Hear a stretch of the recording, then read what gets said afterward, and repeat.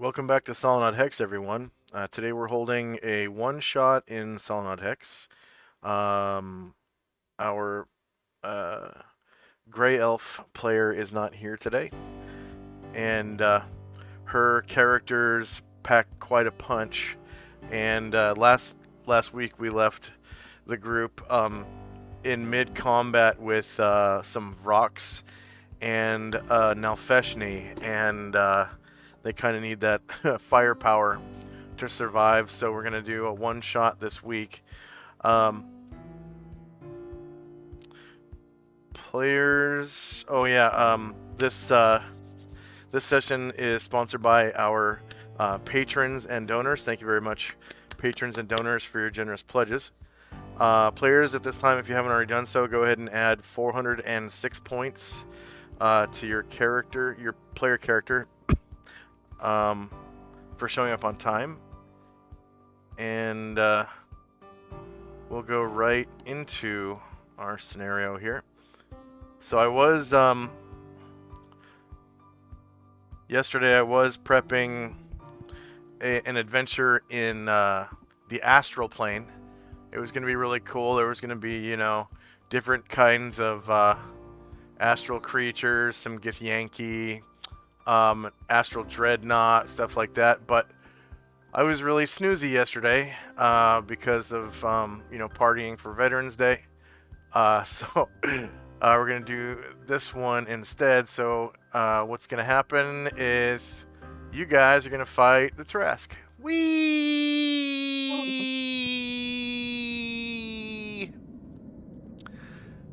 Alright, so what's going on is you guys have tracked down the Trask to its lair of sorts. It is a Trask graveyard. And it seems like this is where the Tarasks go to die. And you've tracked him all the way here, across thousands of miles and long adventures. And finally you can hear the monster up ahead. Go ahead and roll base size initiative to explore the cave. And Suli, are you here? Yeah, I'm here. Okay. Go ahead and roll base size initiative. I think everyone's medium size. I don't see anybody else. You don't see anybody else. Okay. I see me. Oh wait, never mind. Nope, they just showed up. That's weird. So everyone's right here. They all just showed up. Yeah, I can only see me. You can only see you. Go ahead and refresh. Refresh your VTT. It'll take a second. Tarask, you plan on killing us all? I don't know. We'll see how it goes. You do have some pretty good damage. Like, I'm not gonna lie, Musashi he's a little blender. He is a blender and a half. You just got a brand new paladin that has, like, he's got a heavy lance and he can charge down an enemy and do quite a bit of damage in one hit. You got an angel. You got a sniper. And then several people that can heal. So we'll see how it goes. Can I just ask, is this just a dream again, or is this in the room? This is a dream again. So Yeah. Possibly a nightmare. Yeah, the one shots are dreams. If there is a TPK, I also have a backup scenario planned as well, so you don't have to worry about it. I'm sorry, I've refreshed. I can only still see me. Really? Okay. 1 second. Let's see, I'm gonna turn off. Oh yeah, that's right. Go ahead and drop your necklace. You should have access to a continual light necklace. Yeah. How do I get that back? It's in the Order of the Superior Star folder, and it's the second item down. It goes Darren's Instant Fortress, and then the necklace. And I'll put that to the back. I just grabbed one from Wasashi. Okay. Oh, I think. Cool. No, we see everything now. It's cool. Might want to get your own though. Yeah, you might want to get your own necklace. So where is that? Is that? So if you go to the Journal tab, Yeah. and then scroll down to the Order of the Superior Star. That's your character's party. And then it's the second item down. It goes Darren's Instant Fortress, Necklace of Continual Light. I'm not absolutely sure you have access to Darren's Instant Fortress, so for you it might be the first item. Oh, right. Okay. This is at the bottom of the journal list, is it? Say again? This is the bottom of the journal list? Nope, Top. it's near the Oh, top. near the top. It says the Order of the Superior Star. It has 3 asterisks in the front and in the back of it.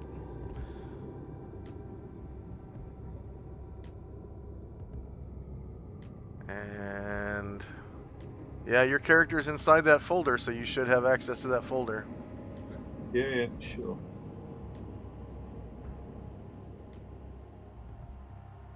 Oh yeah, gotcha. So the instant fortress continue like, yeah, cool.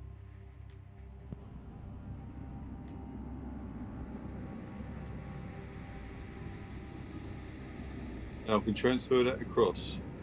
Yep, just drag it across here. Yeah, you hover over the actual text of the name, and Yeah. then click and drag it over your character. There you go. And I will put Cool. it behind your character. Thank you very much. There you go. Thank you. Those are the only 2 humans, right? And yeah, Okay. Okay.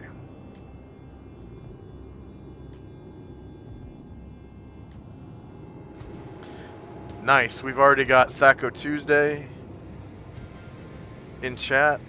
Everybody say hi to Sacco Tuesday. Yeah, I got that. All right. And Hello. we've got 1, 2, 3, 4. 1, 2, 3, 4, 5. Just waiting on initiative from Suli. So it's a base size initiative. So you click on your token, click on initiative, scroll down to where it says like medium size initiative or medium base.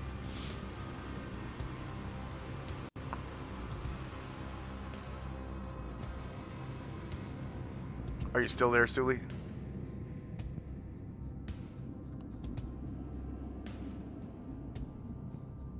Okay, I'll just do it for you. I don't. Did Suli go AFK again? I didn't see anything in chat. Oh, there we go. I couldn't hear you, Suli. Are you muted? Yeah, I must have been muted. Sorry. Yeah. Okay. All right. So you've entered the cave. First act is Fenmar. Fenmar's move. You can always What's up, pass. everybody? Yeah, you can always pass or wait or whatever if you want. How's everybody Yeah. doing this evening? I think I have a few spells to cast before I need to venture any forward, if that's alright. We You seem see, to I be believe in the same dream again. Sorry? So we seem to be in the same dream again. Why are you guys always invading my sleep? What's wrong with you people? No, I think it's my dream. I'm pretty sure this is my dream. Watch. Watch. I can fly. Oh, I try to jump and fly.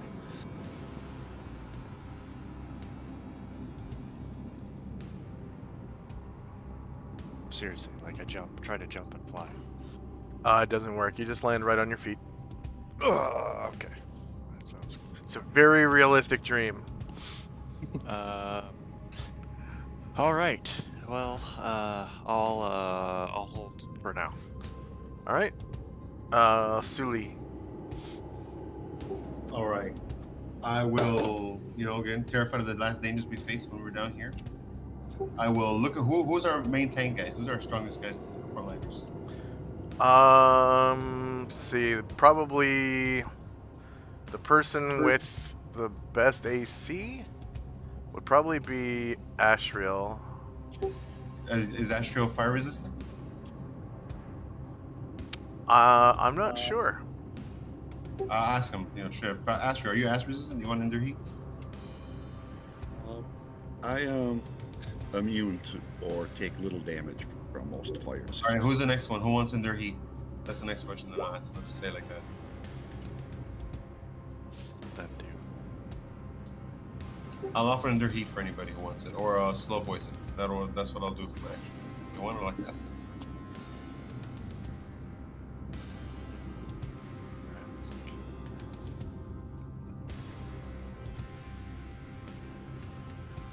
I'll hold off for now. Okay. I think it lasts a good while. Does it? Yep. Well, I know hold poison does. Slow poison and under heat both last a good while. Thanks, slow poison. All right. Slow poison.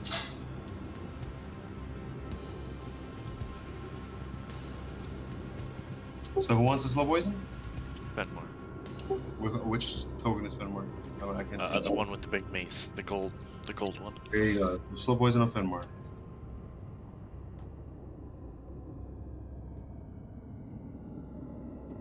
We'll see if slow poison is one of those ones you can cast beforehand. When the spell is placed upon a poisoned individual, it greatly slows the effects of venom. Okay, so they have to be poisoned before you cast it. I see what you're saying. I must be. Then I'll just hold it. Then I'll hold it. Wait, I'm mixing my additions up. Sorry. Okay. Tenzi and company.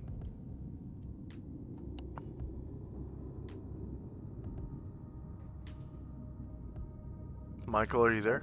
Yeah, I'm there. Okay. I guess we'll just move forward a little bit. Okay.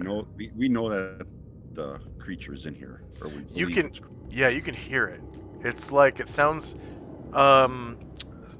like it's scratching on stone. You can hear like and like ka-chink ka-chink ka-chink of like bits of stone falling from X amount of height onto a stone floor. Okay. And you can hear it breathing. It's like it sounds like a xenomorph alien almost. It's like that when it breathes. We're gonna move forward a little bit.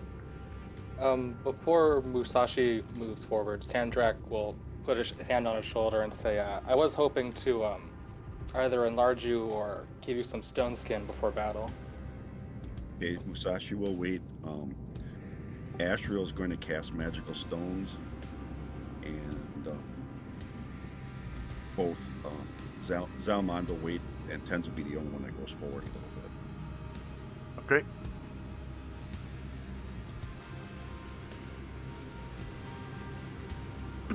Did you say anyone was casting anything?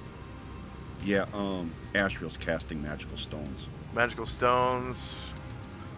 Okay, so After Ashriel. After he casts them, he gives them to Zalmond.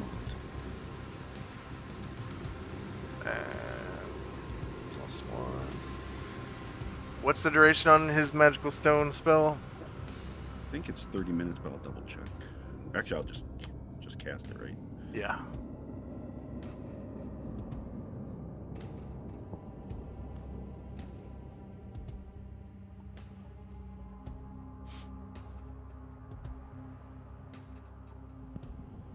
Did Fenmar just cast Recitation? Yeah, I'm gonna change what I'm doing when I can go again. Well, you basically held action, so you can cast that right now. Okay, I'll do that then. Wasn't sure if it added on to my initiative or not. That hits everybody. So Everybody has recitation. I'll have to do the full version to see the length. It's until the stones are cast, or I think 30 minutes, but I'll read It's 30 minutes. Or when you use them. So Asriel cast it and gave the stones to Zalmond. Okay. And that recitation lasts 9 rounds.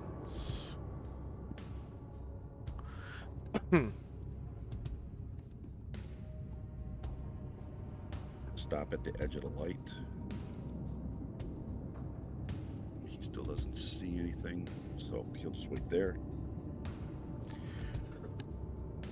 And that'll be it for us. All right. Shandrak and company. Shandrak will put a hand on Musashi and cast Stone Skin onto him.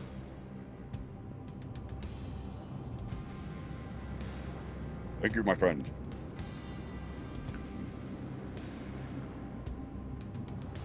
You're gonna need it today, my friend. Everybody at plus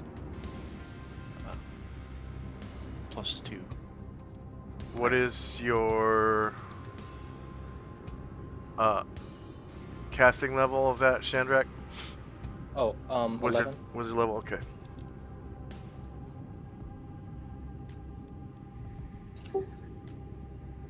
And Erdrin will move up a little bit behind Tenzi, and he'll hide in shadows. All right.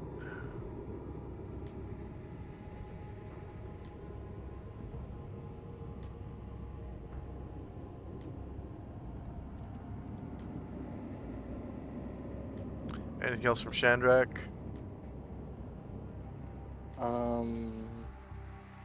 Yeah, Ryder will move up a little bit too, and he'll just try to detect noise. All right. Detect noise. You pretty much hear the same thing. Like that xenomorph alien breathing, Okay.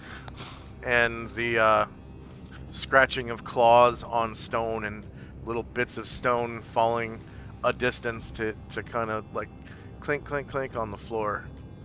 Mm-hmm. All right, Dante. Dante's going to strike up a little tune. He's going to lead from the back, I think, on this one. And he's going to play to the tune of Peter and the Wolf about a young boy going off to get slaughtered by a wolf, to raise sort of everybody's chances of hitting the wolf. He's going to try and get a +1 to hit. Alrighty. If he can. I've hit the wrong thing the first time, the second time. 7 rounds.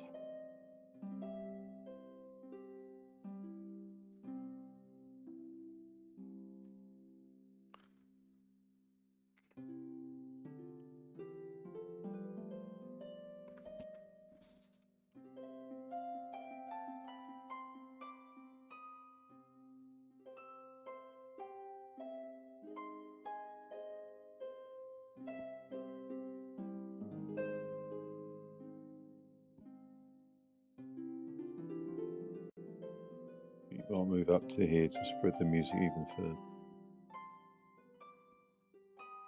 All right.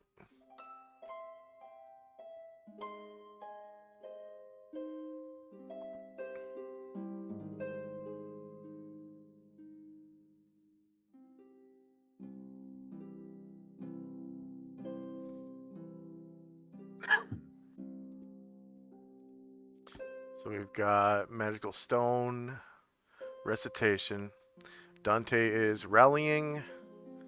Time now is 10:01 in the morning. First up is Suli. This beautiful harp music falls on your ears and begins to bolster your resolve.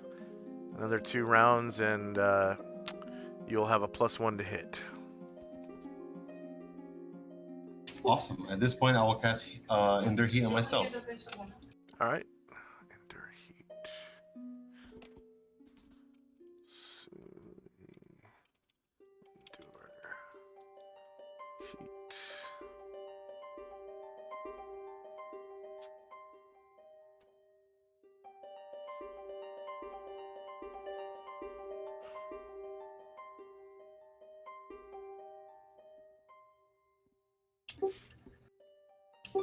I'm kind of myopic. I don't see it on the list.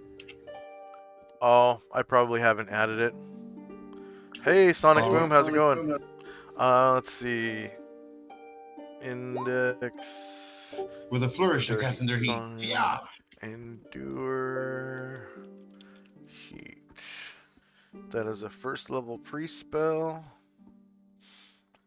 And duration is 1.5 hours per level. So what is your priest level?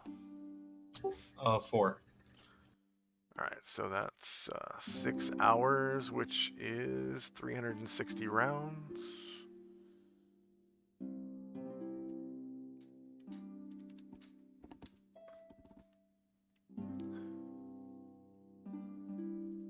And Suli gains 100 points divided among her 3 classes. So that's going to be 33 points per class because you have to round down. Woot woot. Thank you. Yep. Tenzi. And everyone else's spells, you can go ahead and collect XP from those as well. I just completely forgot until now.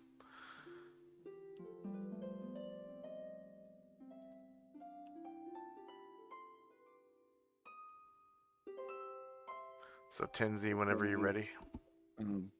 So Tenzi will move forward. 4.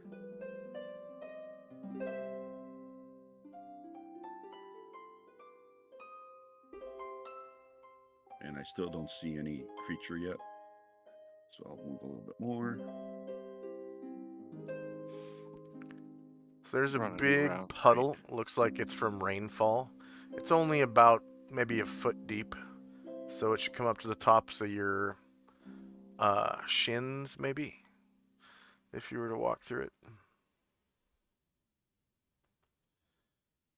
Try to walk around it. And you can see there's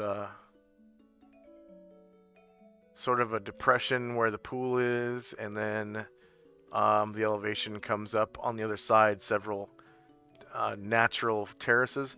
And you can see claw marks in the terraces as you descend and ascend the other side. Almost as though this hole was dug out by a Tarrasque at some point, or the Tarrasque, or whatever.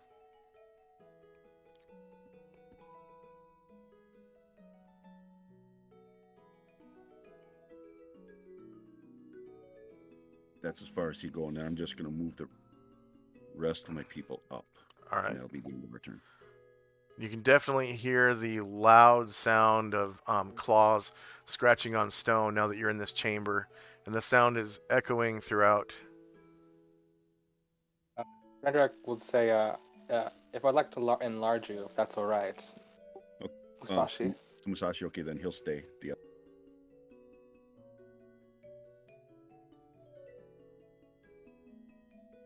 Okay. Shandrak and Company. Rendrak will cast Enlarge on Musashi. All right, Musashi.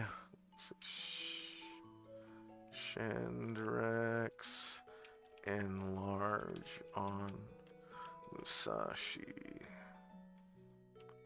How many inches is Musashi? It'll tell you.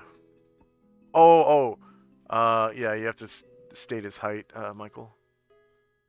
In inches.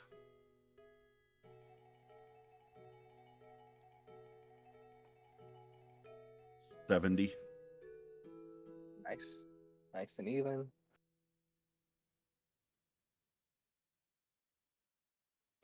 And that will last for 50 rounds. Wow.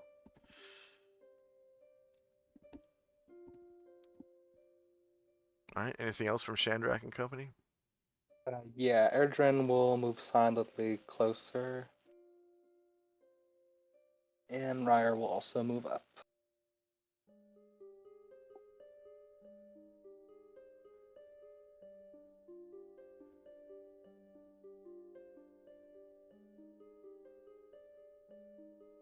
And that'll be all for now.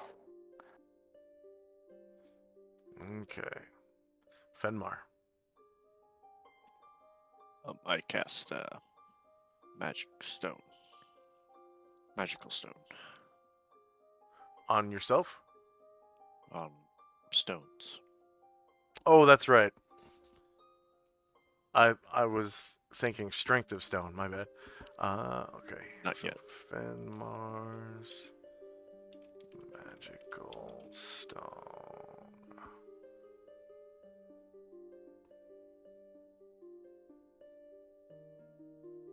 And duration is 30 rounds.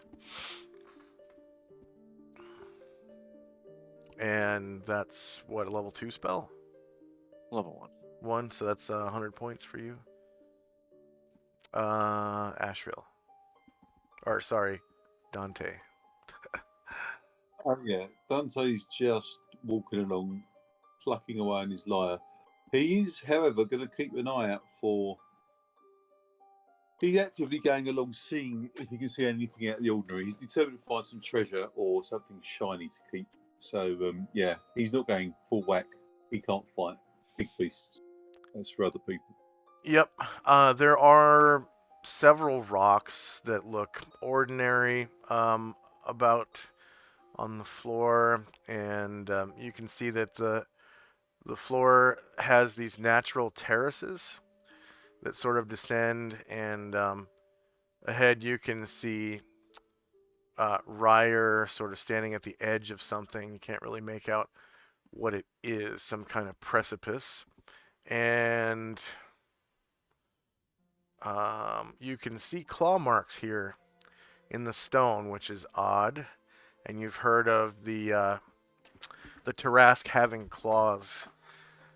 So it kind of, you put 2 and 2 together, and it looks like the Tarrasque, or a Tarrasque, has been doing some digging here. Or maybe a whole family.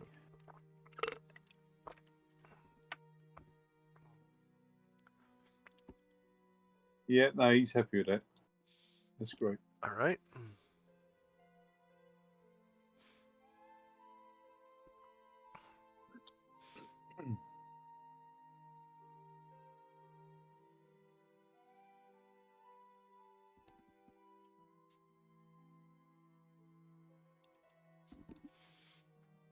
Alright, got Endure Heat, Enlarge on Musashi, Fenmar's Magical Stone, Asriel's Magical Stone, Fenmar's Recitation. Dante's Rally still has a round to go, and it's 10:02 in the morning. Shandrak.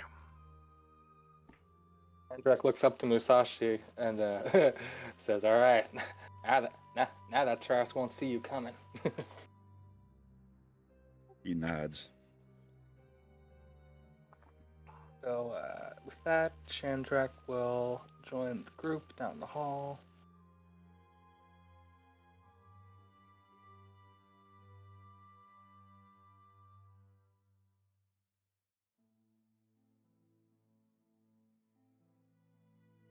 And Shandrak will go there and attempt to hide in shadows.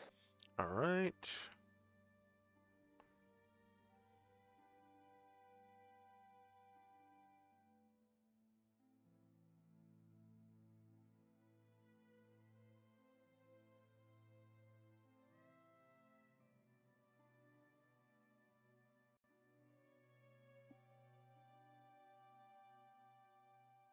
And Erdrin will move silently forward a few more steps.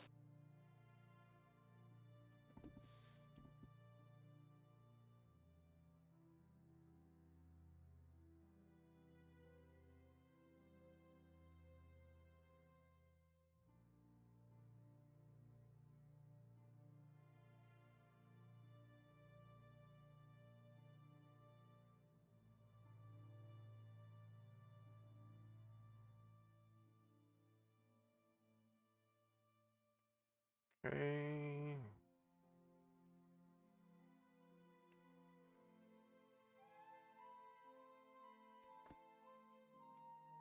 And so Erdrin's kind of like sploosh, sploosh, sploosh. Well, not really. You silently move through the water. And this Erdrin token doesn't have sight for some reason. Oh, he's human, right? Yeah, you should be. Yeah. Yeah, Okay. he is. Yeah, yeah. So you're just kind of fumbling around in the darkness, pretty much. Always. Go ahead and roll a dexterity check. Oh. Oh, okay. So you dropped. All right, never mind. To back. All right. So now, ahead you can see the very tip of the skull of a skeleton of a gargantuan creature.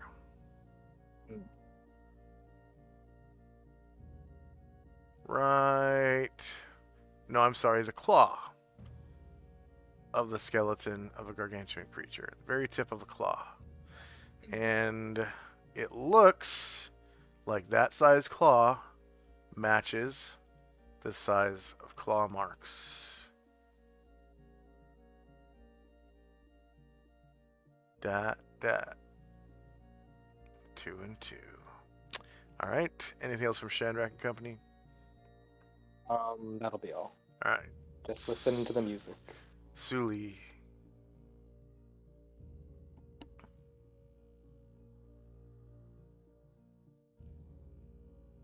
Suli, are you there? Yeah.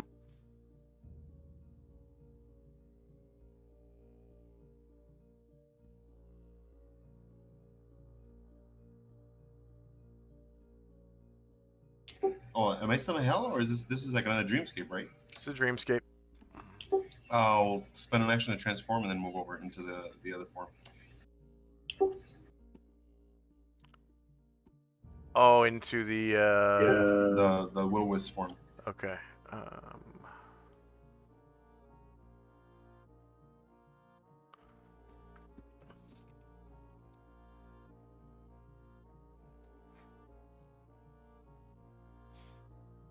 What kind of mood is Suli in?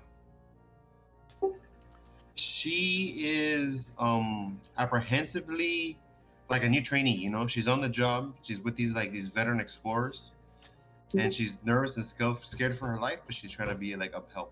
You know what I mean? Okay. Yep. Yeah. All right. So she's feeling kind of yellow right now. Yeah, the bed. Details. Suli, Dawn Star. HP. Bases. And how tall is the roof of the ceiling? It goes outside of your infravision. It's so tall. Okay. So I'll move up like 40 feet. Okay. And you get 60 feet of night vision. Bright red.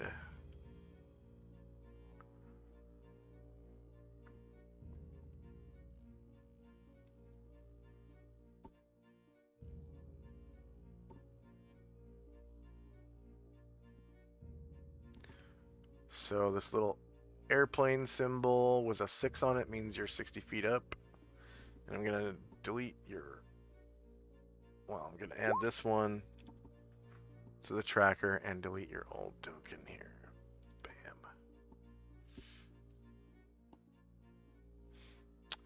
And kind of move you back. 40 feet. I'll be 40 feet up. Oh, 40 feet. Okay. 40 feet. Okay. Thank you. There we go.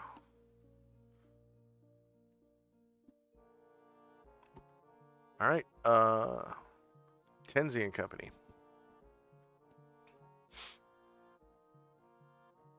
Tenzi will be moving carefully up along the wall here. Oops. Weird. Everybody's infravision disappeared for me. Maybe it's covered up by real light.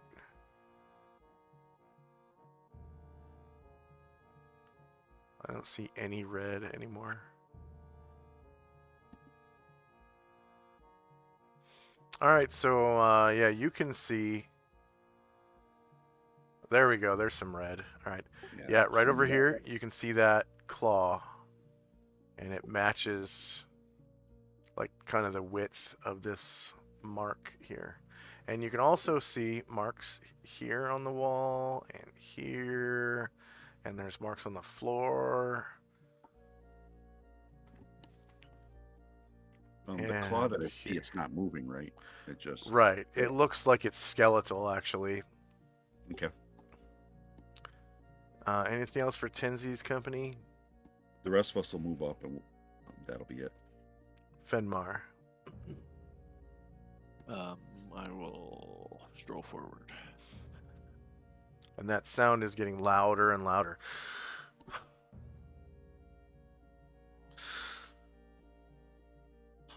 And the scratch.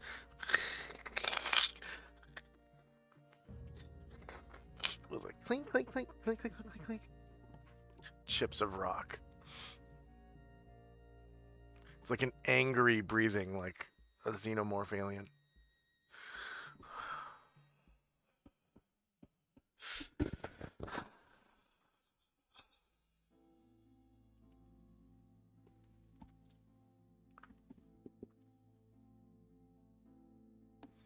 And Dante. Yeah, Dante's going to move up, still playing, still keeping an eye out for anything of interest. And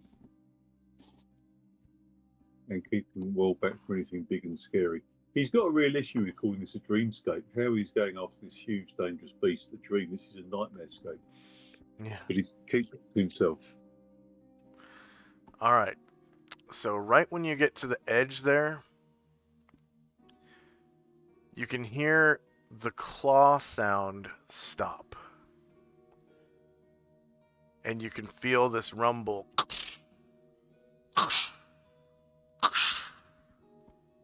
Like something in the dark is turning around and listening.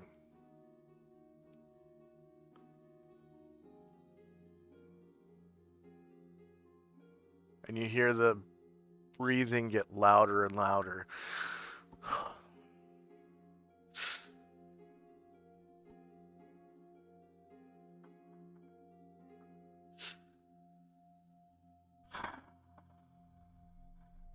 Some of you can see at the edge of your dark vision the front end of the Tarrasque comes into view in all its horror. It looks like this. Oh, jeez. And initiative phase. Everybody. Lottie-dottie, everybody. In no way is that a dream.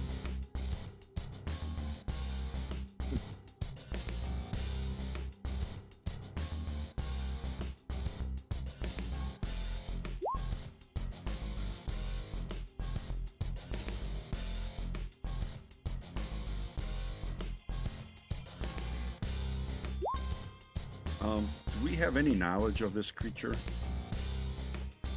You know that after doing some research, that once you drop it, and it falls down dead. For it to stay dead, you have to cast the wish spell. But you guys have not found a way to get a wish spell. However, you did hear a rumor that this particular Tarrasque ate an adventurer recently that was wearing a ring of 3 wishes.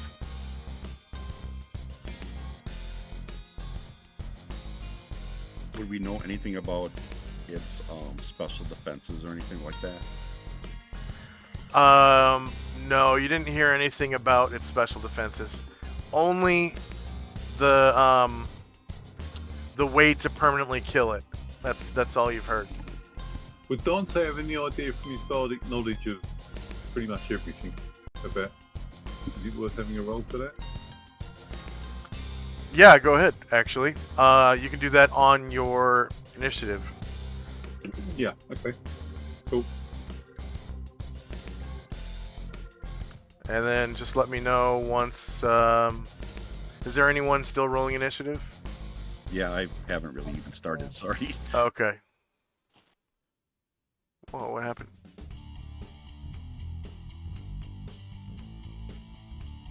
Just let me know when you're done.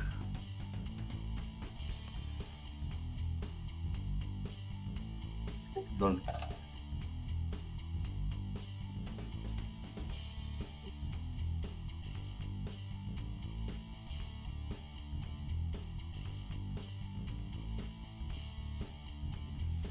So that red square is actually the space which its body takes up. I didn't want anybody like stepping inside of a square, so I made his square red. So he takes up that whole red space. All right, are you finished, Michael? I'm not. No, Okay. sorry. Trying to figure out how to get ready for this adventure here. Why don't we take our first 5-minute break? We've been playing for almost an hour. Okay.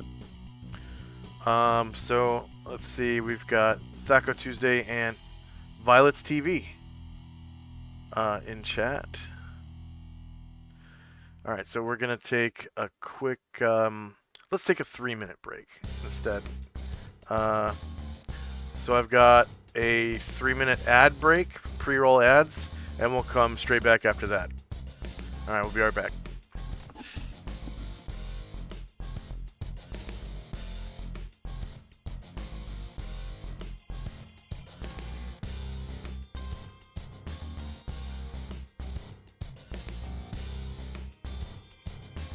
Well, maybe just you and Ollie.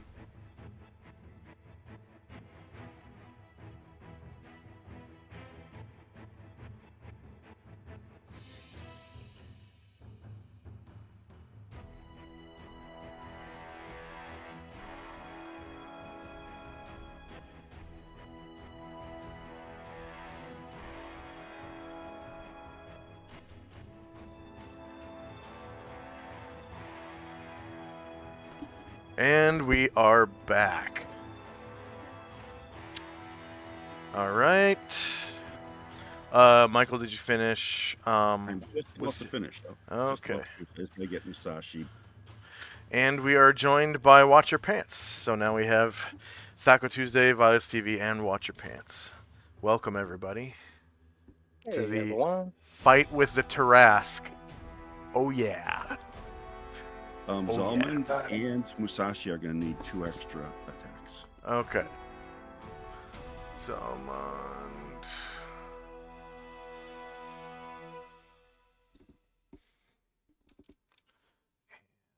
Musashi. There it is.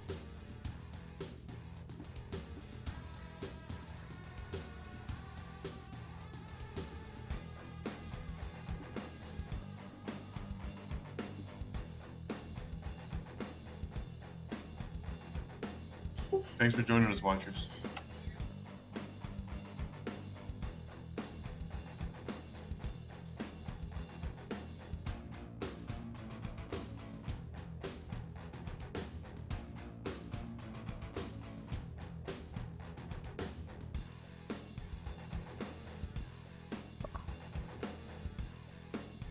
Interesting.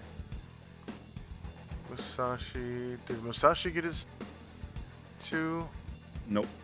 Weird. Okay. Control you. There we go.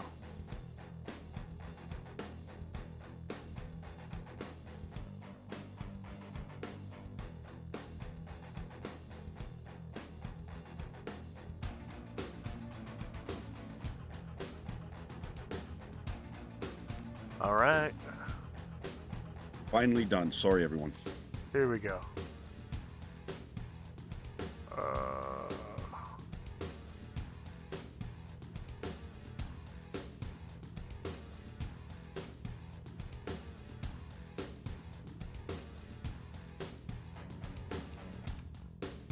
There we go. Endure heat. We got spells in time. Spells in time. All right. First up. Oh, and Dante's Rally will take effect at the end of the round. So anyone who doesn't join in combat during this round will feel its effects. Fenmar is first. I cast Strength of Stone on myself. All right. What's the duration? 12 rounds. Okay. And you adjusted your strength score accordingly? I am right now.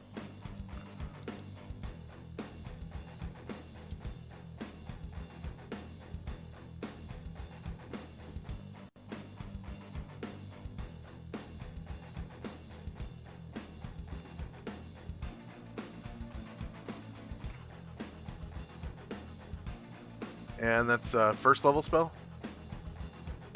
Yes. All right, you get 100 points. Suli. Party on.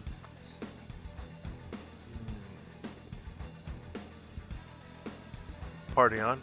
You're moving up? Yeah, I'm moving up. Okay. Moving up, and I think that's it. Right? I think I move up there, and I don't have any view of any bad guys. Yeah. Somebody rolled initiative for. Let's see. That's Dante's necklace. That was me. I've re-rolled, sorry. Okay. I've rolled it and realised immediately what I've done, so yeah. Okay. Apologies. Yep. Shandrak. All right. Shandrak tries to cast slow on him. Nice. Get 'em. Okay. Shandrak.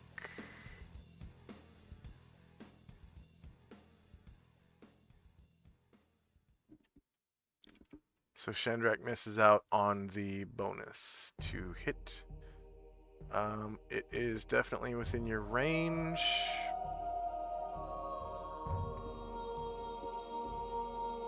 And line of sight. Oh, wow. This is an old Tarask. Okay.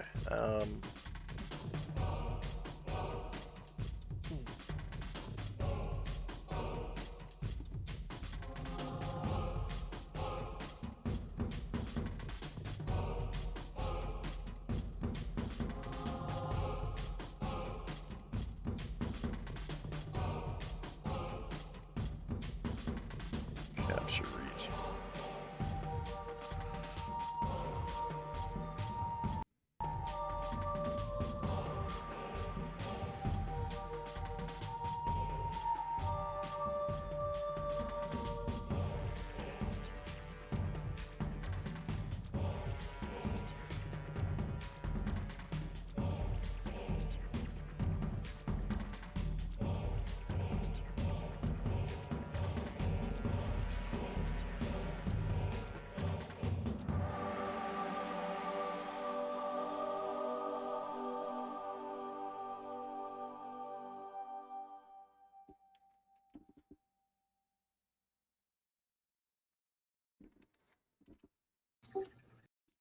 And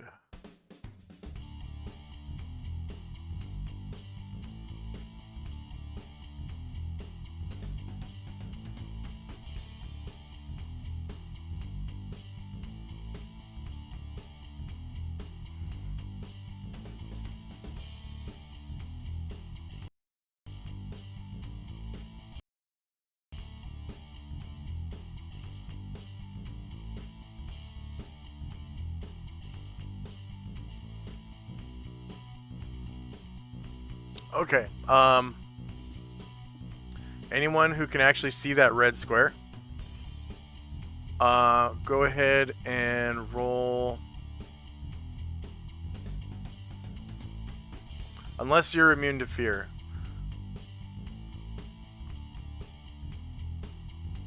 Roll a saving throw versus paralyzation.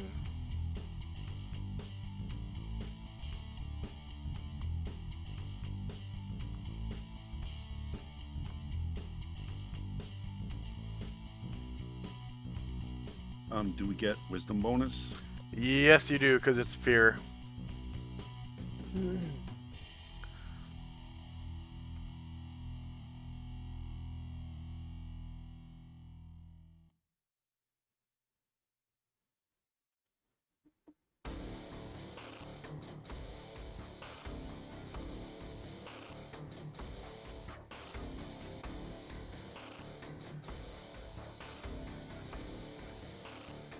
He has the archer. Which one does he want to play on front? Are you going to give him the option to move? Which one or the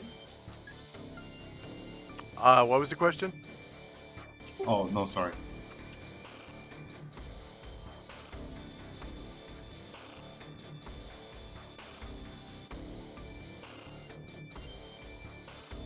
Okay. Did my saving throw come through for Tenzi? I don't see one for Tinsy. And for some reason it's not. Oh, so I don't know. Maybe it's not working because I have a +6 on my save, and my saving throw is a 6. Oh. Huh. So I only fail on a 1, so I'll roll a d20. Yeah. Go ahead. I could have sworn I set up saving throws. You pass. Could have sworn that I set up saving throws so that they wouldn't fail on when they reach 0. And it's the only You have guess to- because I tried twice and it didn't come through. Yeah. Okay, so he counts as a max level fighter for the save. Doesn't look like he has any immunity to slow spells to me.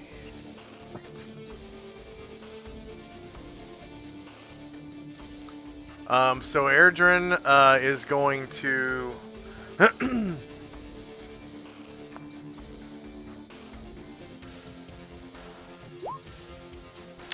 flee in panic.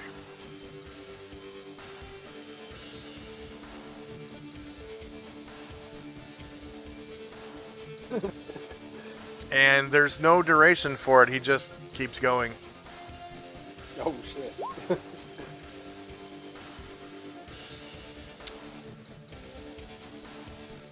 Oh, for Ruckus, I just need a writing check from Zalmond. That's Okay. all it takes.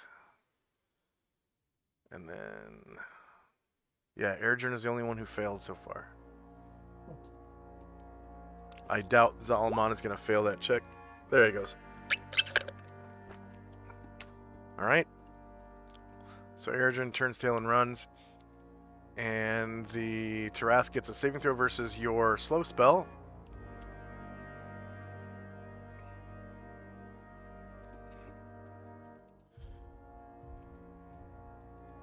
Four. Max level fighter. Wow, you managed to slow the Tarask. Nice. That's gotta help. Game changer.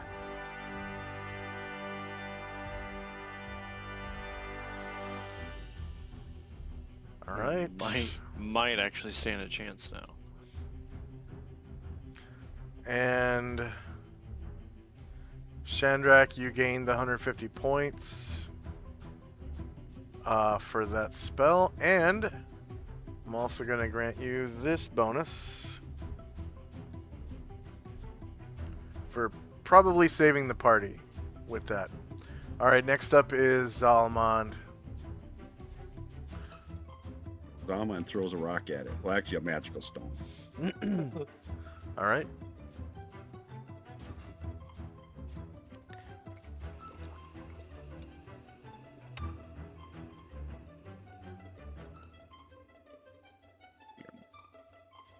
Change the sheet and move it on.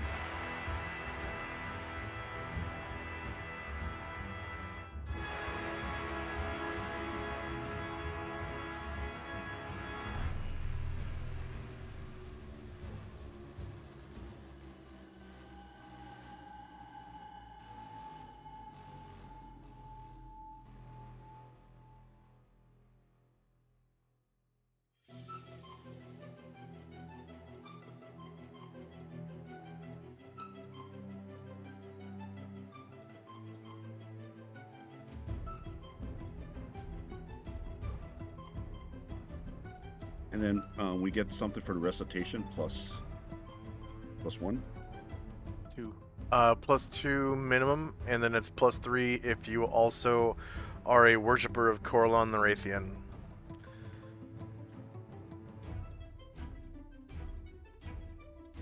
Alright, so he is, of course, shieldless. And you strike AC 8, however his AC is -3. So that is a miss. Dante. Yeah, Dante's going to do this check to see if he can recall anything interesting he's read about these beasts.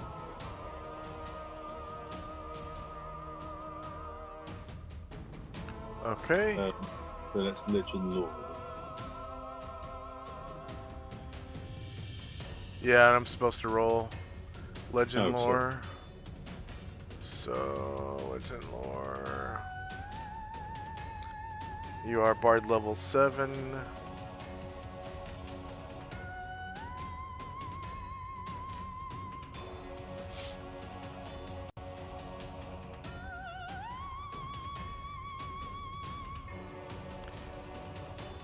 And you will have to think of it for 8 rounds. So Dante's legend lore about Tarasks.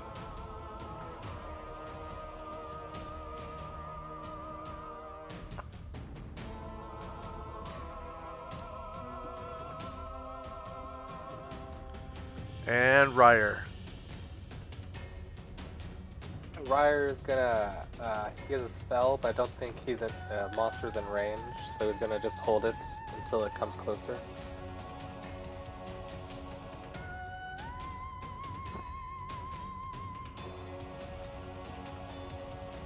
Musashi. Musashi steps forward and fires his bow at the creature. All right.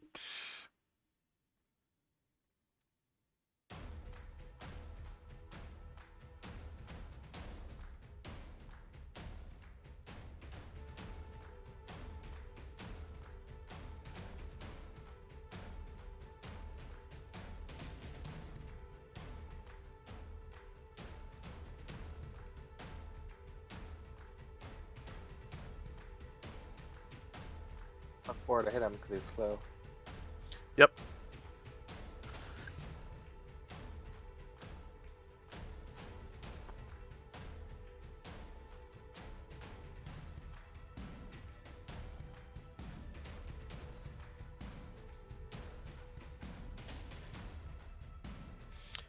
All right, shieldless. Oh, Musashi rolls a 1, and the arrow just kind of goes off on a tangent. Okay, the Tarask is you can hear him breathing.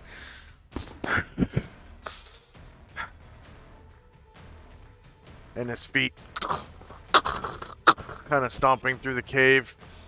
And you can feel the ground shake and like little pieces of stone kind of fall off the wall in places as he steps through.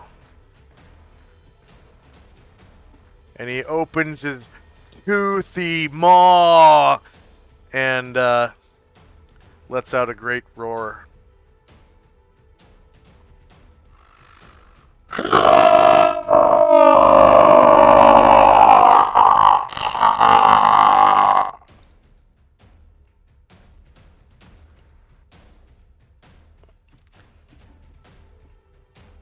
And he steps forward to trample.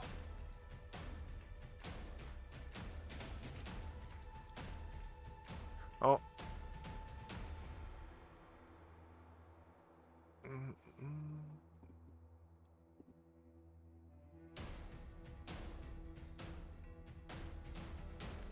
There we go.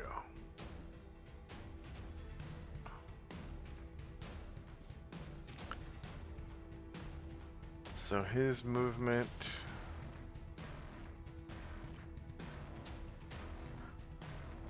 when he rushes like this to trample, his movement is 15. So he kind of... see, one... Archer's at half that, though. Yeah. Say what? He's slowed. Oh, that's right. So that would be 8, because I have to round up. He's a monster. So 1, 2, 3, 4, 5, 6, 7, 8. And doesn't even get to Tenzi. Alright. Airdrun is running away. However, he comes into view of more characters now. So, I think everyone who hasn't already rolled a saving throw versus paralyzation do so now. What happens if we're And- not looking in that direction?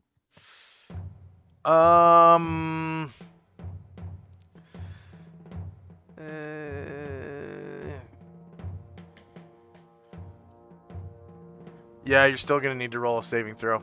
Because it's not a gaze attack. It's just mere sight of the creature. That's what I'm saying. If we're not looking at it, we're not getting sight of it. We know it's there. It's just within your sight. So go ahead and roll the save.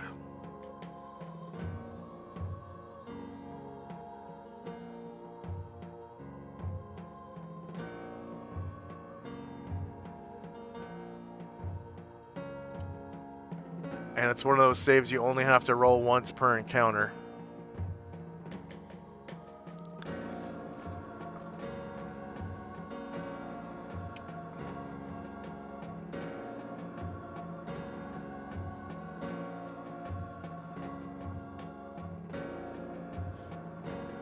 Let's see, Musashi, Zalmond, already rolled, Ryer, Fenmar. So I think it's just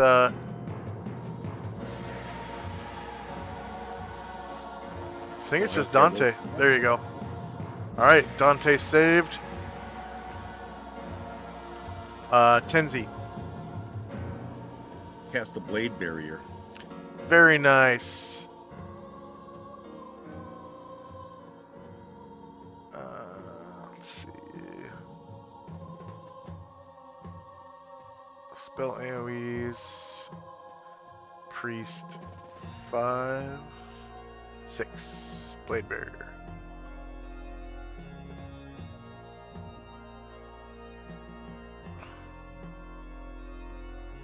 Find blade barrier.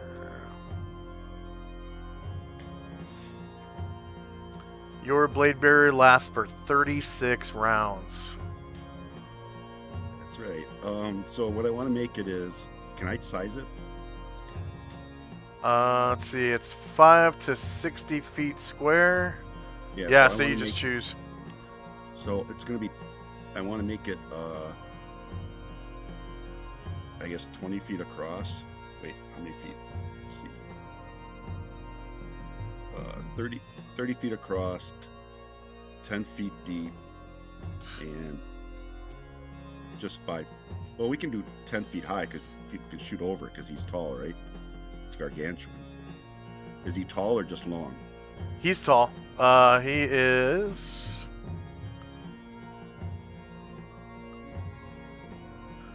Oh, he's 50 feet long.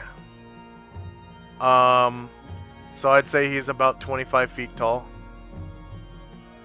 All right, so I can make it like 10 feet tall. People can like shoot over it if they want to.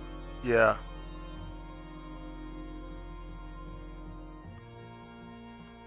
You should be able to move it. I'll put it underneath Yeah, like that. to back. All right. So even if he moves forward, he's still going to be in it. Be careful, you might John Woo over the wall. Targets inside the AoE at casting save versus spell to avoid damage. So he gets a saving throw.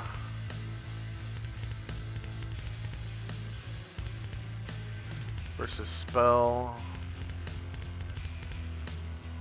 As a 17th level warrior, which is maximum saving throws for a warrior.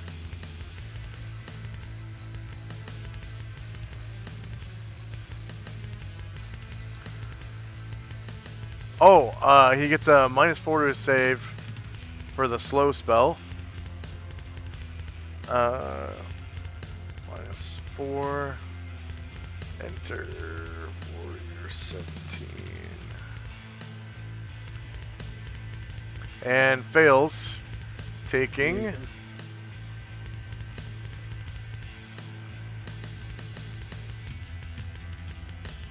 35. 35 points of damage. For now and every round after.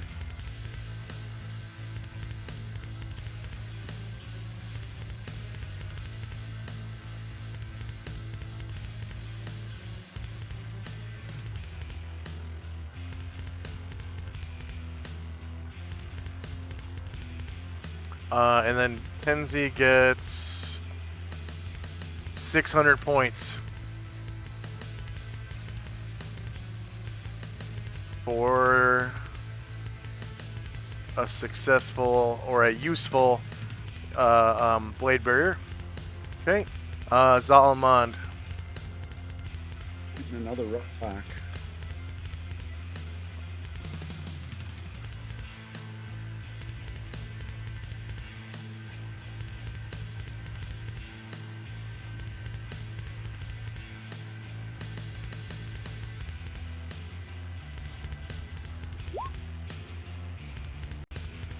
You crit him for 6 damage. His eye. Yeah. Shoot him right in his stupid nose. Musashi. Another arrow. Oh yeah, Musashi's off balance. Zalmond. That's right. Shoots his last rock.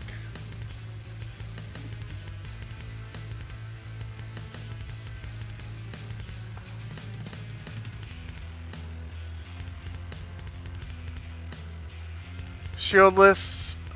You confirm crit. No, that's a natural 20. For 6 damage.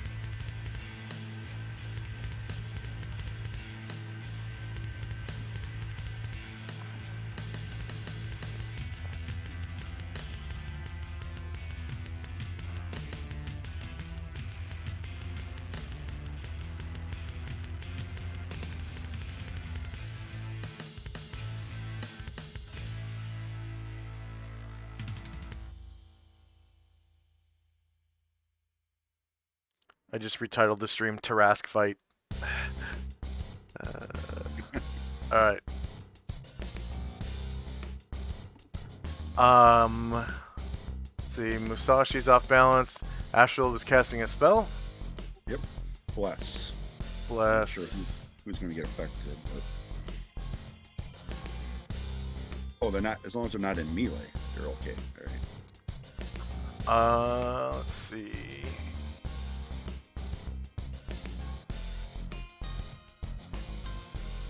Upon earning the bless, will the caster raises morale from the creatures in any saving throw rolls they make. Yeah, melee, so they can be in missile combat. Cool. Can I move that area effect, or do you have to The do it? bless, yeah. You can. Let's see, it's right here. There you go.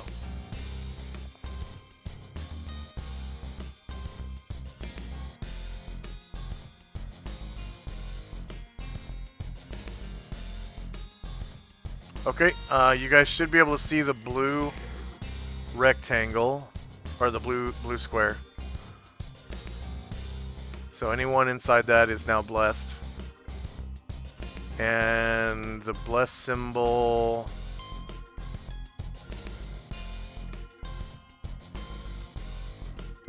I think it's a little angel head, little pink angel head. Yeah. And...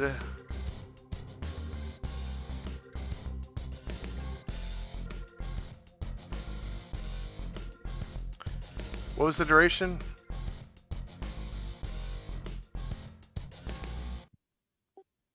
Six rounds.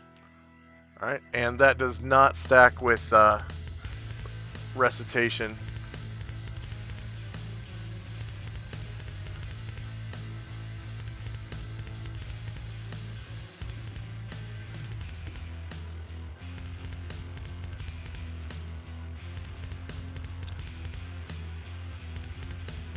Alright, end of round.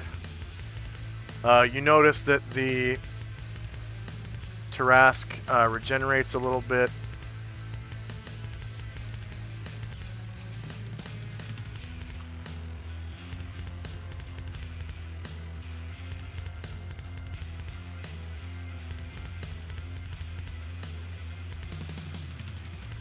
So I will add that. Battery 1.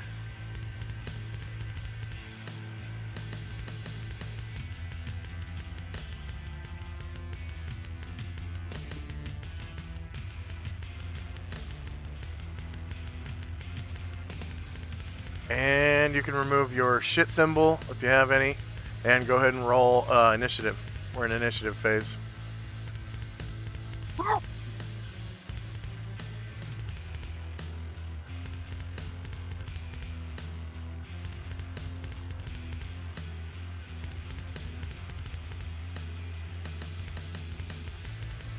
Oh, that's right. Slowed creatures have -4 to their initiative. That's right.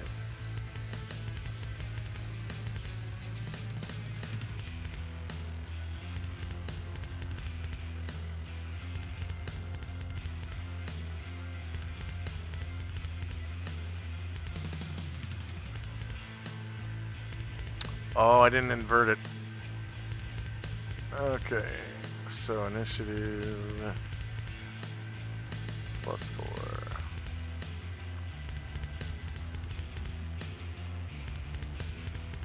So he goes way late in the round. Is anyone still rolling? Is Suli back? Suli, are you there? Yeah, I'm here. Okay, we're in initiative phase.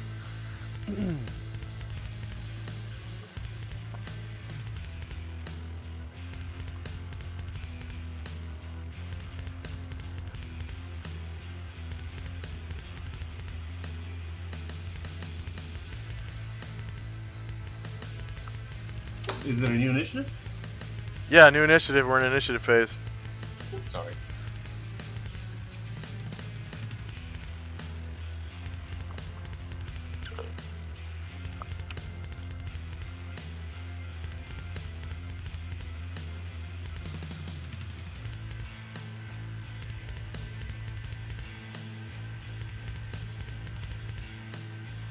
Okay, is anyone still rolling?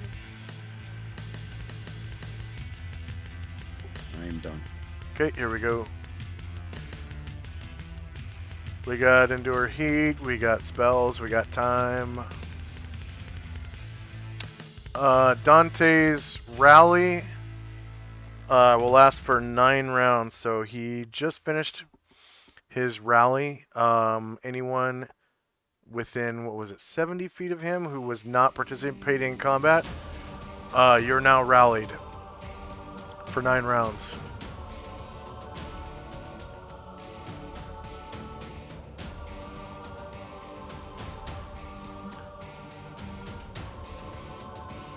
And 8 rounds left at the end of this round. It looks like Solomon is casting a spell or something. Solomon's just moving. Ah. He does want to go up there with that blade barrier. Well, the blade barrier is completely inside of the body of the Tarask. Remember the red square is the whole body of the Tarask? So you have only to move up to here to attack him. He's voluminous.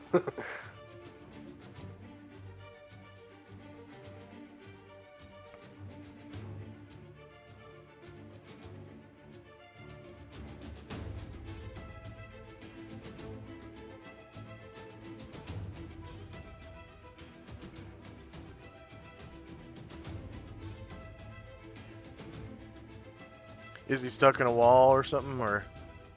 He's just. He's up. I didn't.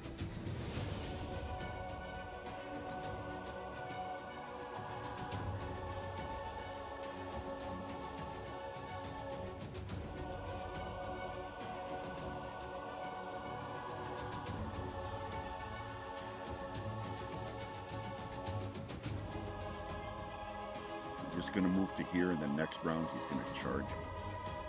Okay.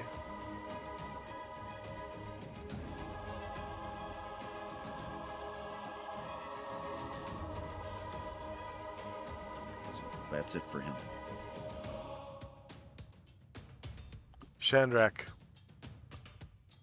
There's bold monster on the Tarask.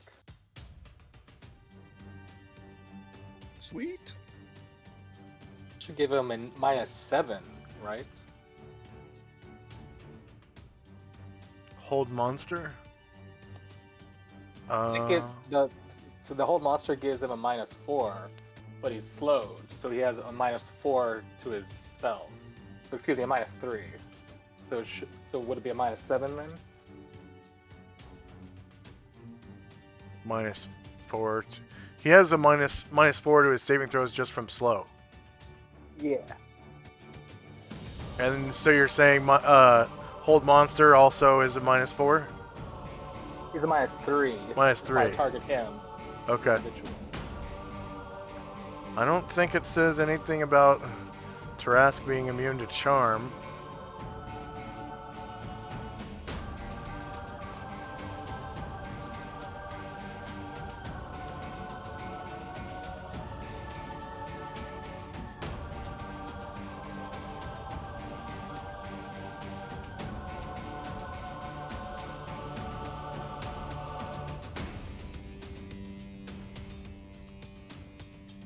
So he gets a saving throw at -7.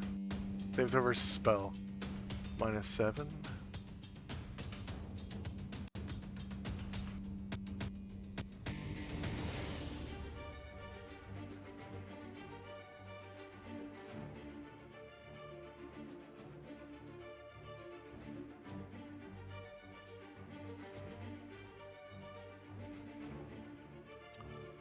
He saved against your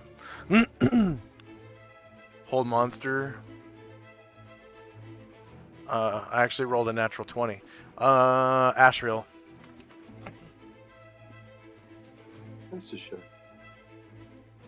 Ashrel's gonna fly up and do fly up 20 feet. So he's over the blade barrier. And cast invisibility 10-foot radius on himself. Okay.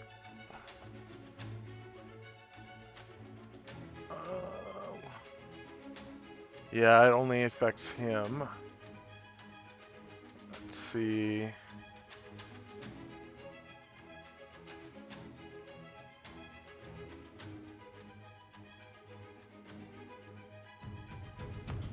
Just give him like a ninja symbol, I guess. And that's an 8, right? Yep. Okay.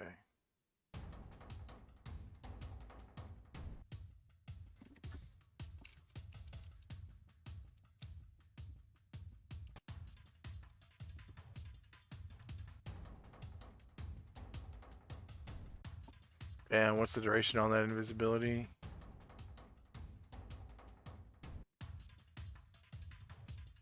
Cast it. Oh yeah, that's that's the one that lasts for 24 hours, right? It's the Something like that. okay. I won't even put it on the tracker then. Or until he attacks. Yeah. All right. So Airdrun is running away. Dante. Oh, Dante is playing the song about the Tarrasque. Right. Yeah, he's going to try and recall what he remembers reading about it. Okay. Suli.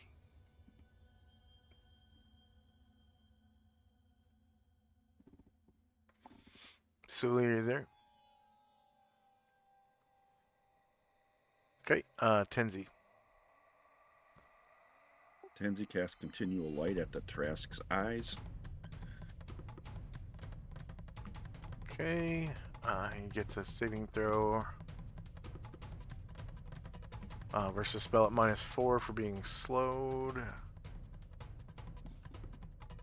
-4. Enter. Warrior 17. He saves. No XP bonus. Musashi. So I'll put a necklace like right in front of him to represent the continual light. Because it doesn't Oh, doesn't go in his eyes, it just goes like in front of him. sure. Yeah.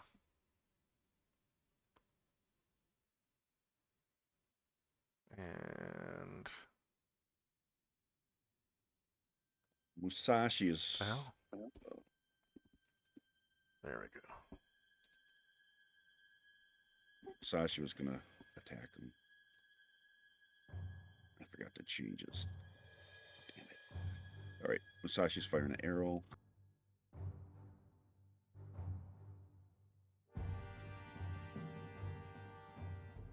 Arrows still get the damage bonus for you being enlarged.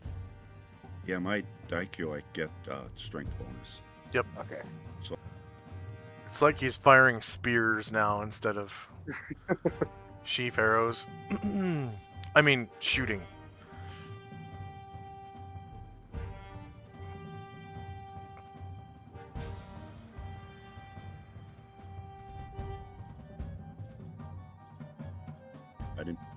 I missed anyways.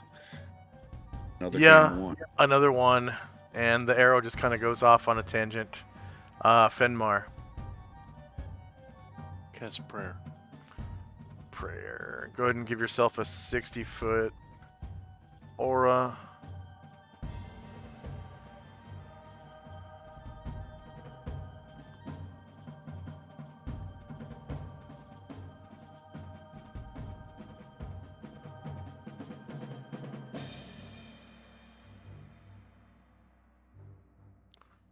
I'm going to make it yellow.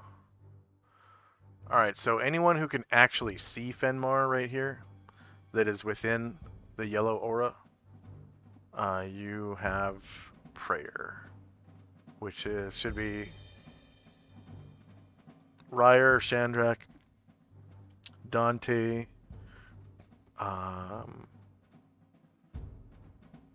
Musashi, Usat, and Tenzi and Ashriel only. Pretty sure.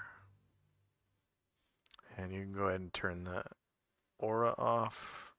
And you get... It's a level 3 spell, so that's 300 points. And everyone who doesn't have a prayer symbol already, you can add one that has a 1 on it. And then if you have one from recitation, from his recitation, it stacks. So you can go from 2 to 3.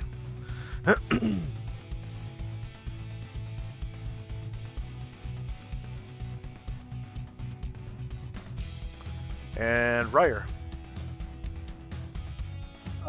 So Ryer will just, let's see, he'll take a half move.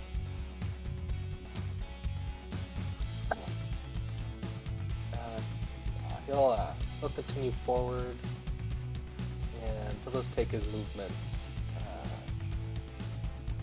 kind of flanking Belmont.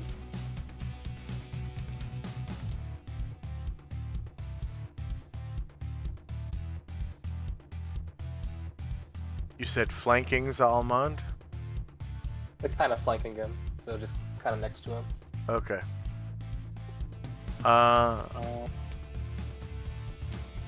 Alright, the Tarask.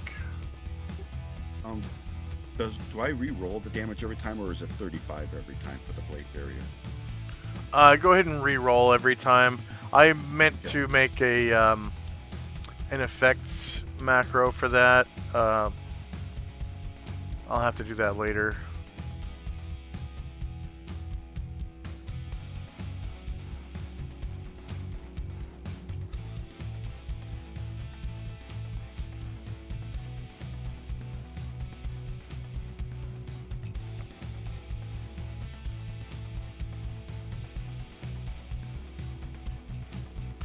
And that's supposed to be on your initiative that you do that.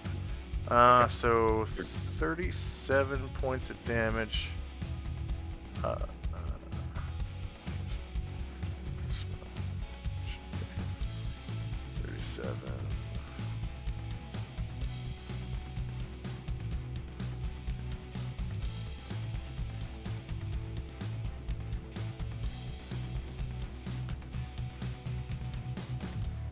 Alright, the Tarask gets to move now. He gets half his movement rate and half his attacks.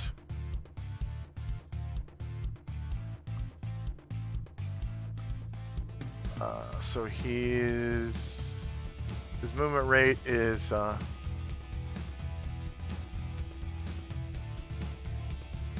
I gotta zoom in.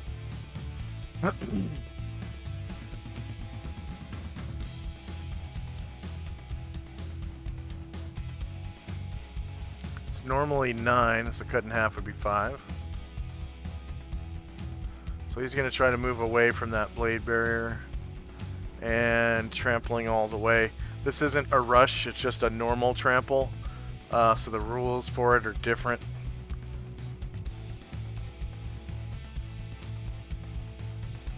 So let's see. 1.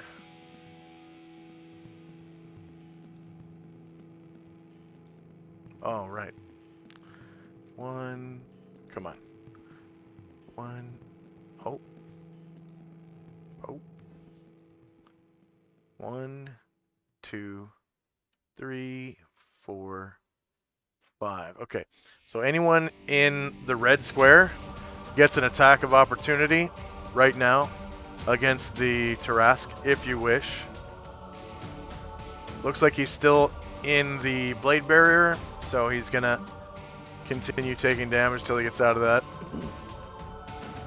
Yeah, so all Ashriel, Tenzi, and Usat will try to attack you. Yeah. Oh, not Ashriel, sorry. Ashriel gets a dex check Because he is... Oh, no, actually, yeah, he does. He does get a attack of opportunity and a dex check. Do I have higher ground? Yes, I'm yeah. Okay. You are flying, yeah.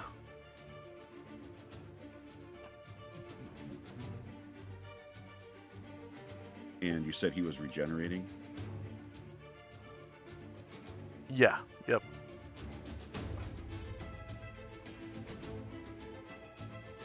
Okay, shieldless, -4 hits. 17. He is immune to the fire damage, so he only takes 15 damage. Dex check for Asriel. Yep.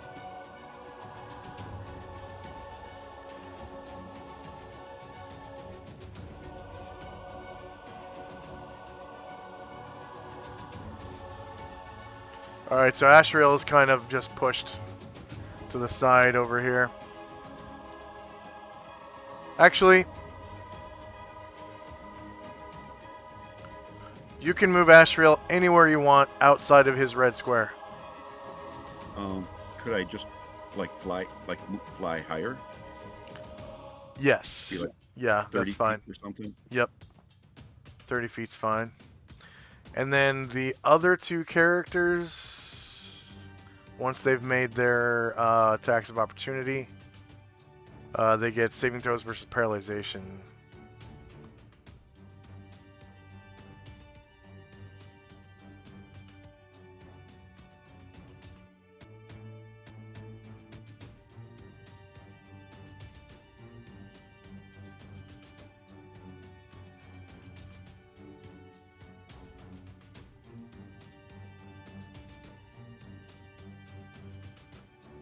Okay, so shieldless, -6 versus -3 with his foot. So, you cause damage. You bruise the Tarask's leg, and then it heals right before your eyes.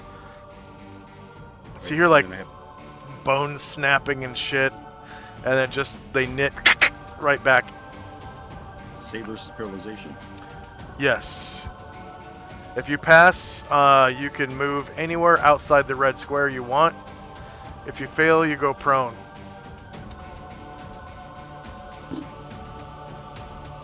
Okay, go ahead and move Tinsy, and then Usat gets his attack and save.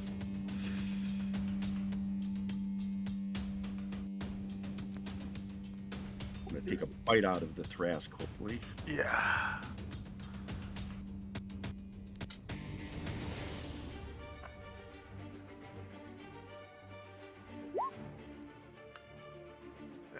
Usat has, wow, 7 hit dice. Alright, Usat actually does some damage because he counts as probably a +3 weapon, I think, with 7 hit dice. +3 or +4. So he does 9 damage. Whoa, what the fuck?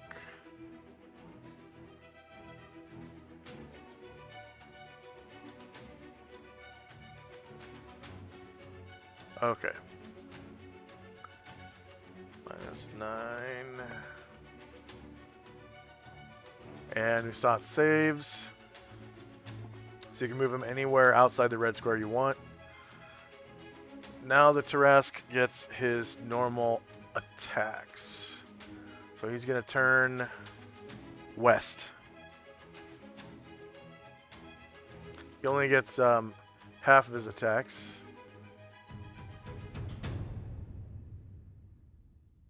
Alright.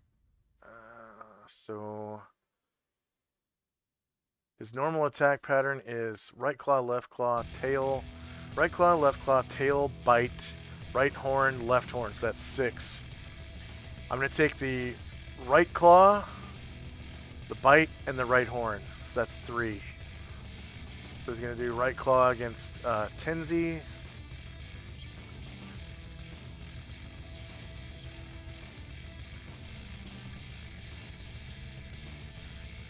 And he gets a -4. for being slowed.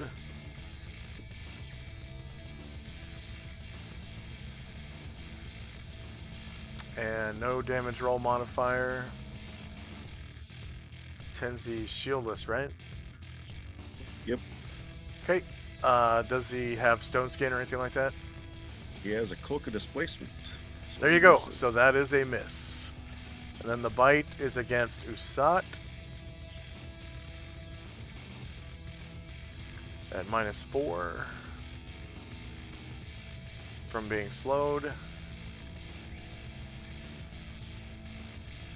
Usat is shieldless, so -10 versus AC 6 hits. The bite causes 29 damage. I believe Usat is large. Does that kill him?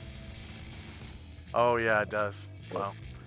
So he bites Usat in half and kind of slurps down the front end of him, and then the back half of Usat falls down to the ground. Dead as dreams.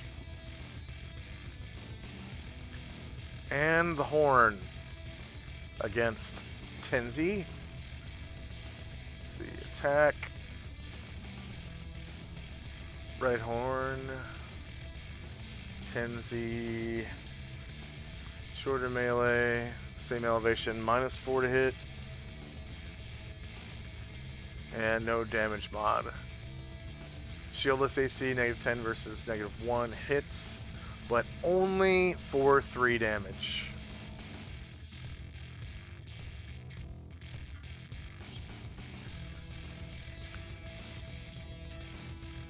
Alright, end of round. And regeneration occurs. You can remove your shit from Musashi. You can see that the Tarask regenerates by 1 health. And now you know he has weapon immunity as well.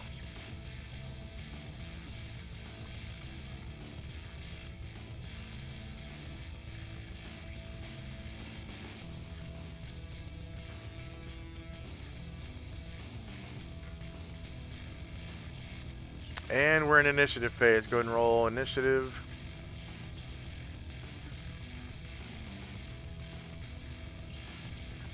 Oh, I'm sorry, I missed out. I got a little busy. But at the end of the turn, can I try to like move back and remove fear on this guy? The guy was running away in fear back there. Yes. Yeah, you can go ahead and do that now. Sorry about that. That's fine.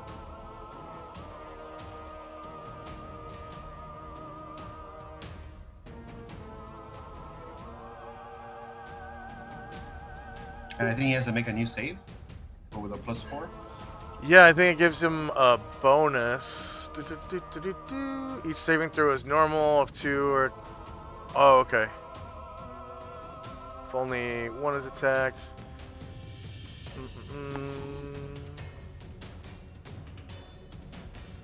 So it looks like you get a +3 penalty for Erdrin's new fear save.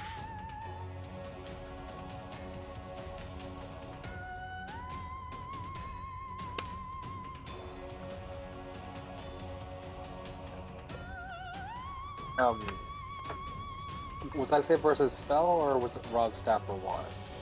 Paralyzation. I don't know what to roll.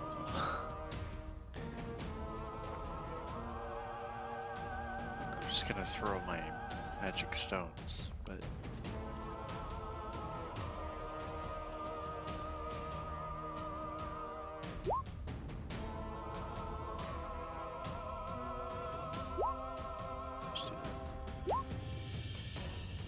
Hi, thank you, Susan.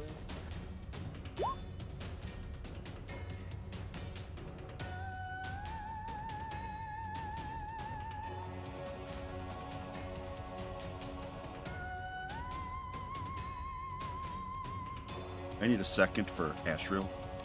All right.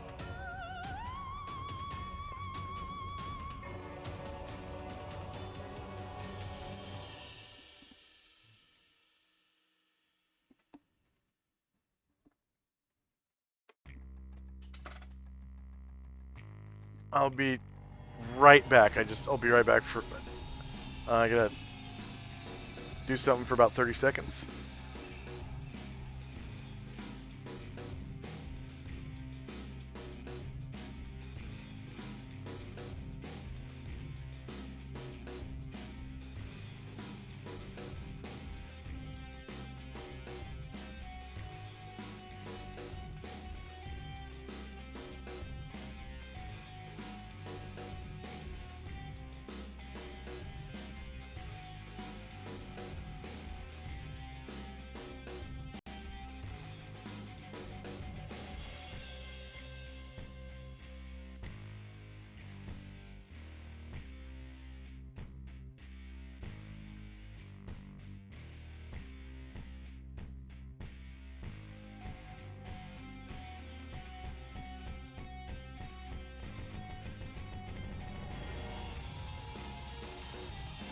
And we're back. Is anyone still rolling?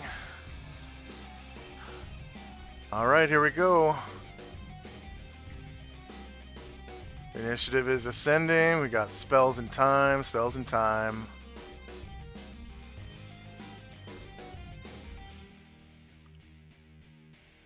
Sully, you gotta tell me. You gotta tell me when you do that.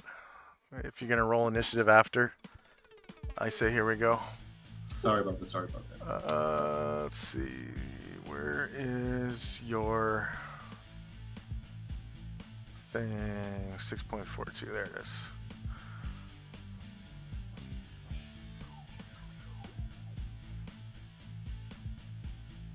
All right. Spells and time. All right, Tenzi. He's just going to block this round. He has 3 blocks he can use. Okay.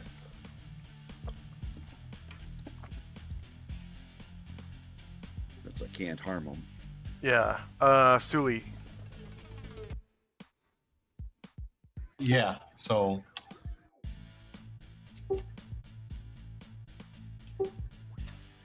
Yeah.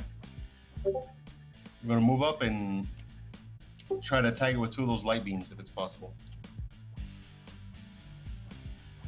You're gonna what? Shoot it with the gated light beams. They do like a positive Oh. energy. Okay. Yeah. That would be a multiple attack, I think. So I'll add you to the board again. So what you got to do whenever you use that, because you get 2 shots per round, right? Yeah. So that means you have to have 2 spots on the turn order tracker.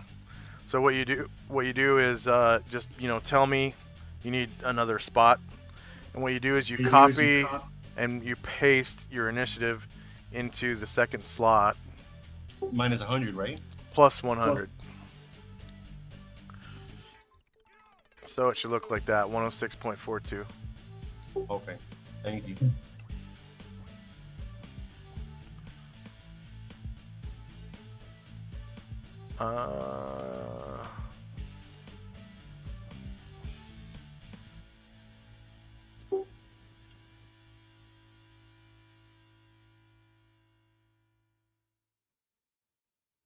And Astral has 15.7 and 115.7.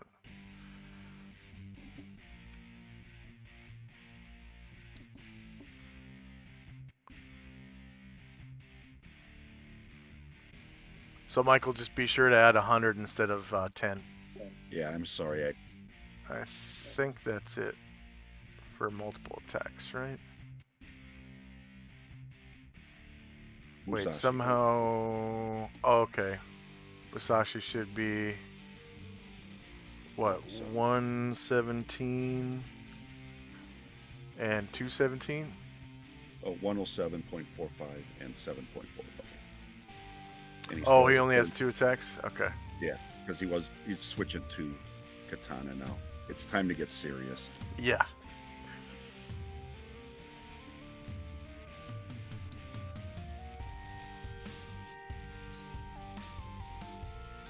$107.45. Zalamon's only doing one thing.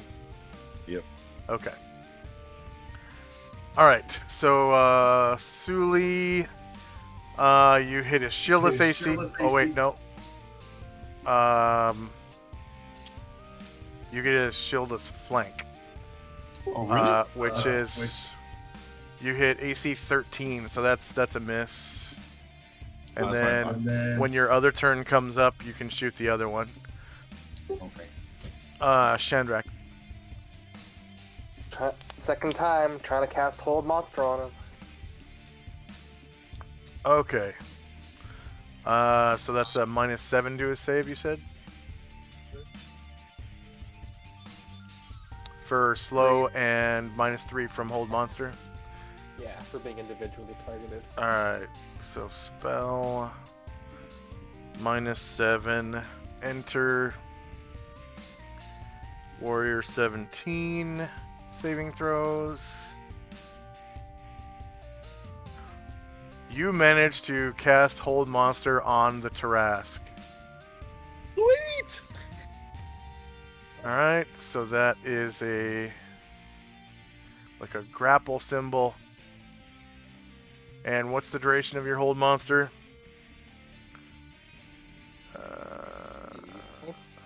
11 rounds, yep. Chandrax, Hold Monster. 11 Tarask.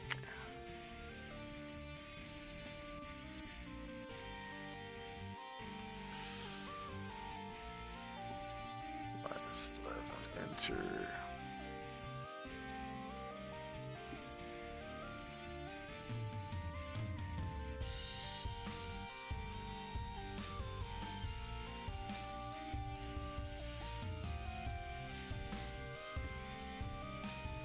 Alright, Musashi. I just re-rolled the blade barrier damage again. Or Oh, for your turn. Right. Yeah. Another 34 points.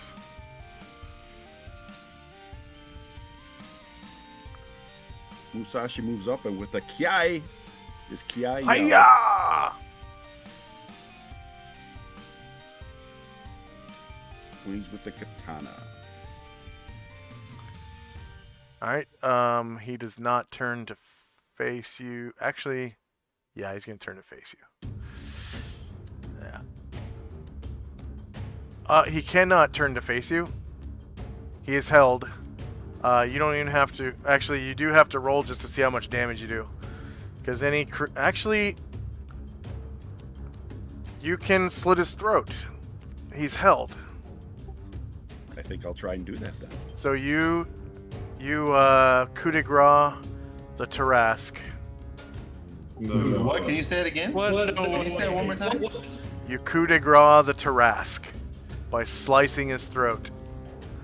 Whoosh. Musashi slices him, turns back to Shandrak and gives him a wink and a nod. Well finished, my friend. And he falls down. Such a anonymous. He falls down in such a way that his mouth and gullet are parallel to the ground, and his mouth is open by about 15 feet. And you can see things kind of crawling around in his throat.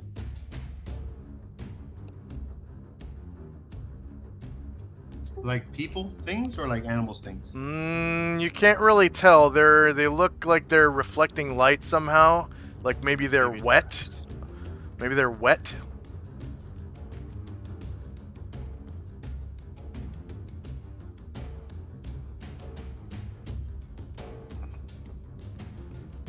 Do you guys want to enter and see what it is?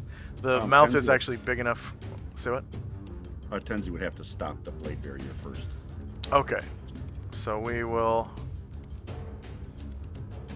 He will dispel his own blade barrier. Can he move the blade barrier, or has he got to stay in place? It has to stay in place, yeah. Oh, okay.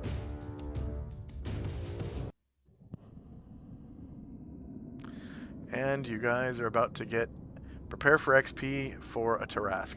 So, good job, everybody. Thanks, Shandrak. You were a party saver there.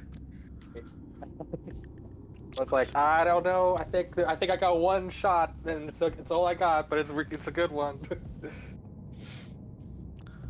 All right, the Tarrasque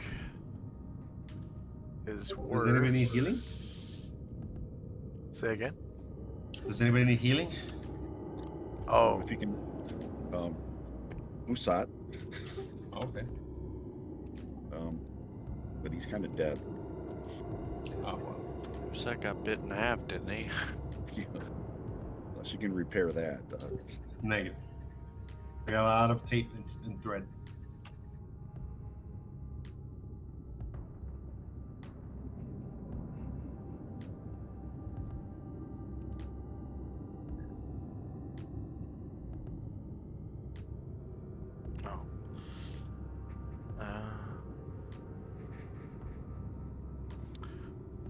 So it has 70 hit dice and it's worth 107,000 XP.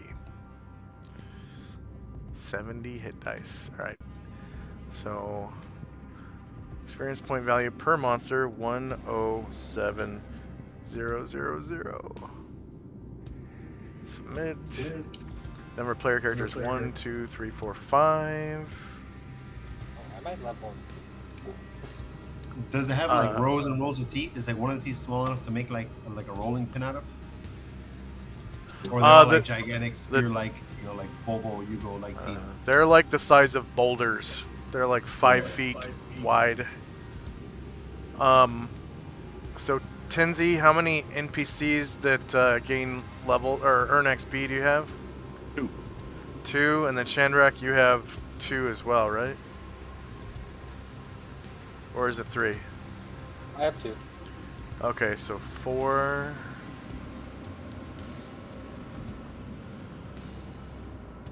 Number of creatures defeated 1. Number of hit dice per creature 70 hit dice. Warriors and bards in the party. So,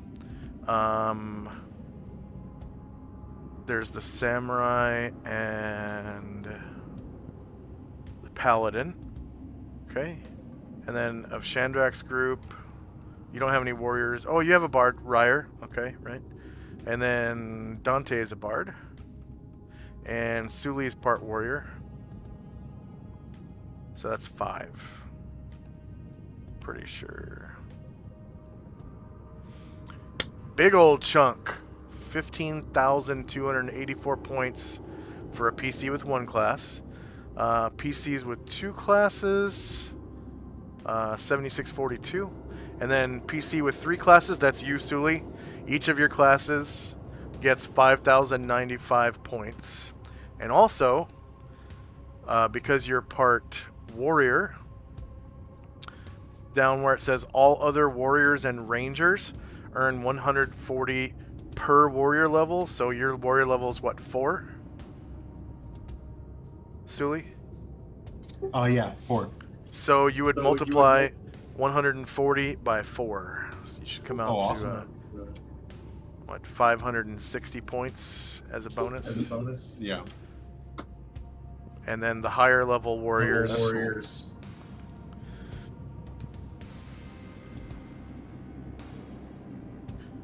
I think Chandrak is a PC with 2 classes.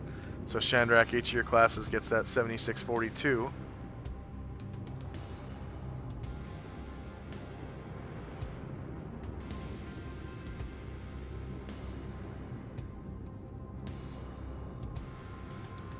And then are you guys gonna, well, I guess as you get closer, whoops. We're in the belly of the beast, right?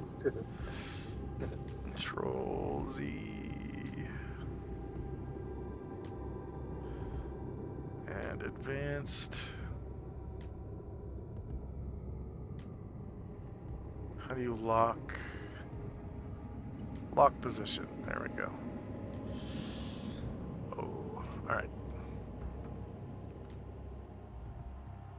So the other part.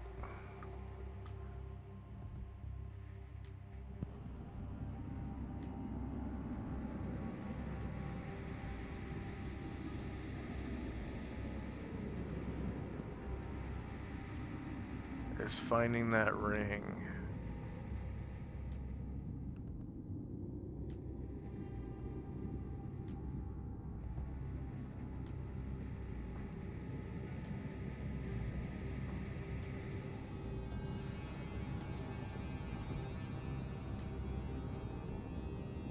think I got everybody.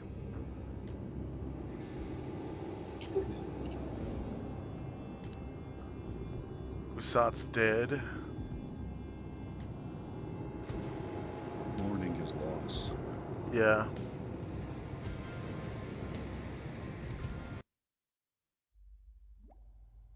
Alright, so you get inside the mouth.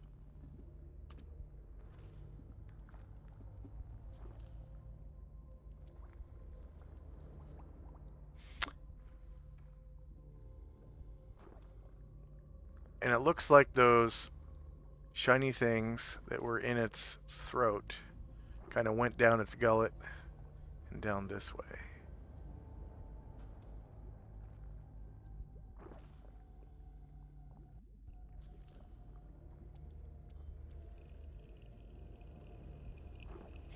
And whatever they were about large-sized.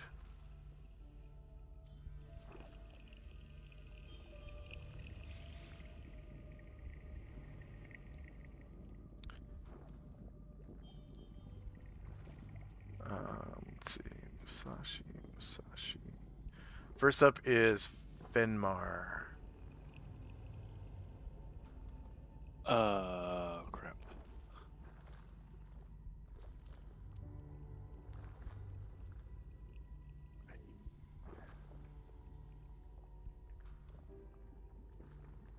I don't see anything. Oh, there it is. Okay.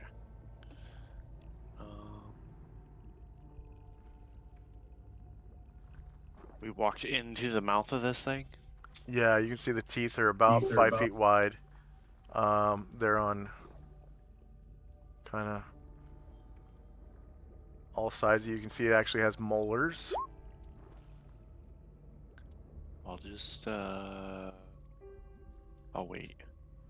Hey, doesn't the Thras regenerate? Like, isn't it going to come back to life with us still in his mouth? Yep. So, just a second. Dante.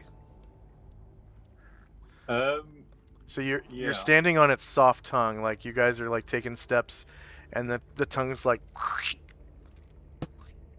it's kind of slimy.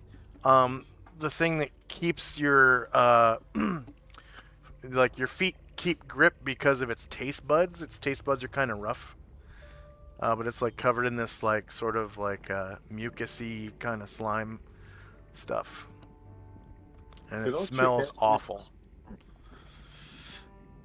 Can I Yeah. check out what this? Yeah, you see in its molars, like a full plate mail helmet, so like a great helm, kind of jammed in between its molars. Can I try and And rip it out? yeah. It doesn't take very much strength to pull it out. It's kind of jammed in there in between like some like black rotten flesh, and it kind of pulls out, and it's covered in this like rotten blood, and the helmet's about man-sized, and inside the helmet is it's actually a smashed skull, and as you pull it out, brains kind of leak out. Nice. It smells like rotten meat in here. So if you've ever had like ground beef a little too long and smelled it, or roast beef or something, that's what it smells like. It's like a sour, nasty smell. Can I make a heal check to see if he has some sort of like cosmic entity maintain his dental hygiene, or is it just like a natural thing? Oh, I mean, what was your I question? think by having the sticks in his mouth kind of answers that question for me. Well, There's like a stick, there's like a fucking steering wheel of a ship. What's the question again? There's no one that performs hygiene on this thing, right? No one ever performs hygiene? Is that what you On said? this terrace, yeah, like there's not some sort of like. It doesn't look like it. Just checking. Yep. And there are like scratches across the tongue where it looks like someone might have been swallowed whole and tried to scratch his tongue to get him to open his mouth, but yeah. Saw Prometheus lately. Yeah, we're gonna have to be quick in it.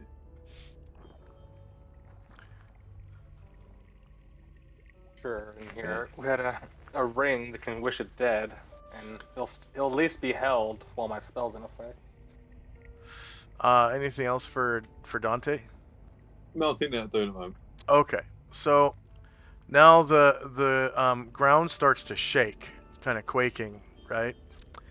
And you can see the ground outside kind of lower, and it seems like the Tarask is coming too.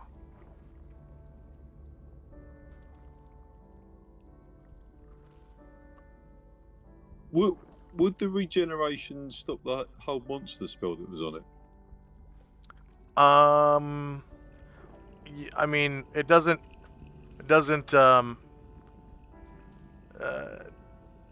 it doesn't like move around. It just kind of like lifts its head up a little bit. So it's still like under the effect of the spell, but it's not moving around. Cool.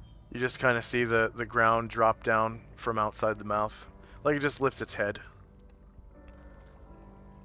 And you can see the jaw muscles like inside of the mouth kind of trying to flex, but it's not able to close its mouth on you. And it only raised its head like maybe 5 feet.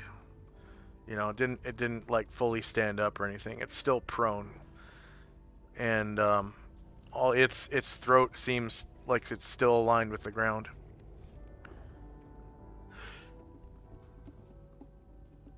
Okay. There's like a bit of like a swallowing reaction, but again, the throat doesn't close all the way. And first up is Tenzi and Company.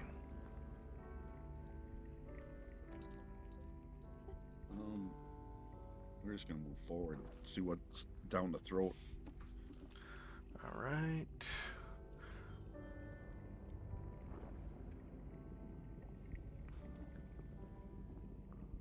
So as you approach, you can actually see that there are 3 ways. There's like some kind of maybe like esophagus here. And then right here there's sort of like a weak spot in the wall that's kind of transparent, and you can see that it's kind of filled with some kind of fluid.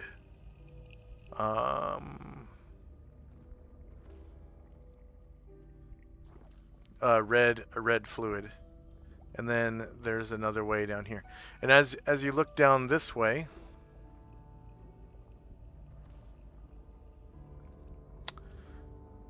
you see one of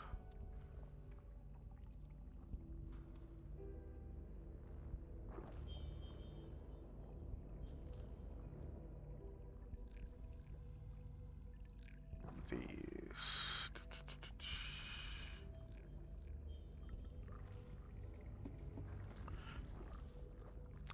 So it's this grayish ooze stuff on the floor.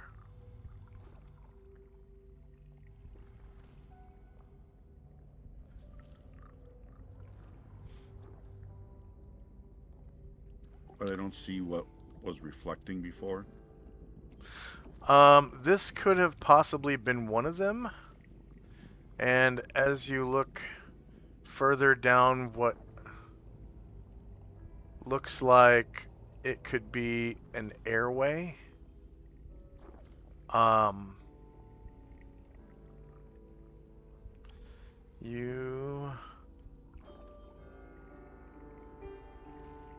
let's see.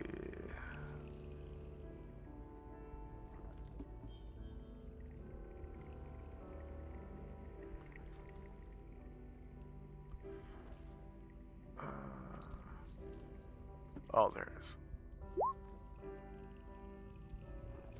you can see one more.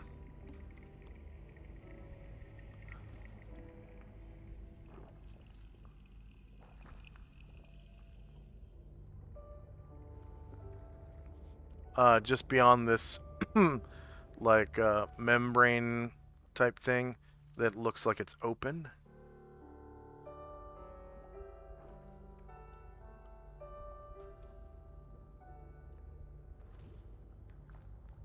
We're gonna continue going down the throat part here. Well, we'll stop here. Look. Well, the thing is, this thing starts moving, It's no good. and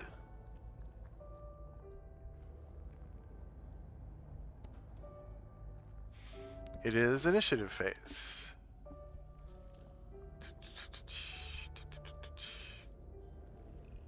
Oh man.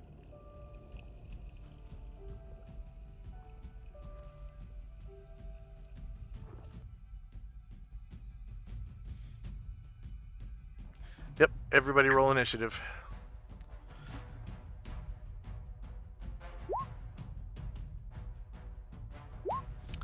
The other one turns to face you.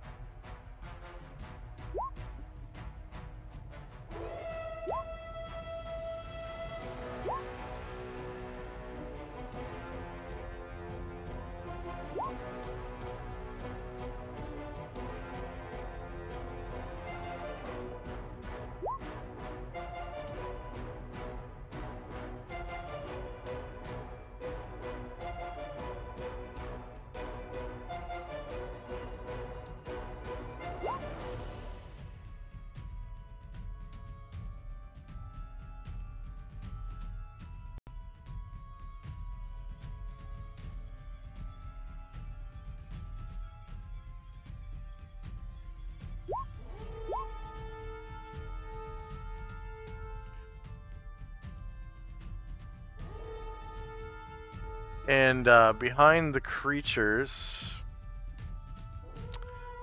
you can see like piles of rough objects, like wooden ladders that have been broken,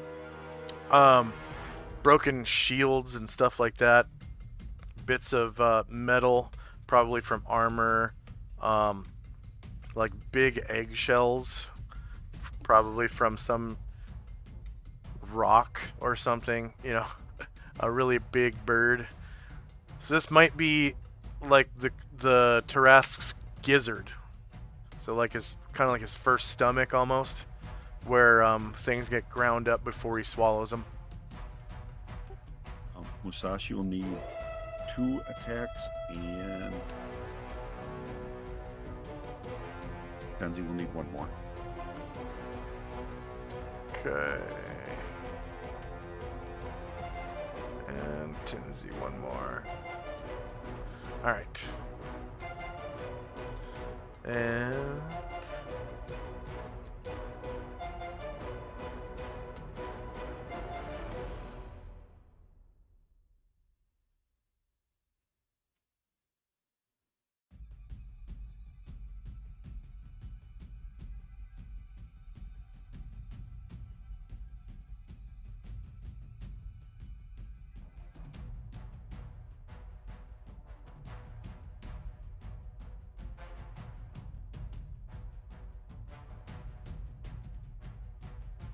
weird. Dante is on the board twice.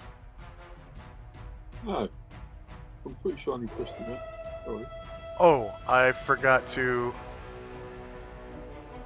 It's because I forgot to delete the old tokens. There we go.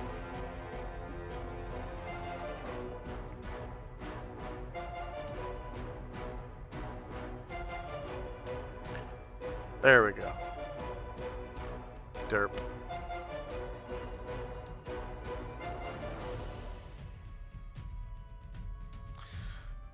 Yeah, the GM can see the initiative for all the tokens on all the maps, not just the one that the players are on. The Oh. players can only see the initiative for the map that they're on. And I forgot to delete the old tokens, so your initiatives were still up there. Okay.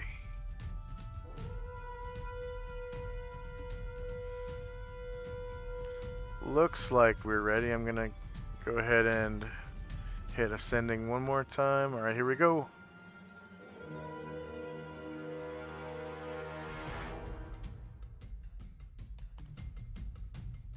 So first up is Ashriel. Ashriel is doing an innate spell-like ability. He's going to step up to Tenzi and do a Cure Light. Okay.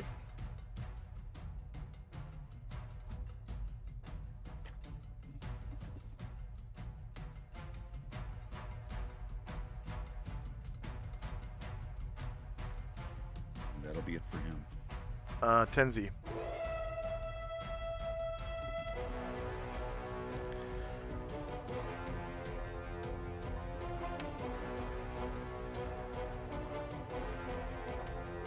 So, was this thing like right here, or is it farther down here?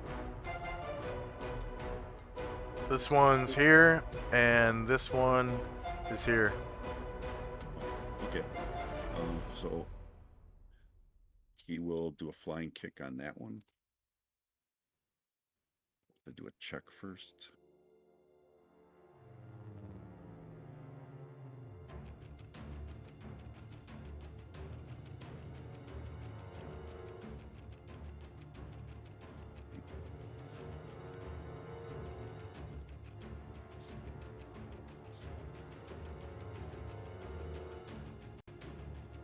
Nice. 5 attempts, 5 successes. So you can do your flying kick.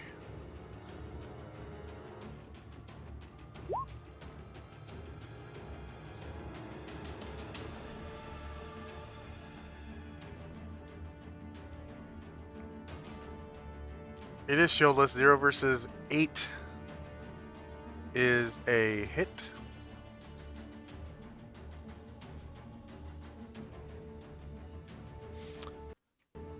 So this is a slimy horror that looks like wet stone or a sedimentary rock formation. The gray ooze is rarely thicker than 6 or 8 inches. Yada yada yada. It slides, drips, and oozes along the cavern floor.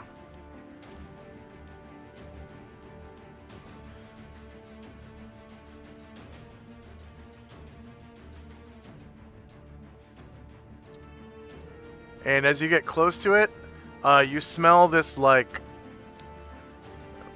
very pungent, like vinegary smell. And it is a... I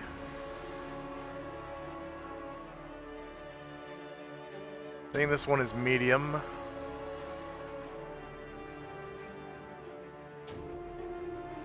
You cause 21 damage to it. Wow. Very nice.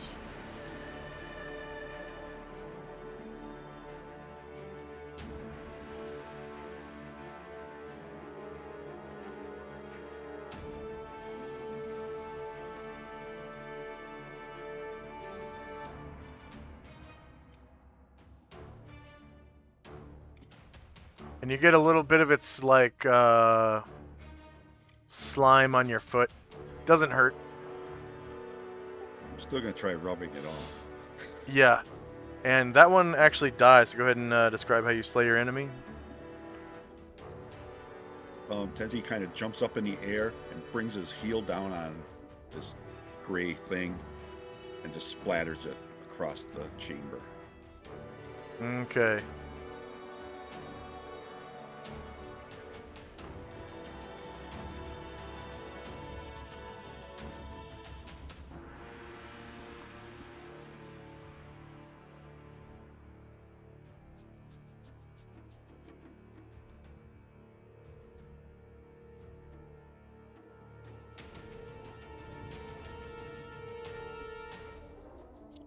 Dante. Yeah. Can I check out to see what these things are Is it all part of a sort of a wooden thing? It looks like a broken spear. There is a spear haft that is kind of jammed between these two teeth here, and it looks like it's been kind of chewed on a little bit, and it's broken into little pieces. And then over here, it appears there's part of a femur bone. Okay. Can I try and work this free to see if there's anything trapped under it? Yeah, it pulls out pretty easily. There's nothing trapped under it, and the spear tip is broken off. But you could use it as a quarterstaff if you want. Yeah, I might do that actually. Yeah, okay. So you can add quarterstaff to your weapon table. And if you're not proficient with the quarterstaff, I think rogues have like a minus, I want to say, -3 non-proficiency penalty to hit. Actually, because of his specific class, I think it's less than that. Less than that, -2. It's something like that. I'll need to check. Pretty sure it's warriors is -2.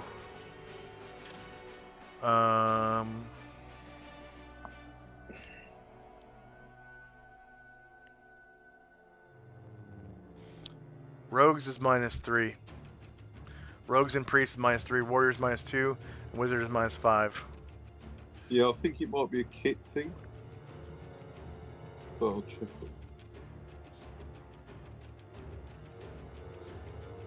For the non-proficiency penalty. Yeah. I might be wrong with that. I'll read out. But that's the end of his go, I think. That's only if you don't have a proficiency slot in quarterstaff. Okay, Fenmar. I'm gonna move forward. Where? What tends you move to?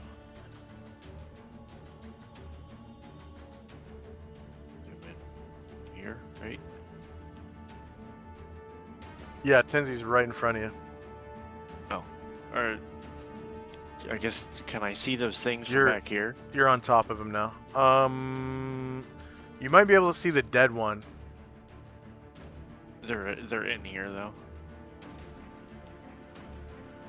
You, Right here. you might be able to see the dead one over here, down this way. How about now?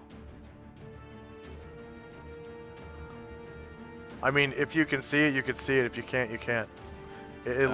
looks like this. It's like a hallway, is that right? Yeah, it looks like some kind of gullet.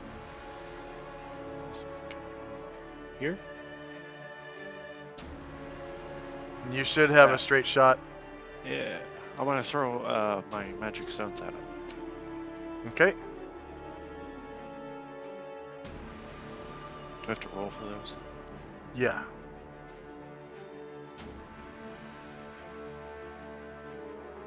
It's on the spell. If you roll the spell, there's a button you press for throwing the stones.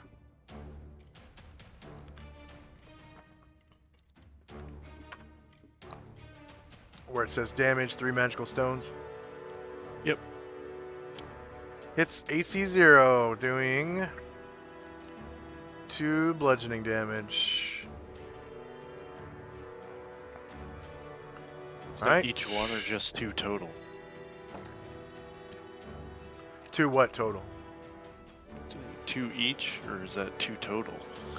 2 what each or 2 what total? The stones, the damage, 2 damage each. I threw all 3. You can throw 1 at a time. That's It it. says you can use all 3 in one round.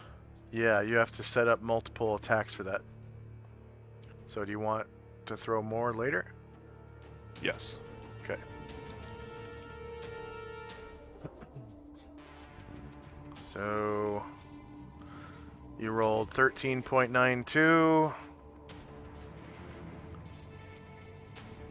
Your second one will be on 113.92. And your third one will be on 213.92.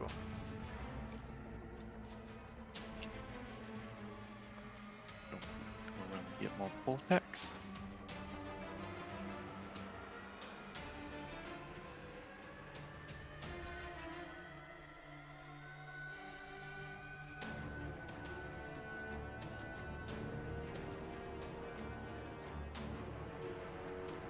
And you had 3 left? With 3 total, so 2 left. Now you have 2 left. Now that you've thrown one?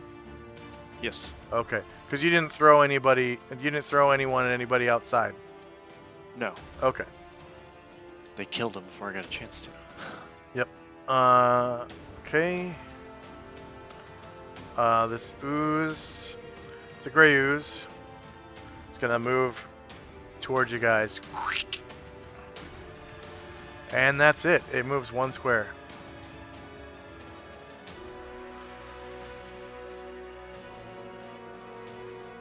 Suli.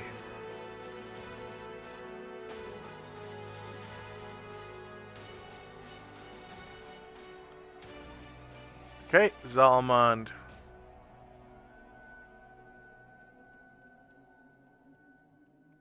You there, Michael? Yeah, I'm sorry. Did he skip Sully a minute or no? Yeah, go ahead, I'm gonna Suli. hold action. No, well, I'll just move up. Okay, That's it. and then Zalmond.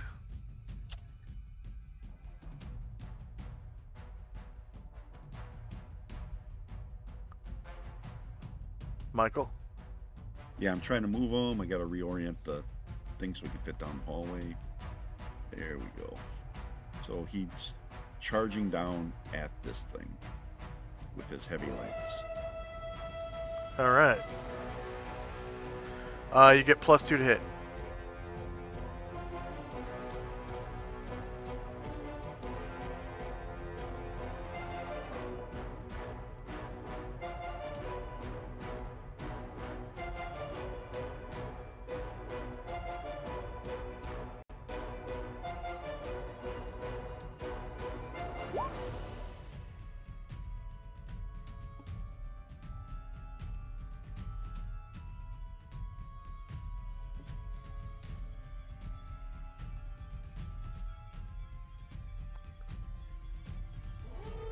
Okay. It is shieldless. You get a natural 20. Okay. And you cause 15 damage to it.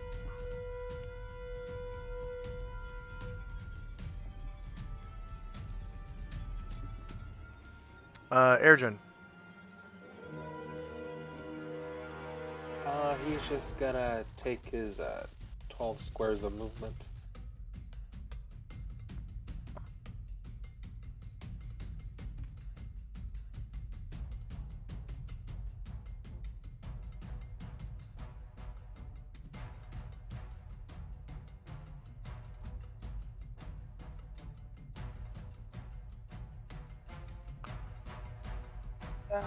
Right.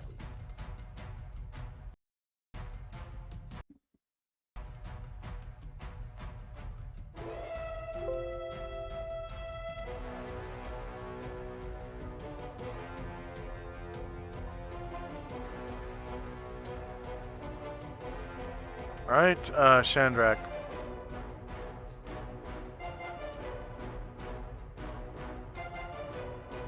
And he needs to get closer, get going on.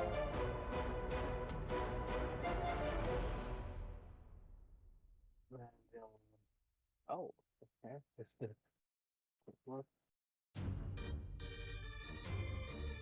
And I'll stop next to Fenmar.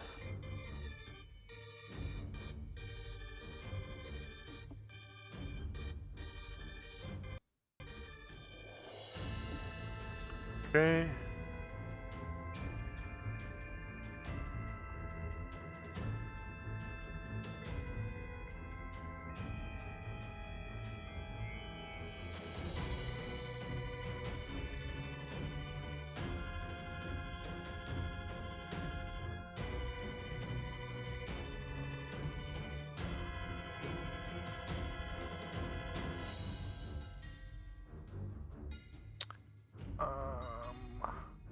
Ryer.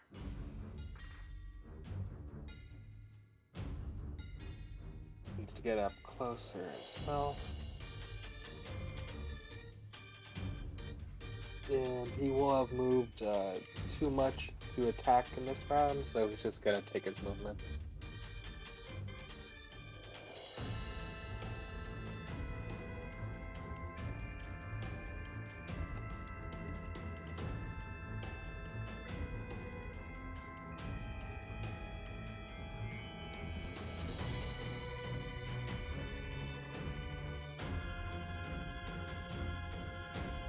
And Musashi. Yeah, he was going to fire. He was going to move and fire arrows, but now that Zalman's in the way, he's just going to move up and he'll forego. He didn't roll for called shots, so he's going to forego shooting. Okay.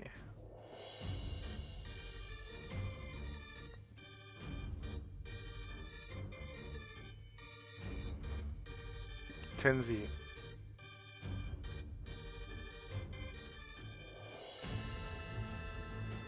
Too far for him to flying kick, so I guess he'll just move up. He'll just do the move part. Actually, attack. All right. Fenmar.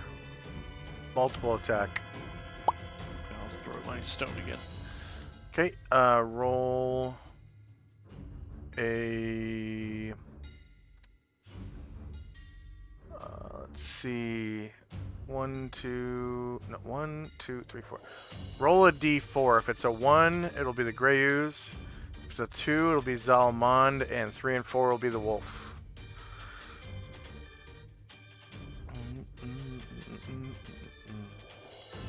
Alright, so you are throwing it at Zalmond's back.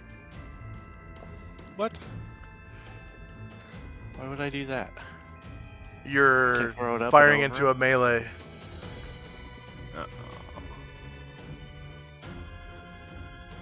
Because he moved in front of me. Can I not do that? Or is it too late? You already said you did, so Okay, I throw it. otherwise it would kind of be cheating.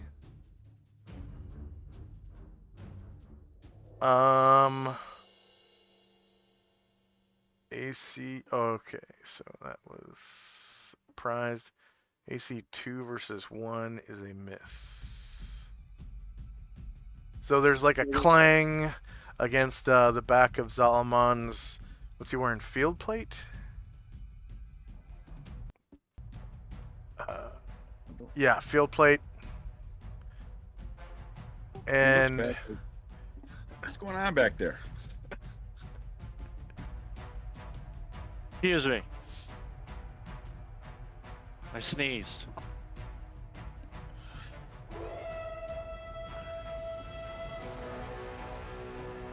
Musashi. Yeah, he's foregoing his shots because he won't do cold shot. And Fenmore. Yeah, same. Okay, end of round. Go ahead and roll initiative.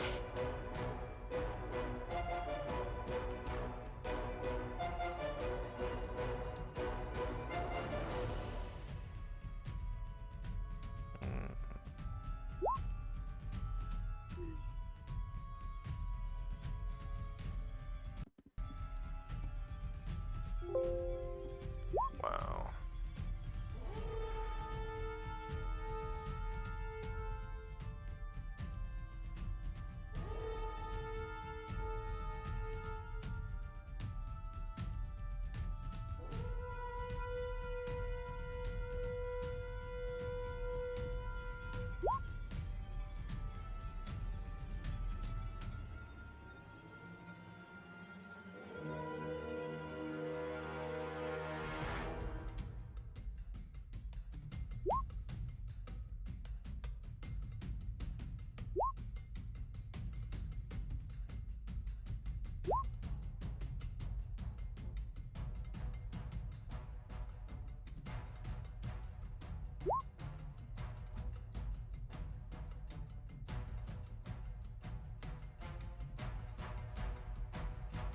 Okay, is anyone still rolling? Yeah, I am, and I have to do all my multiples yet. Okay.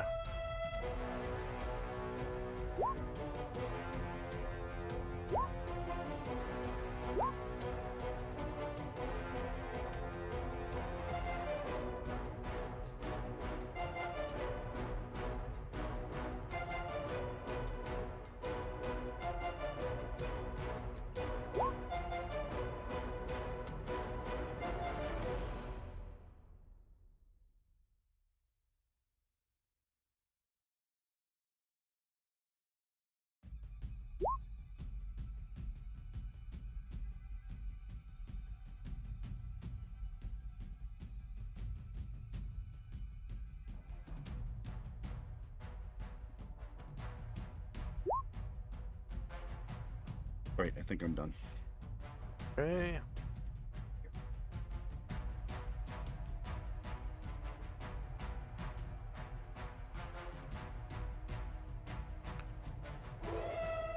Spells in time, spells in time.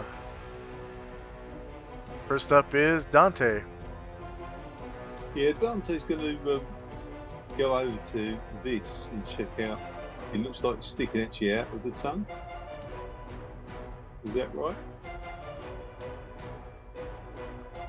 This square. And what is it? It looks like a bit of wood or something sticking out of the tongue. In the where the tongue Oh. is scored. Yeah. Yeah, there's a little Yeah. shard of wood there. Can I pull that out? Yeah, it's just laying on the tongue. Oh, is it? Oh, right, okay. All right, if that's all it is, then I'll make my way over to the femur and examine this over here. Yeah, it looks like it's part of human-sized femur. Might have been, lodged in the teeth for a while and then kind of fell out when the monster fell to the ground. Okay, well, there's nothing remarkable about it. Okay, I'll toss that aside and move up and see what's going on with the others. Okay. And that's it.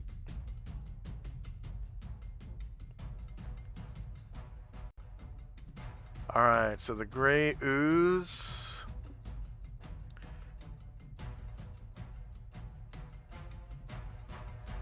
PSC.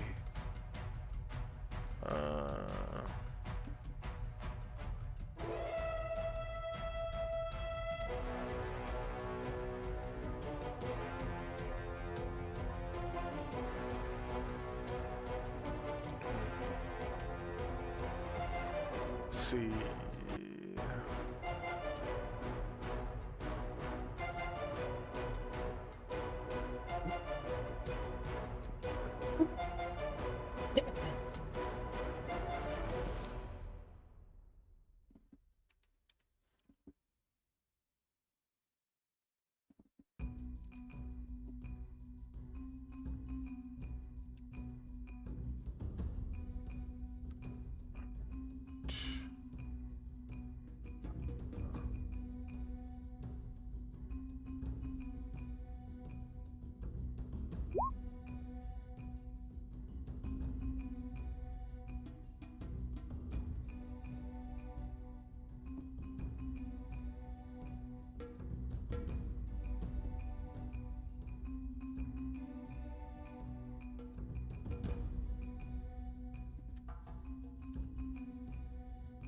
Oops.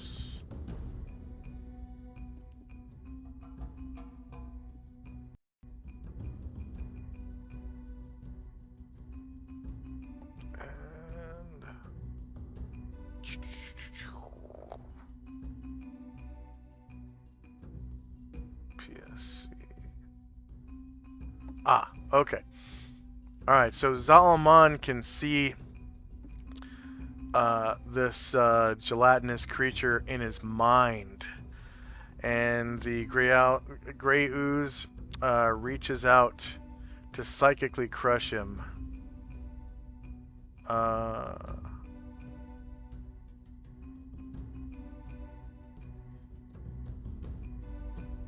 Short range. No defense mode. Mind is closed. And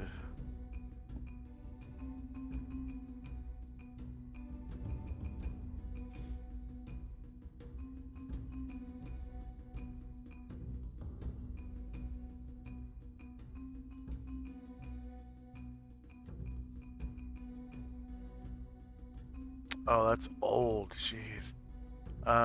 Mental attack roll hits mental armor class -2. So his Solomon's mental armor class is 10.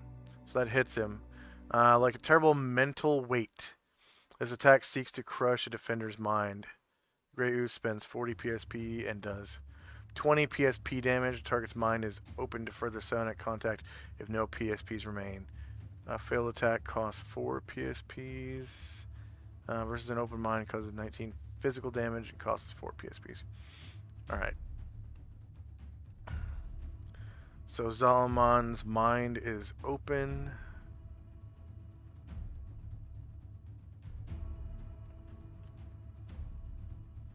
And that looks like it's a little guy with his top of his skull blown open. There it is. Open mind. And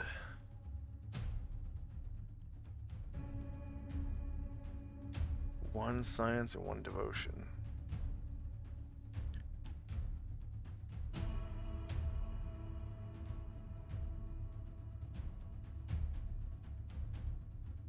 Probably mental.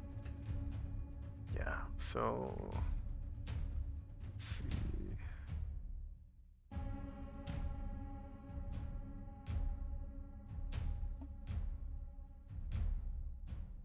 Gonna be telepathy.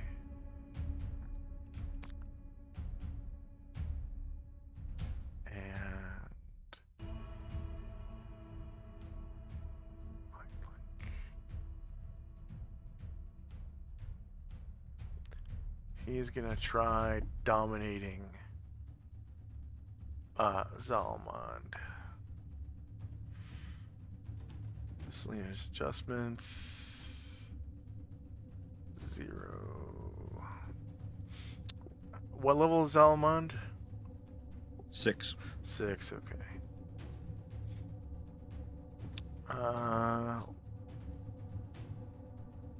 Wow. Success. This power only can be used on an open mind. With it, the user projects mental commands into the mind of one other being. The dominated target knows what's happening, but he can't resist the user's will, so he is forced to do nearly anything the user wishes. The target's abilities remain unaffected by this power, and he can be made to use any power he possesses, assuming the user knows about it. Domination doesn't reveal facts or secrets about the target. When domination is attempted, the target makes a saving throw versus spell. So Zalmond gets a saving throw versus spell. With his bonuses, I think they might be built in already. He gets a +2 just for being a paladin. And he also gets +1 for medium shield. Yep, it's already built in. He has +3 to all of his saves, which is +2 from being a paladin, +1 from medium shield. Ring of Warps, okay. +3 from recitation and prayer. Yeah. So +3 from the spells, and this is domination, so he has a +2 racial bonus against that. Oh, against charm? Charm, fear, emotion, and domination. Yep.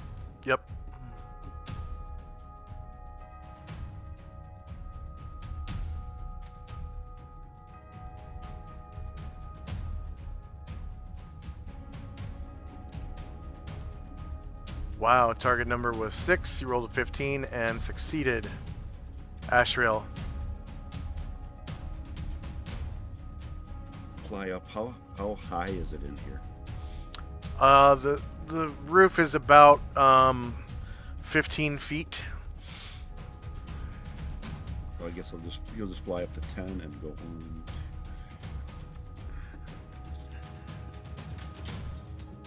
And then stop here to see what else is down here. Okay.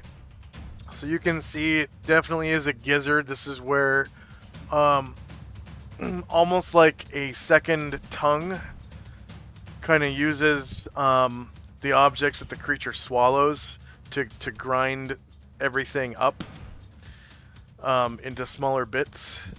And it looks like he was halfway done with like some kind of eggshell and a ladder and some other stuff.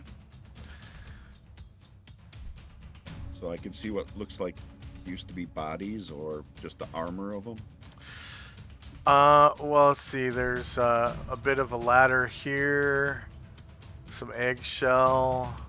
Looks like a broken arrow, maybe. More eggshell. It's basically like wood and calcium, like calcite stuff, I guess. Yeah, stuff Okay. with a lot of calcium. That'll be it for Ashrail. Okay. Suli. I cast invisibility on myself and move up 2 squares. All right. You said invisibility? Invisibility. Okay. I guess just give yourself a ninja face for now. All right.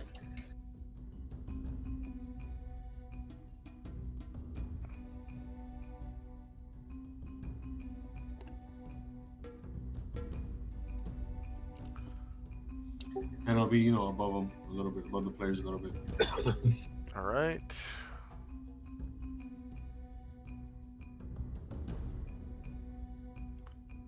Fenmar. I cast Spiritual Hammer.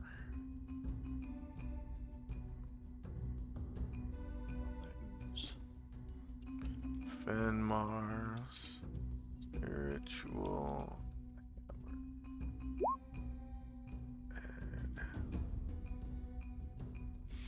And what's the duration of your spiritual hammer?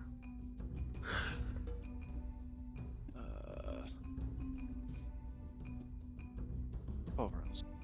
12? Okay. And you can immediately throw a spiritual hammer. Yeah, I did. Okay. It's AC 12. That is a miss.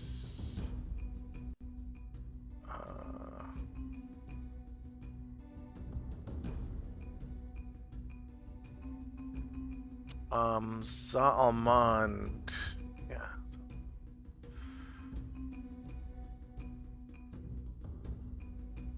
He's gonna try to punch at it with his shield.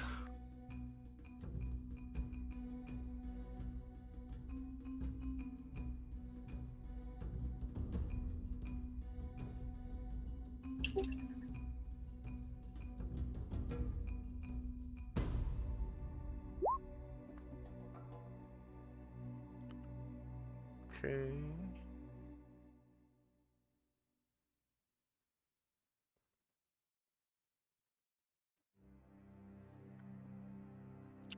It is shieldless. So 9 versus 8 is a miss.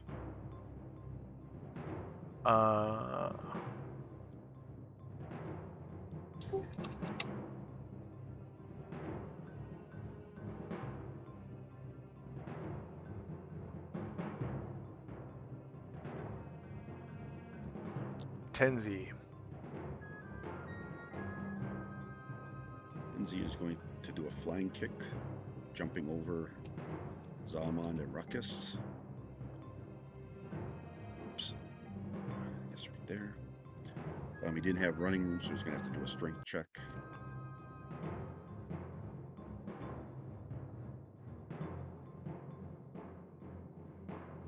You ran over the slime?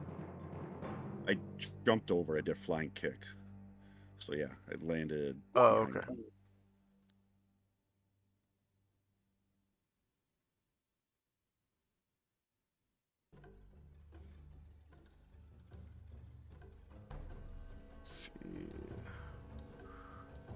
Save changes.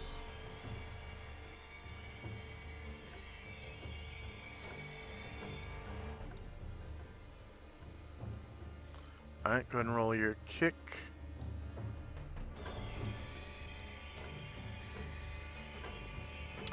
Shieldless, you crit him for 27 damage and kill it. Go ahead and describe how you slay your enemy.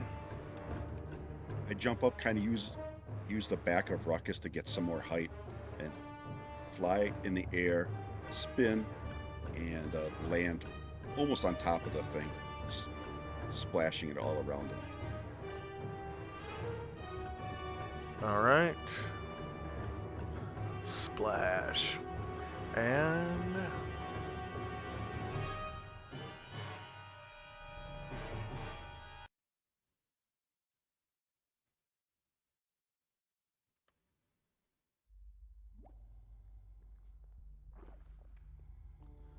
that was combat.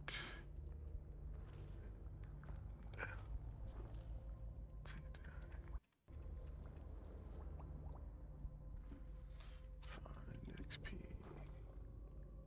Group XP for the Tarask. Alright.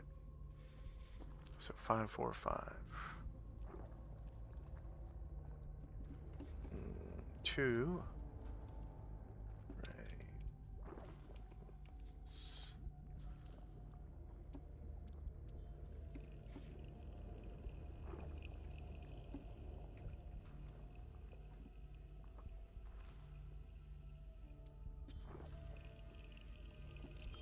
Gray oozes are worth 270 each. We got 5 players, 4 NPCs who earn XP, 2 creatures defeated.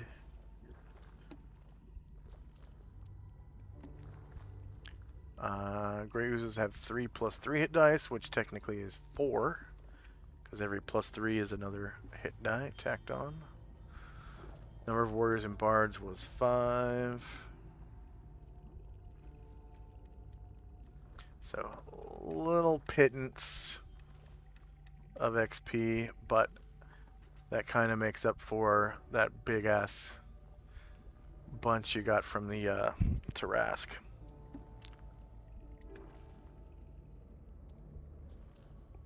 It's enough for Zalman to level. Yeah.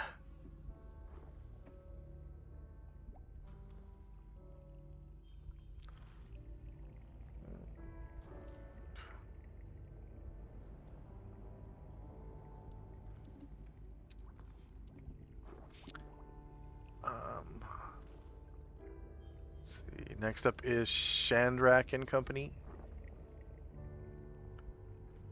Okay, so Chandrak will call down to the down at the end of the hallway where Tenzi and his people are. So does it look like there's any bodies in where you're at, in the room where you're down are? Enzi calls back. No, we don't see any. All right, I'm gonna continue on further down then. Yeah. So Chandrak will look down the next hallway. Oh, hello. And initiative. You found a giant slug. And probably his buddies. Nope, just one.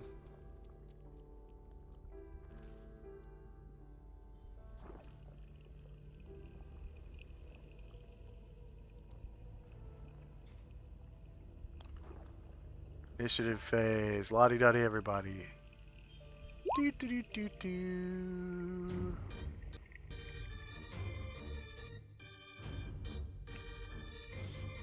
So, Suli, before you roll initiative, I'm actually crafting you a new token that has all of your forms on it.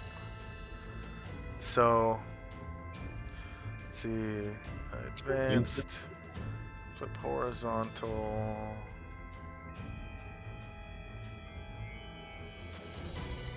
Flip vertical.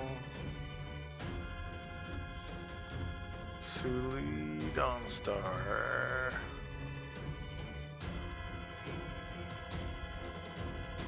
HP. Bases. AC. And you have 60 feet of infravision. Save settings.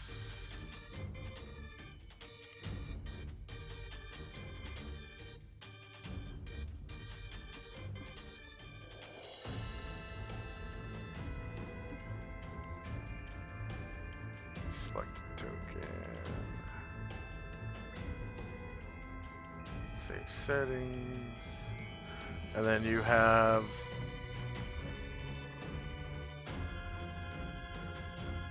altitude of 20 feet.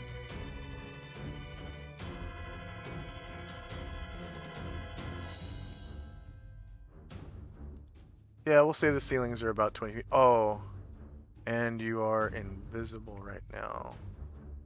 That's right. So you're gonna need a blue aura.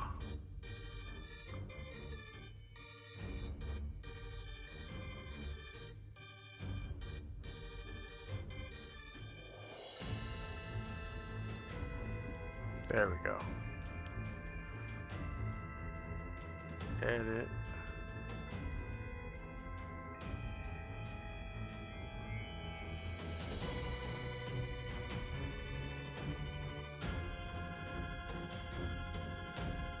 Wow, thank you. Looks nice. You select the token. Save changes. And so you can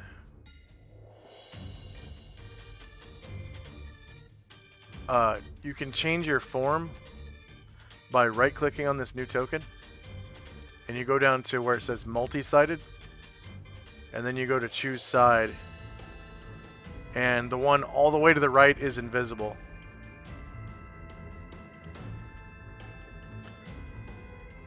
And then only you can see your name, and people actually have to hover over your token to see your health bar now, so we don't have to worry about shit like that other than token markers. They need to make it so you have to hover to see token markers, and then stealth will be perfect in this game. So go ahead and right click on this new token. I'm going to delete your old one. I'm going to give you 20 feet of... You were invisible, so it's the one all the way to the right. And then you had sneaking. So people can see that airplane still, but other than that, you're completely invisible to everybody. Okay, now you can. You don't need the ninja anymore because you're invisible. So now you can roll initiative for your character.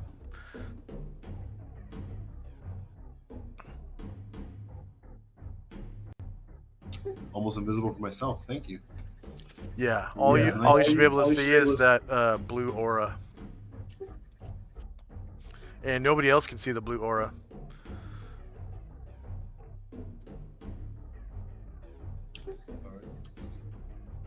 Okay.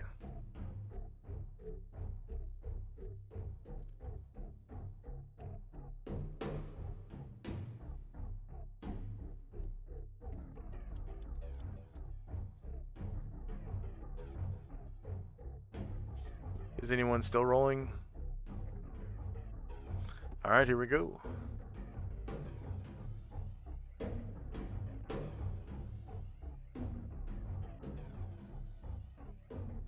Time and spells, time and spells. Recitation will end at the end of this round. And also Ashriel's Bless. First up is Ashriel. I just rolled to move, so he's just going to fly over and see what's going on. Watcher Pence said that was clutch with the the Tarask. And Thaco Tuesday, thank you very much for the biddies. It looked like it was a celebration for killing the Tarask. Thaco Tuesday said, "Way to go!" and donated 100 biddies. Thank you so much. What was Asheville doing? Sorry. He just flew. Okay.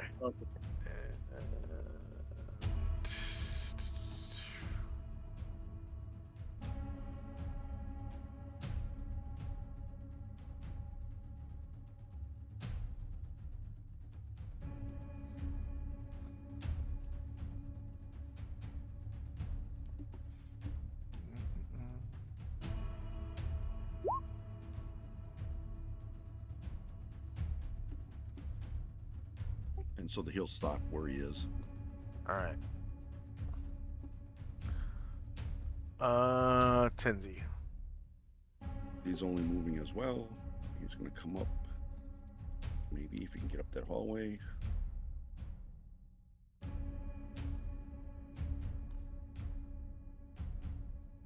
And he'll stand next to Shandrak and say, "What's up?"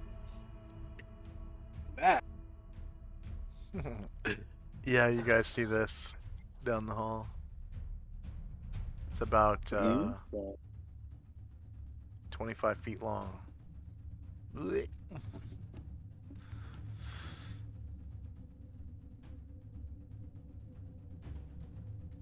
That's it for Tenzi. Fenmar.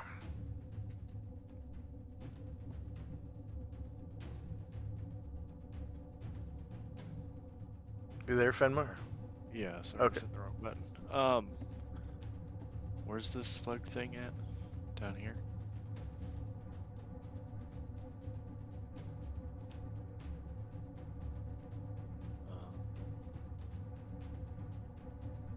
As long as the caster concentrates, it strikes. So I can move while concentrating, right? You can make a half move while concentrating.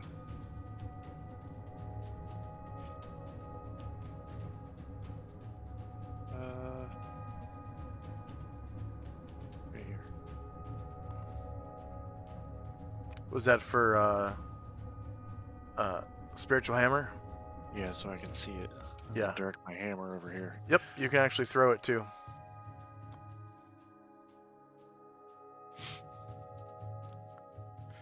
And it goes through the air.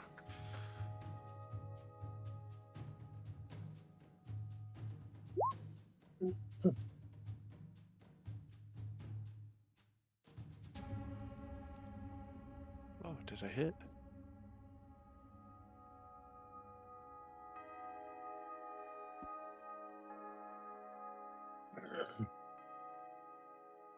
No, I don't think I did.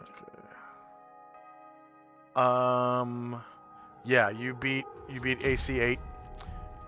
It is a large creature, so you do 3 damage. It's magic damage from Magic Hammer, so yeah, it takes all the damage. 3 damage from Magic Hammer. Spiritual Hammer, that is. Dante, wait. Did Dante already have a turn? No, that was last round. Okay. Yep, Dante's up. He's not doing much anyway. He'll move up, see what he can see.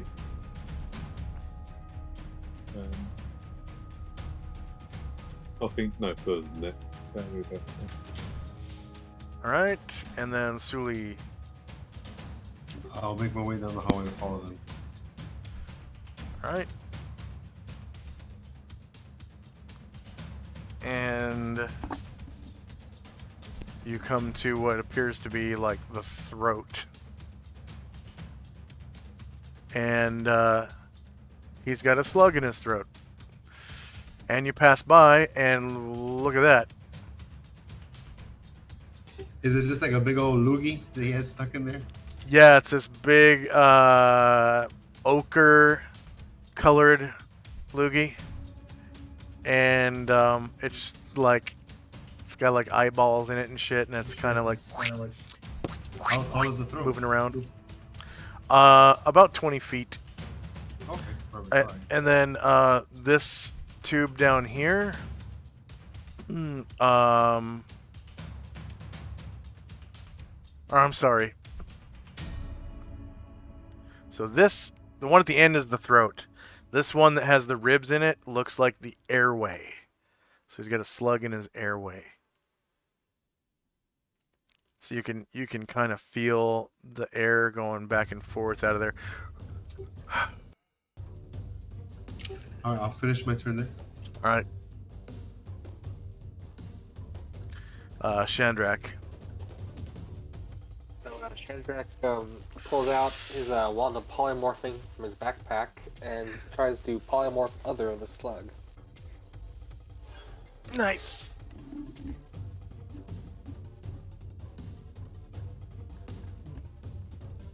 Slug into a beautiful butterfly. All right. So the slug gets a saving throw versus spells. No, versus wands. Wands. There we go.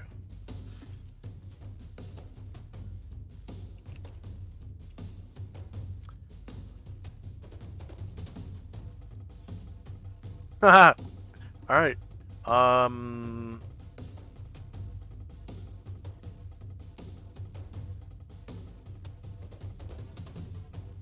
You said a butterfly.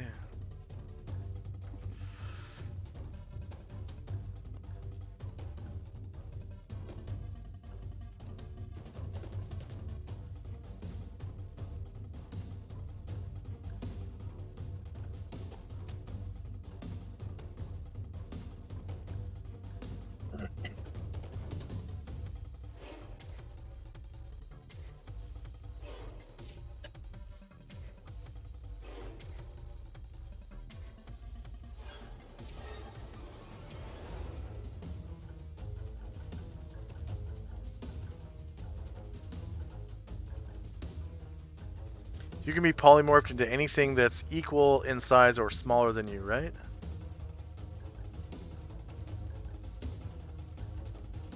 I believe so. Basically.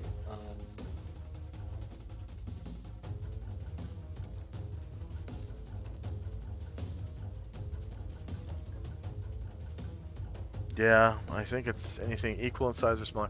All right, so the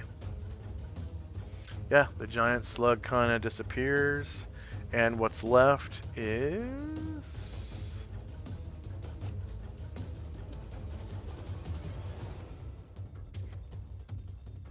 a single butterfly is left.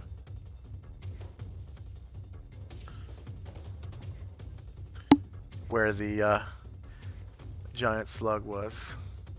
And it's just kind of fluttering. Pretty little butterfly in the airway. And it kind of goes whoosh as the Tarrasque breathes out. And then whoosh back as it breathes in. And it's just kind of getting dragged around by the breath of the Tarrasque. Alright. So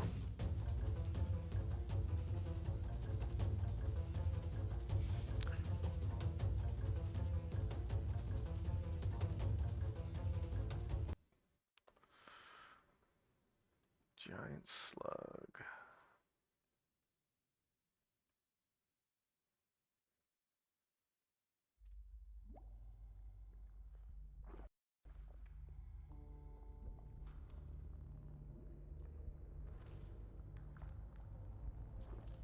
That's the end of the round.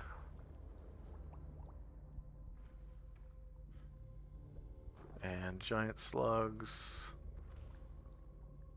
have 12 hit dice and 5,000 points. So one giant slug, 5,000 points. Player characters 5. NPCs who are in XP was 4, right? 4. Creatures defeated in the encounter is 1. Hit dice per creature is 12. Warriors and bards in the party was 5. Yeah. Alright, there you go. And let's take a 5-minute break, as we haven't had a break in about 2 hours, I think, which is my fault. So for our viewers, we got a 3-minute pre-roll ads, and we'll come back 2 minutes after that. All right, so here we go. Taking a 5-minute break. We'll be right back.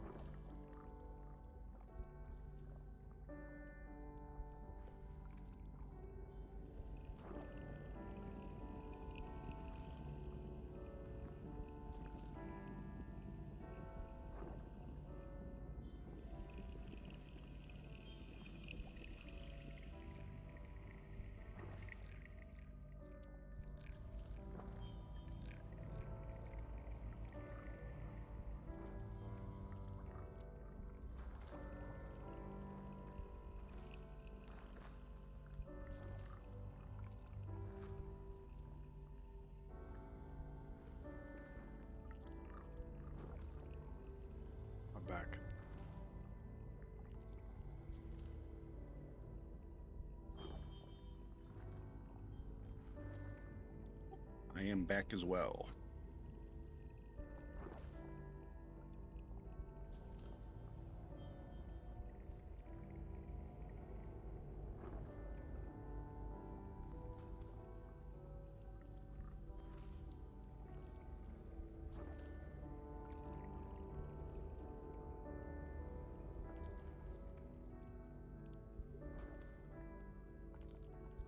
As am I.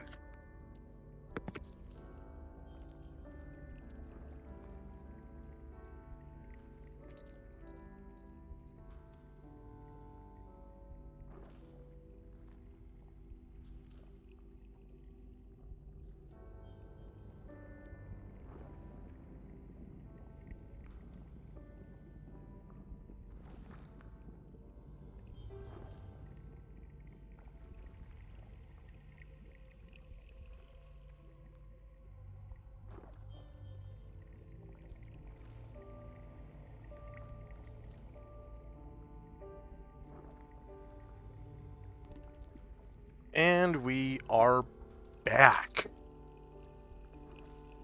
All right. Elliot the Beast. Did everybody get to roll initiative? I mean, sorry. We're not in initiative phase. I'm sorry. No. Don't roll initiative. Let's see. Is Tenzi here? I am. And Fenmar? How Yep. about okay, how about Dante? Yep. And Suli, are you here? Suli's here. Okay. Alright. Okay, so spells in time. Spells in time.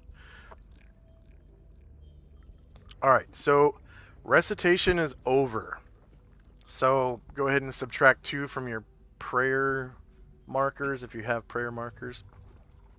Should just be prayer, right?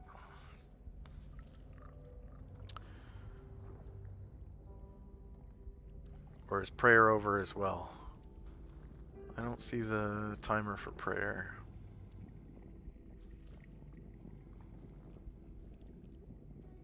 Wow, prayer is over too. Or did I just not put it down? I don't think it was on there. Okay.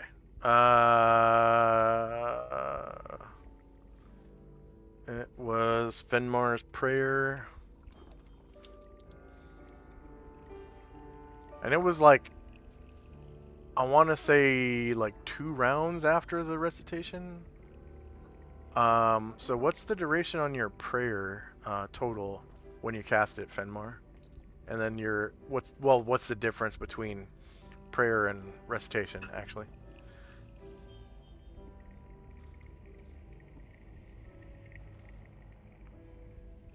Or are they the same durations?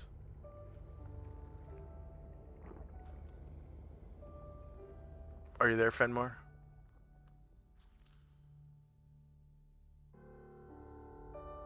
That was weird. He just disappeared. Can anyone hear me? Yep. Yep. Okay. Okay. Fenmar must have just stepped away for a second. And then Bless is gone as well, so those pink faces can disappear.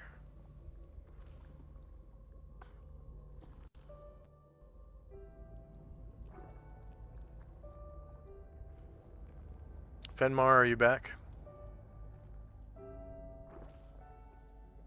All right, first up is Tenzi and company. Enzi will look over at Chandrak, say, hey, that was a pretty neat trick.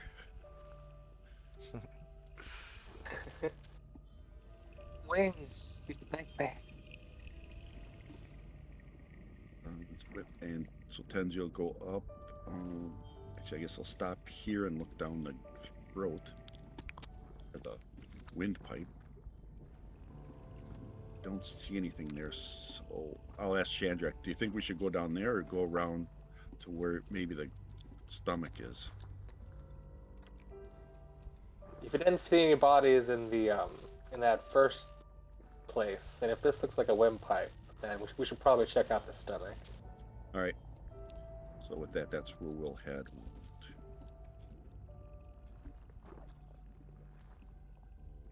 Sorry, can I just ask? Has anybody got like protection from acid or something? I actually do. Yeah, because I'm You just do. wondering. Ooh, that's a good trick.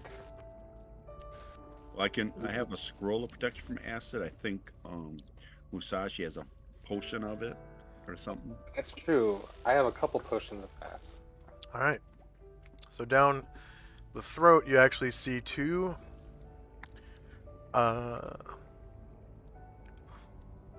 giant ochre jellies, and they seem to see you with their myriad of eyes floating inside of them, and they come towards you aggressively. And initiative phase. The reason why I didn't do that for Sully is because Sully's invisible, and they have shit for intelligence. So that's how that works. All right. Combat.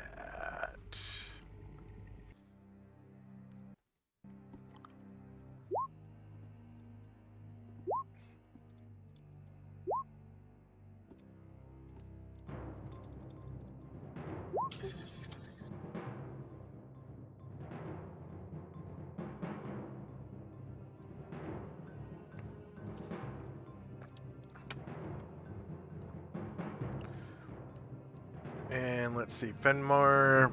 Musashi's gonna need what? 2 slots?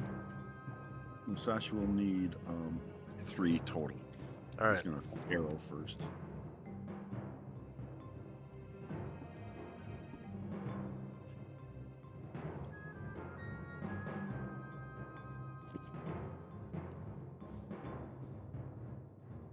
And then Michael, just let me know when you're done.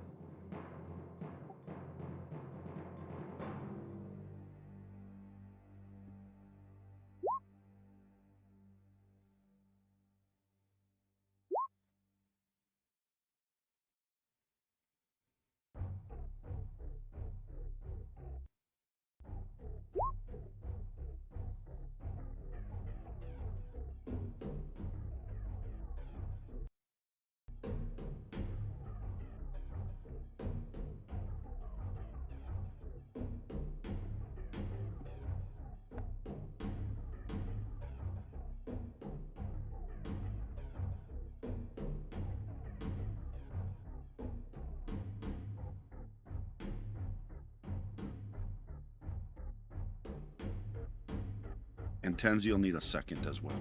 All right.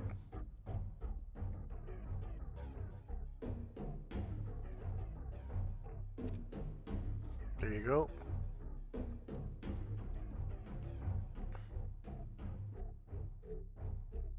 Done. All right, here we go. Is anyone else still rolling? All right, here we go. Whoops.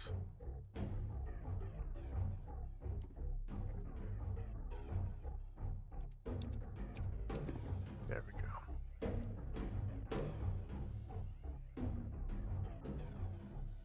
So time and spells.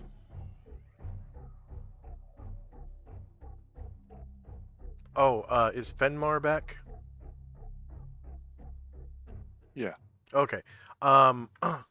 We didn't put down the duration for your prayer. Your recitation has run out. I think you did the prayer like 2 rounds after the recitation. So what's the difference? Something like that. What's the difference in durations between the two? Yeah, I'm going back to look at it here. And first up is Sully. It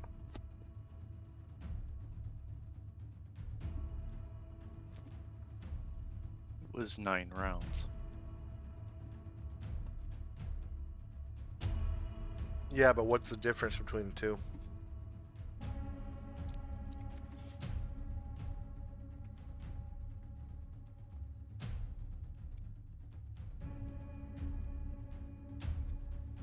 They're both 9 rounds. Okay, so you have 2 rounds left. What?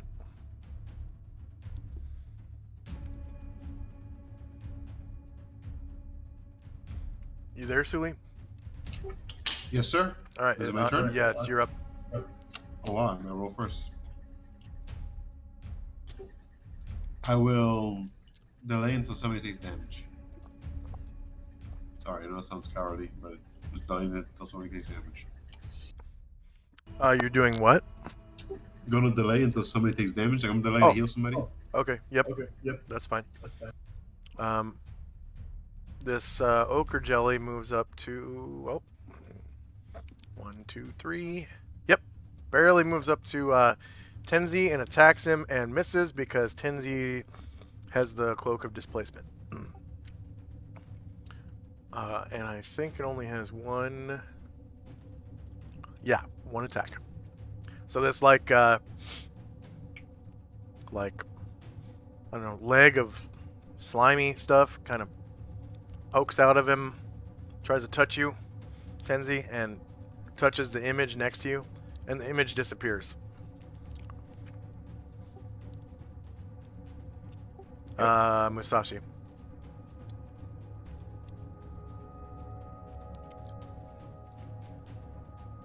There, under Ashriel, and if he shoots, would he have a chance of hitting Tenzi if he shoots from this angle?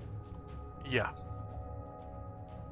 All right, then he is not going to. He's just gonna.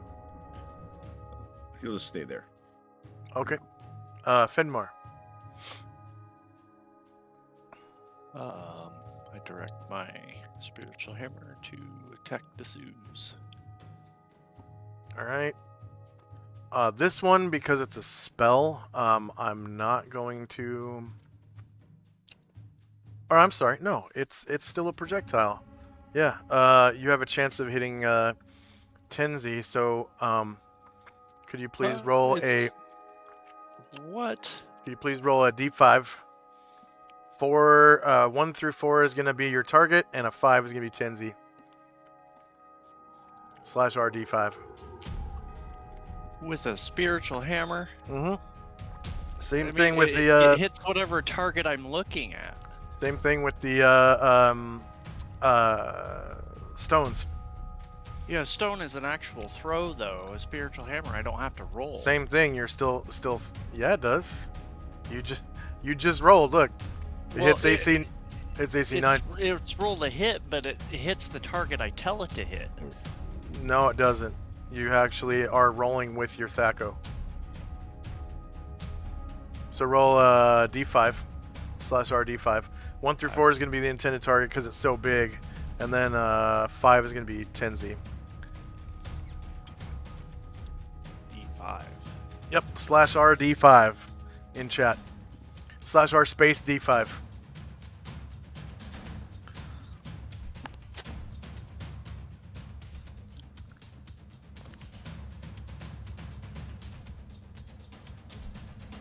Yeah, you hit Tenzi in the back. Go ahead and roll to hit Tenzi. Where is Fenmar? Right here. Behind you. But I use my spirit. Oh, I was just wondering because if his line of sight to me was blocked, he wouldn't. This would be his first attack, and the cloak of displacement would be in effect. But if he would have saw the ochre jelly attack and missed, then he would. The that would ochre be jelly won initiative, took away the illusion from your cloak. Now the illusion is gone, and Fenmar is accidentally hitting you in the back. Okay. But he might miss your back, so he has to roll again.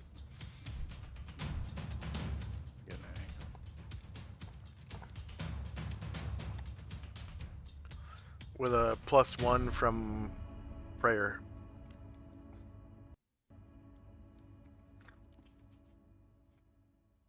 And hits AC 9, that's definitely a miss. Tenzi.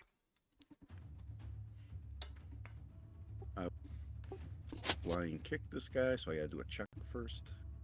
Yeah.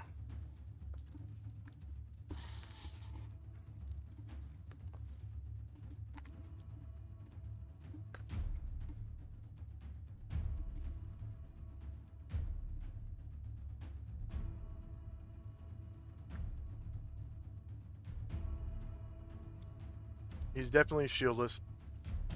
You cause 18 damage, I think.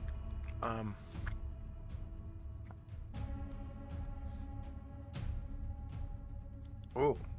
Ow. Okay. Did you hit?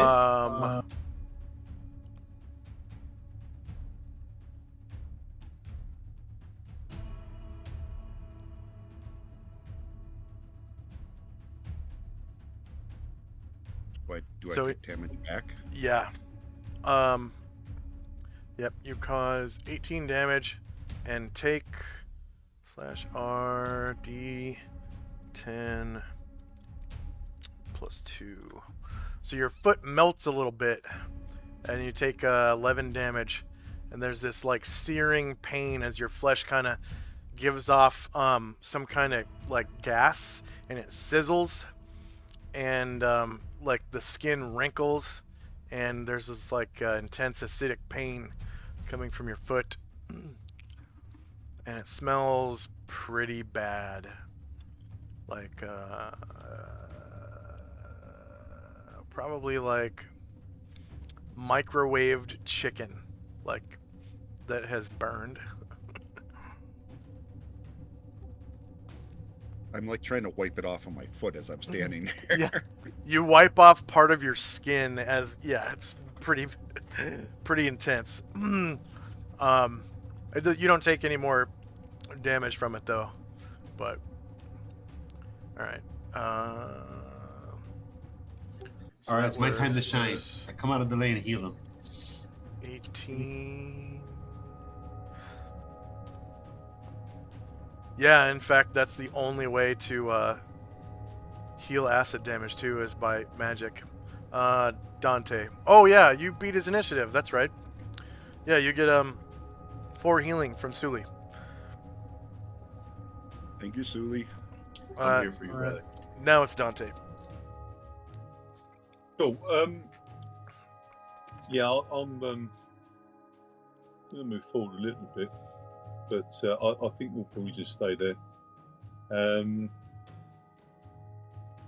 Yeah, I might strike up another tune, perhaps, for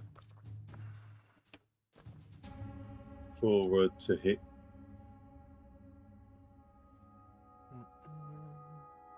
Although we're in combat at the moment, so maybe no. No, I'll leave that at the moment.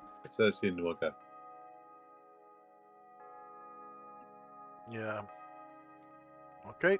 Do you want to do something else? No, that's fine. Okay, Ashriel. Fly up on top of it and swing at it.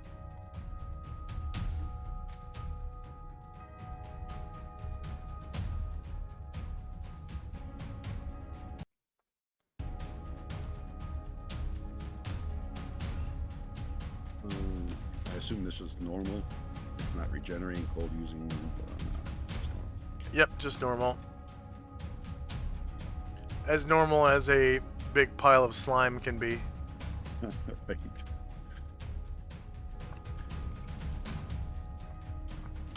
All right, so he would be. If you're above him, that should be shieldless flank, which is a 1. So he is off balance now. And Shandrak.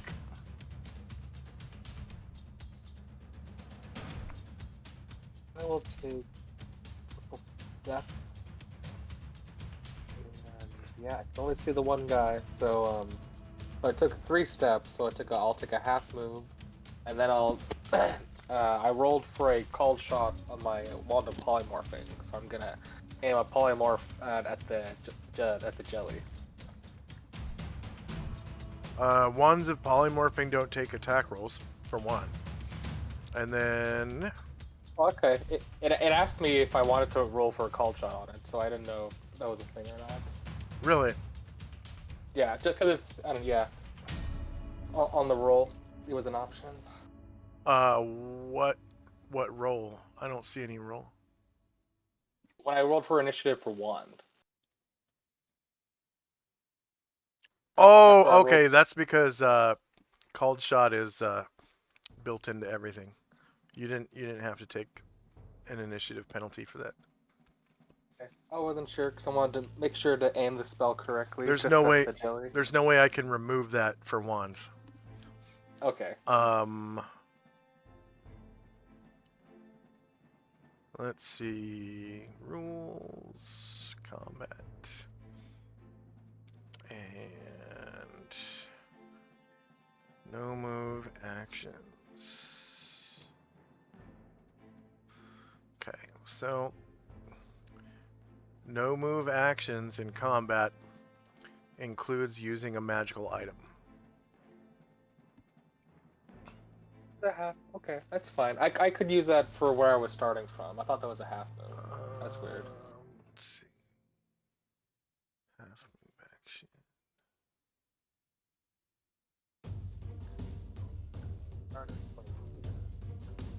So I still have line of sight from him. Say again. Oh, I was saying from my I had line of sight from my initial position. Okay. And he gets a saving throw versus wands.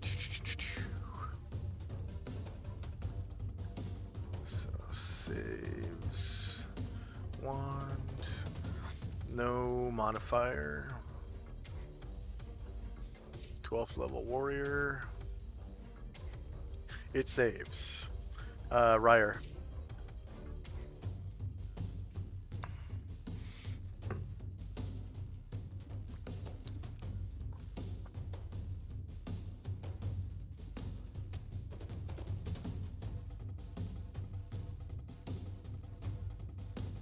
We'll take a half move and then shoot a bullet into the jelly. With the All cold shot. shot. Okay. -4 to hit.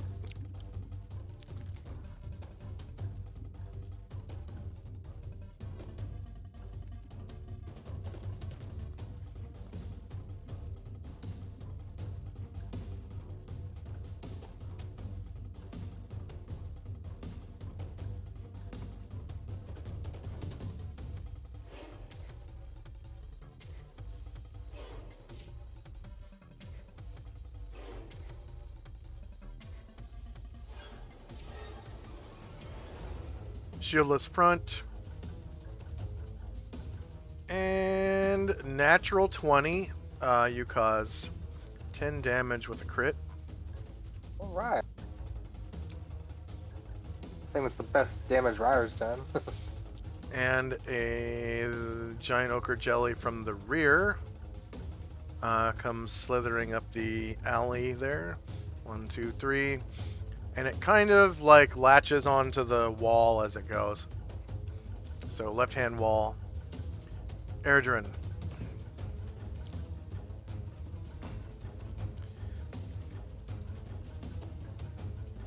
Gonna walk up here and hide in shadows.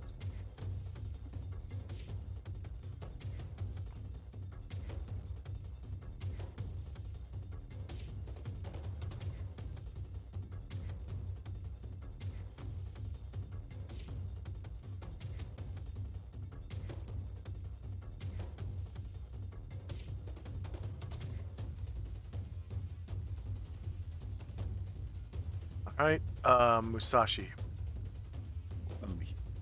He's not attacking because he didn't roll cold shot.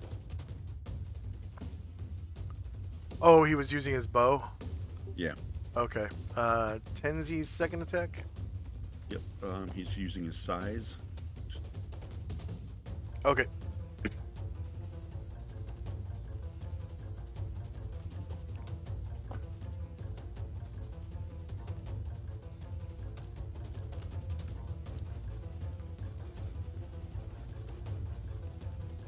One versus AC 8 hits, causing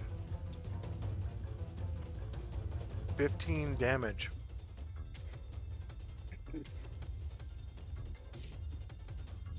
Second sai.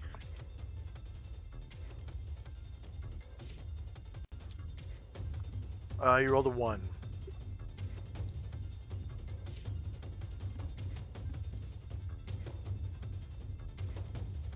Ashriel.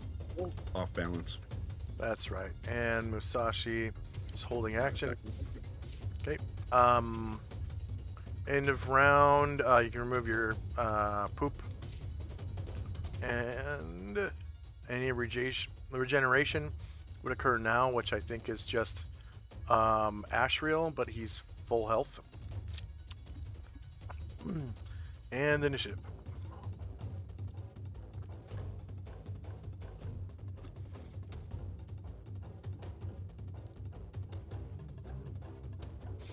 I found this really cool token on Google, and I colored it for all the different slimes. So there's one for green slime, one for ochre jelly, one for amber. There was a yellow one. Wait, ochre is orange, right? I think there was. Yeah, ochre's like an amberish color, right? Isn't it? I don't remember what color the other one was.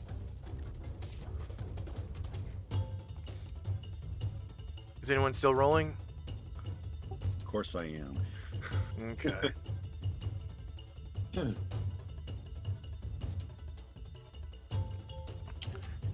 Man, it looks like everyone's saving up for wishes, huh? Everyone's saving up for that big wish. Woo! No heals redeemed, no magic items in a while.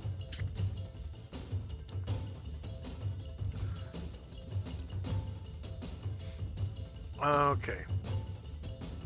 Was that it, Mike? Or are you still going? I'm doing Musashi now. Okay.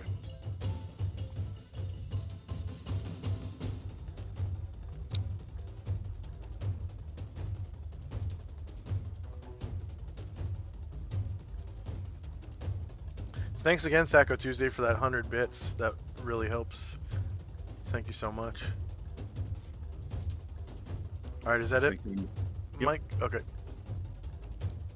All right, here we go. Spells in time, spells in time.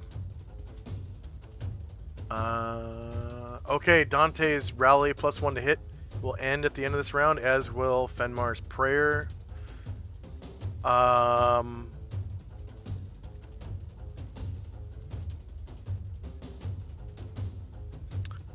Oh, Dante's lore about Tarrasques has finished. And unfortunately, you rolled 3 zeros, so you don't know anything about the Tarrasque other than the stuff that the group knows, which is you have to kill it somehow and then wish it dead with a wish.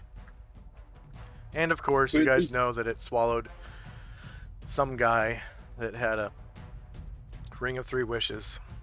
And he had at least 1 wish left, of course. That's cool.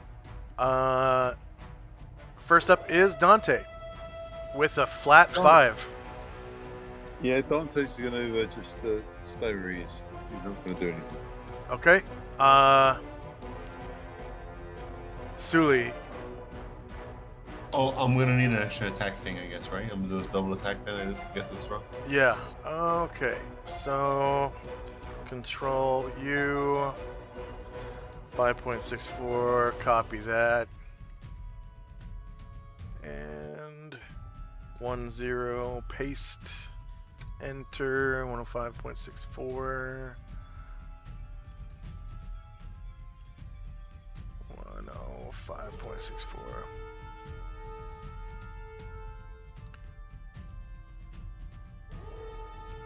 What the hell? Just disappeared. The There it invisibility is. template. You're not invisible right now. You're in No, I'm joking. lantern form or whatever. Yeah, I'm just joking.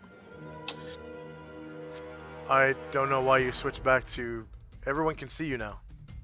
Yeah, I'm invisible. No, I'm not invisible. That's the lantern form. Oh, okay. You came out of invisibility. Yeah, I came out when I healed this guy. Back when I healed this guy. Oh, that's right. You healed somebody. Okay. All right. So your first attack, the creature is shieldless. You get a confirmed crit and do 11 damage.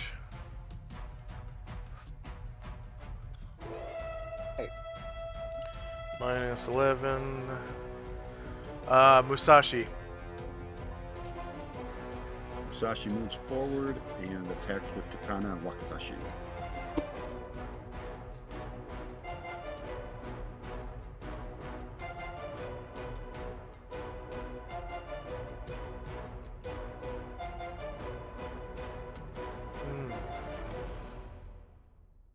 You're going to want to do high mastery with your katana.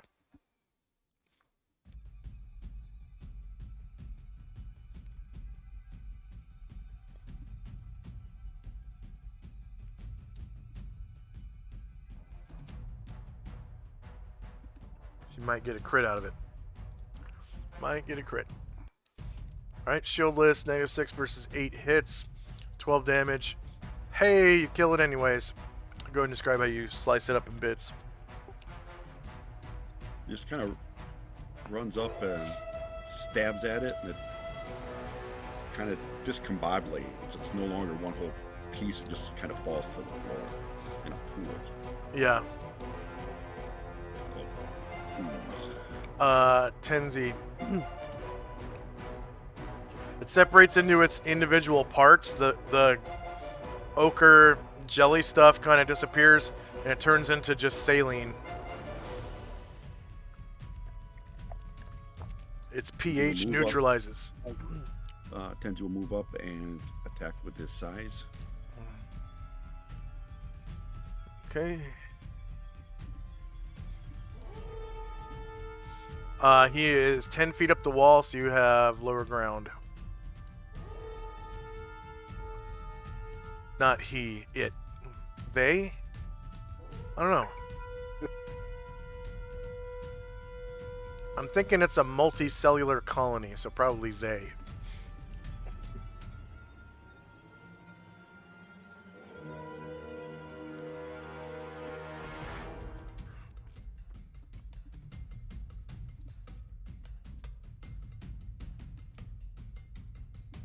Yep, -3 hits, and you cause 15 damage. Oh yeah. Other side.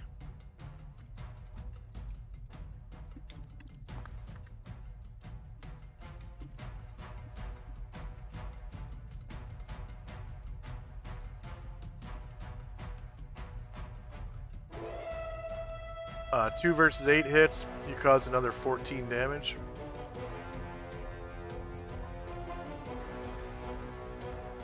And it retorts with acid exposure.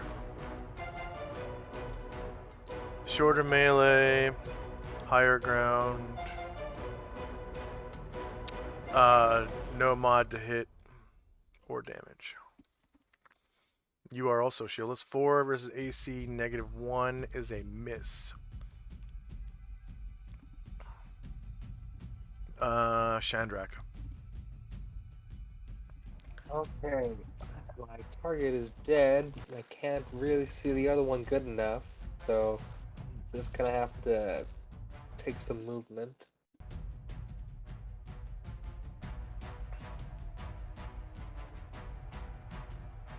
And I think that'll just be on my turn. Alright. Fenmar.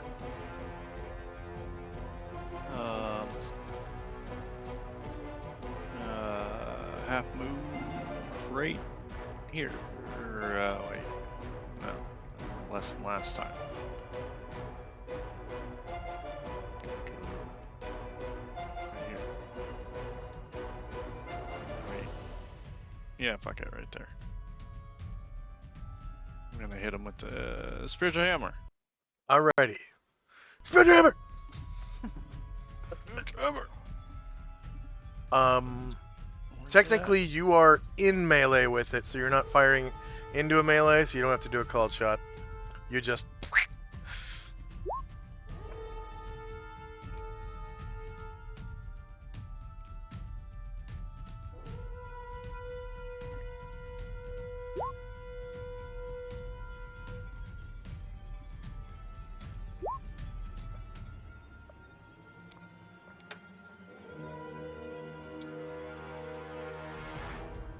Hits AC 4, so that's a hit. You cause 5 damage because it's a large creature. -5, enter. Ryer. He's reloading his gun. Ashriel. What's the height in this area?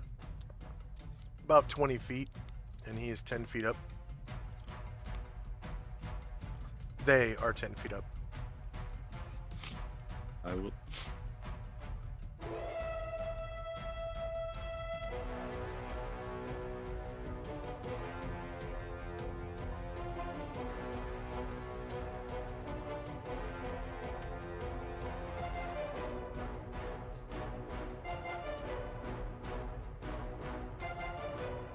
I assume this is normal. Say again? I assume it was normal. It doesn't regen or cold using or any of those things. Correct. It is shieldless. -4 versus 8 hits.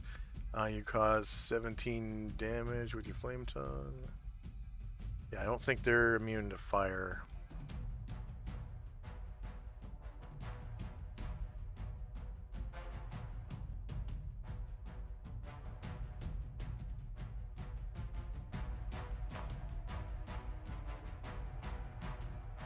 Yeah, fire and cold based attacks have normal effects. Alright. 17 damage.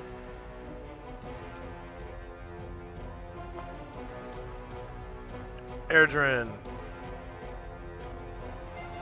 Slightly closer.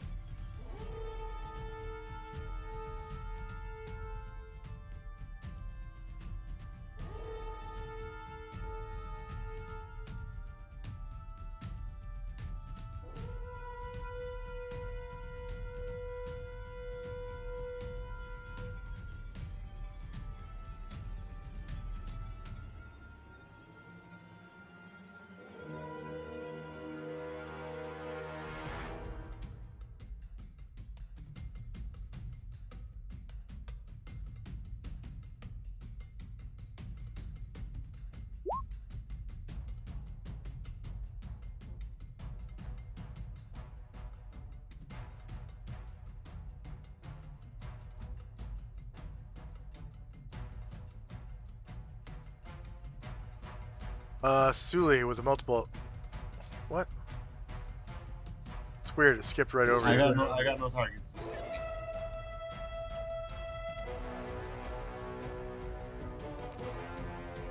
Yeah, I can't see nothing from where I'm at. Musashi.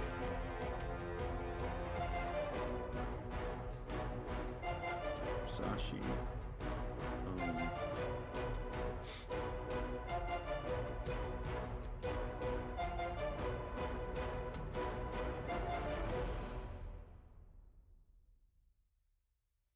Okay, attack of opportunity against Musashi.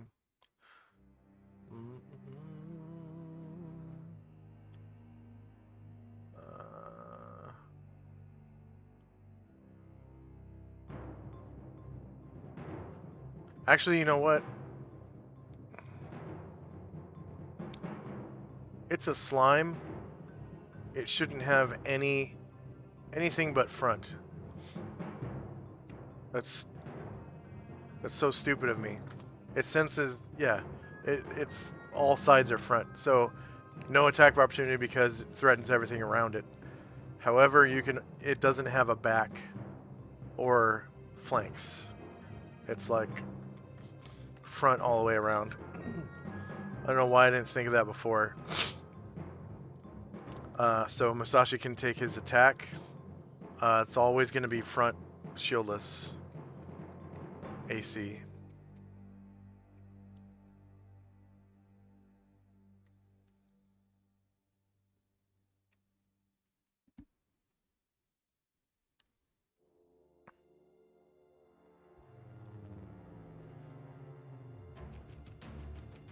Negative 10 hits for 16 damage.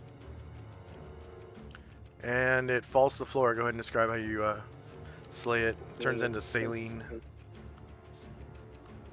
He swings up at it and kind of pulls his katana towards him, and it splits it in half, and the saline just oozes out as it falls.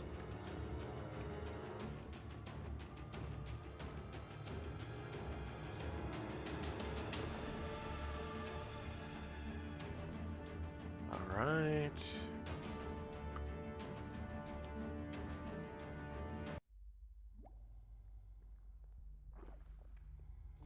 So we have 2. Giant ochre jellies. They are worth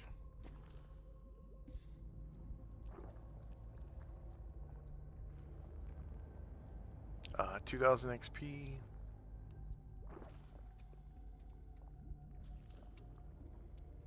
Player characters is 5. NPCs who are in XP is 4. Number of creatures defeated was both of them. Hit dice per creature, they have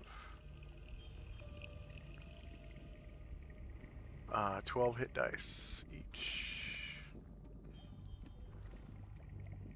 Warriors and bards in the party is 5. Good little chunk. It all helps.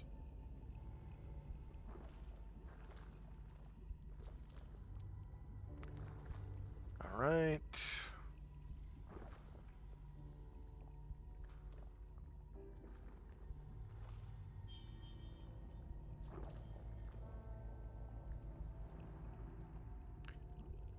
Spells in time, spells in time.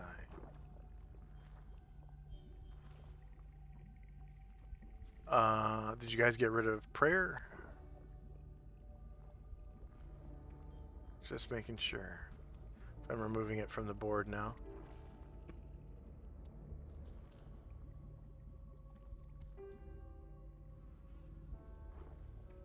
First up is Dante. Yeah. Hesitantly, he's going to move up. We're not in combat at the moment, are we? Nope, no combat. Okay, he's going to. Yeah, let's have a look. He might play another tune. Yeah.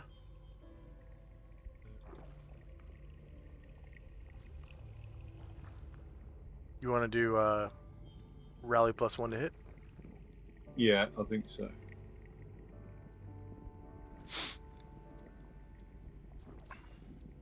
All right. That one will last for 7 rounds. And you have 3 rounds to go.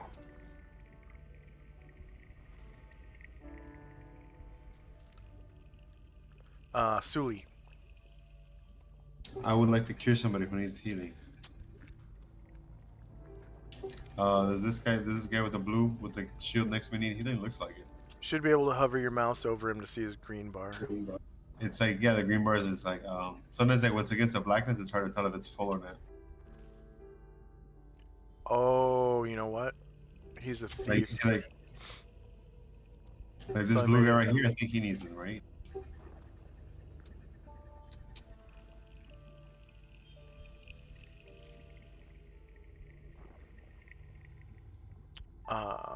Is anybody around there injured?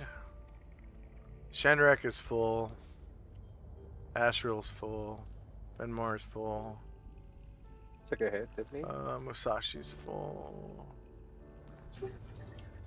I think that Tenzi took a hit. Yeah, I'm down. I'm only down 6 though, so unless you have to burn it. Yeah, I have to burn it. So where are you? Okay. Where are you, Tenzi? You're the guy way down there. There you go. Give you one from the innate. From the innate then.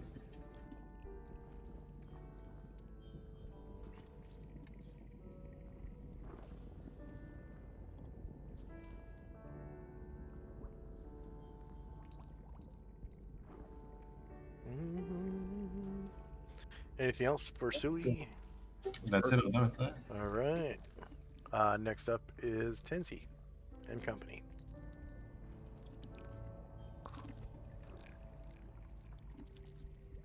We will move forward down the gullet.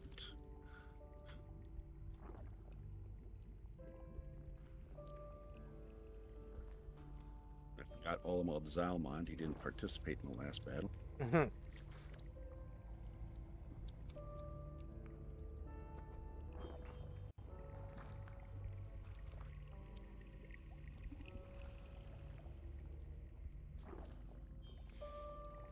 First neighbor looks suspicious.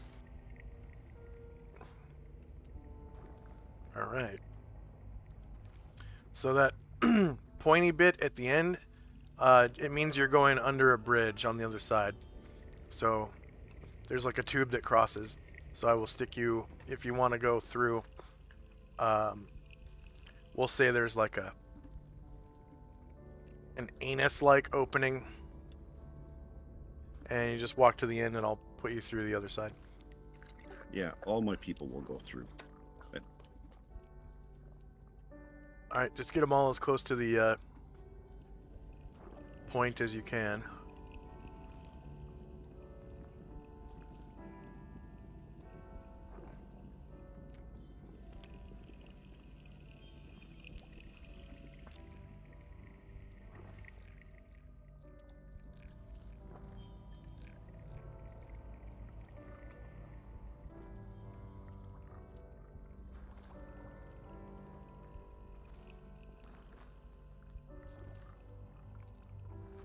Not you, Sully. Just Tenzi and company. Yep, Zalman's stuck. I got everybody else over there.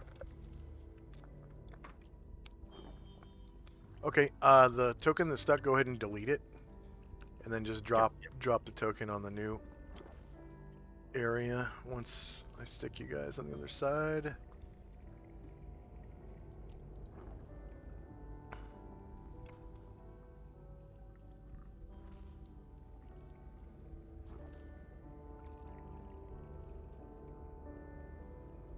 What the fuck?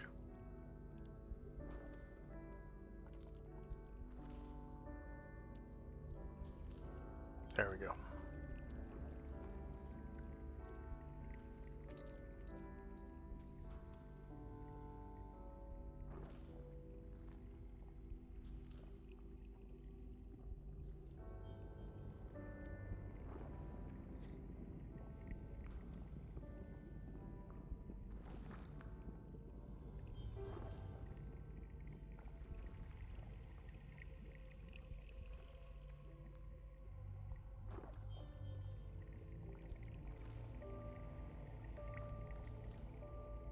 All right, there you go.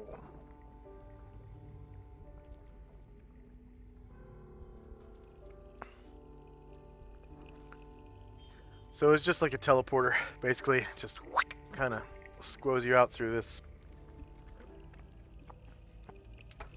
anus-like opening. And in this room, you can smell a very sour, almost like vinegar smell. And it kind of stings the nose.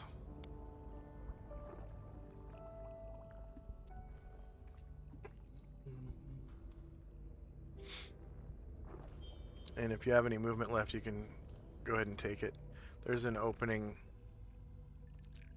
right here to the south. Heading south. No. Okay, Shandrak. Handback and all his guys will follow Tenzi through.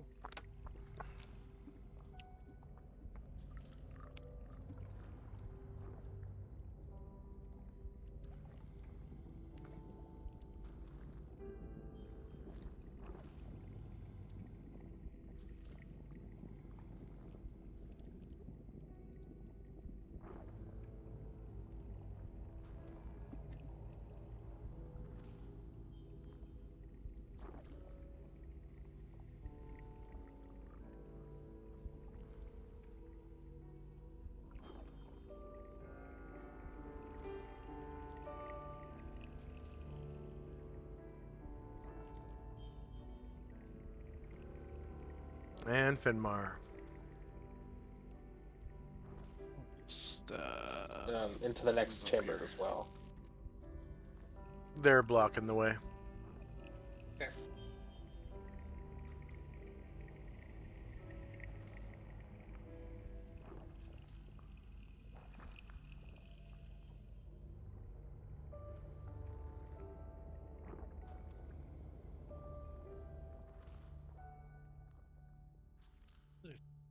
that's it for me, I guess. I can't go anywhere else.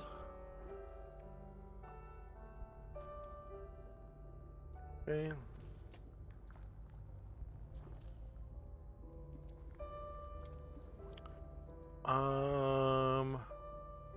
End of round. First up is Dante. Yeah, he's carrying on playing his tune. He's going to be a bit brave and move forward a bit. If he can. He's going on now.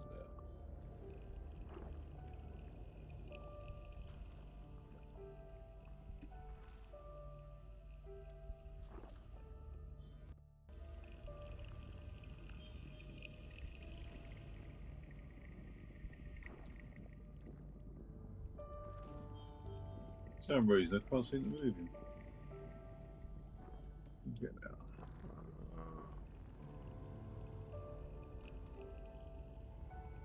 Oh, okay. Yeah, he's stuck in a wall. All right, there you go. Yeah. Cheers, thanks.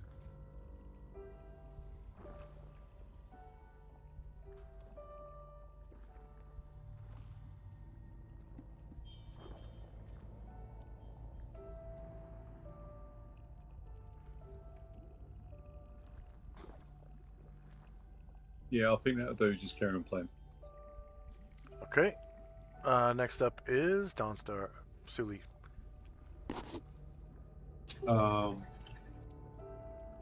Did they move down there and come back, or is that the second group going forward?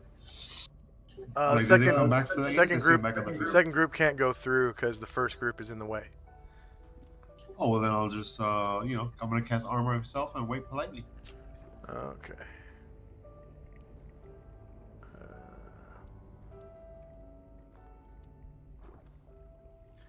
And Tenzi and Company.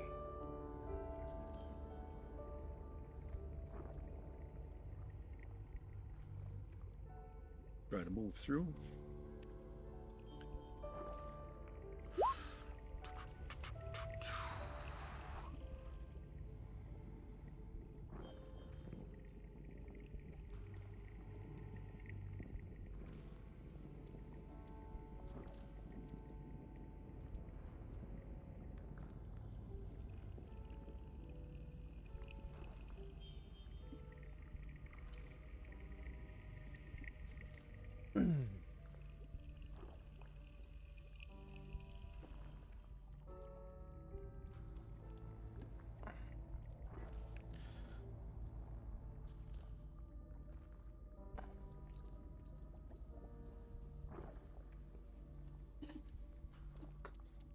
All right. And let's have a 5-minute break. And when we come back, we'll have our session's finale. For our viewers, I have a 3-minute pre-roll ads, and we'll come back 2 minutes after that. All right, just a 5-minute break. We'll be right back.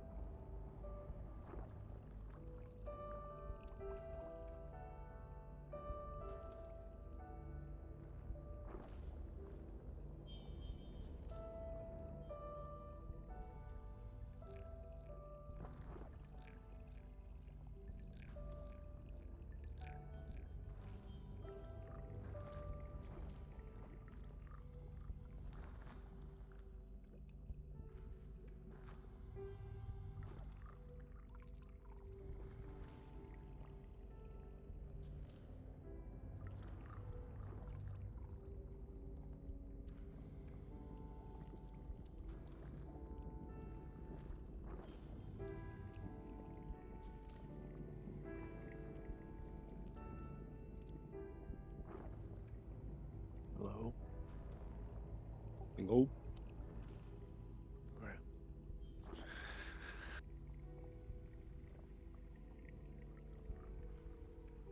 Back.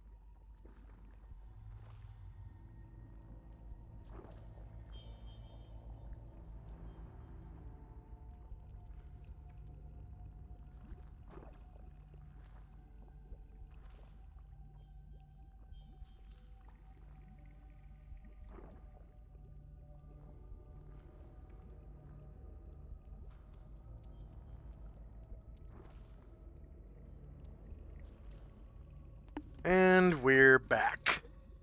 All right, is Tenzi here? Yep. Shandrak? Fenmar? Yeah. Dante? Yep. Suli? Yes. So we're just waiting on Shandrak then? Or is I'm here. Okay, good. All right, because next up is Shandrak.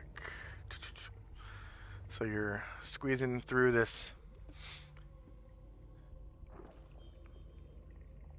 kind of sphinctery, anusy opening thing, and Now. Yeah, you awesome. come out right like this. Yeah. Kind of like that.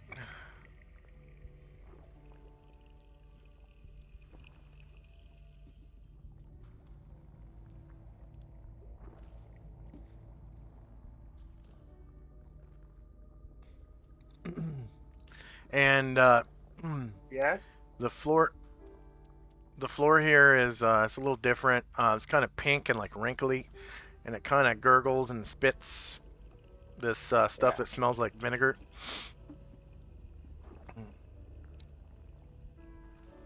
And it kind of shifts underfoot too as it gurgles. Can you help me? Chandra got stuck in the wall. Yeah. There you go. Thank you. Dang.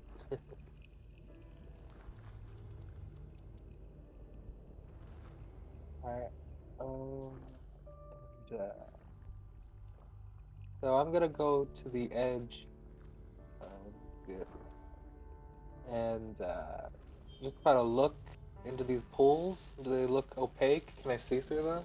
Yeah. It looks almost like like a yellow water, almost like it's runny.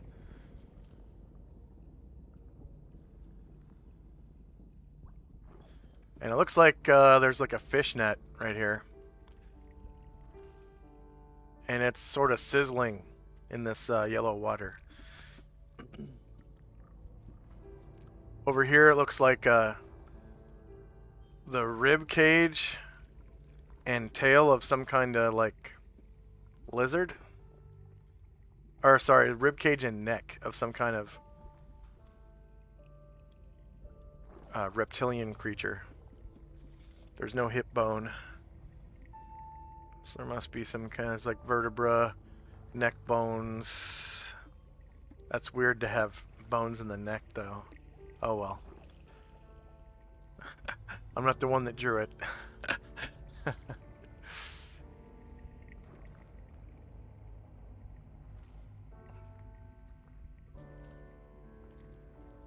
He's gonna actually no. He's gonna from here. He's gonna try to detect noise, see if he hears anything.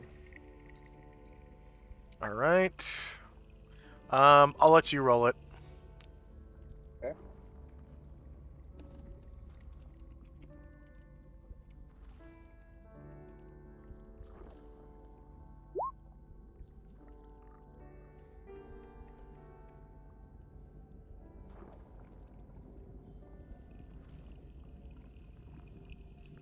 All right. You.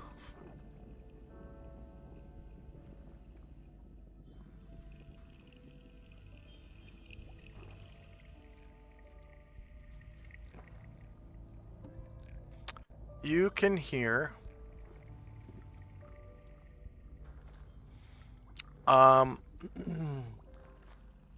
the gentle swishing of a gelatinous substance up against fleshy walls coming from this direction.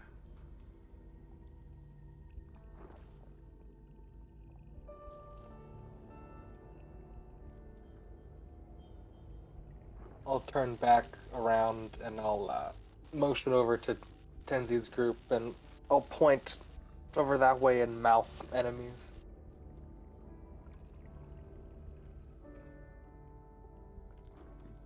We- Briar will move up and Erdrin will move forward and hide in shadows.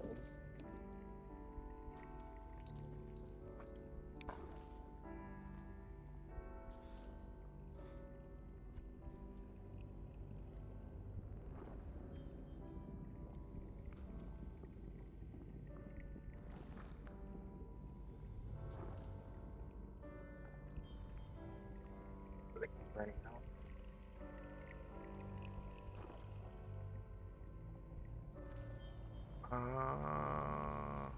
You said Airdra and Hide in Shadows?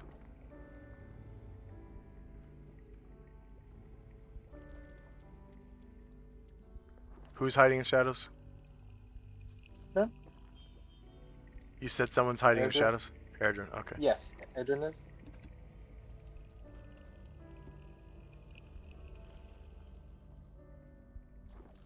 North of Ruckus.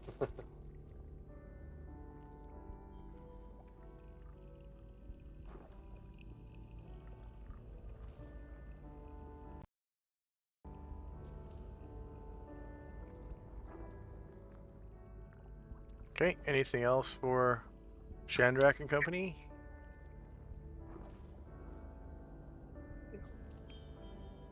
You're breaking up. I can't hear you. That'll be all. Okay.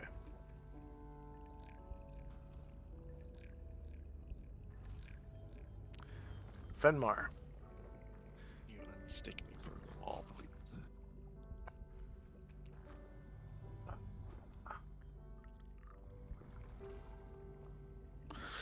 There you go. Thank you.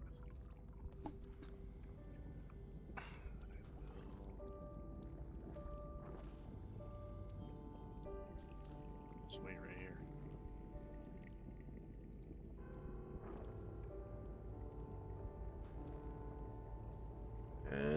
End of round.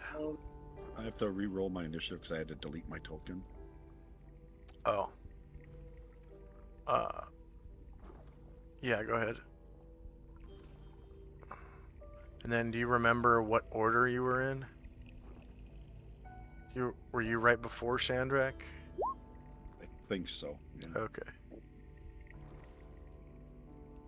And that's where I am now.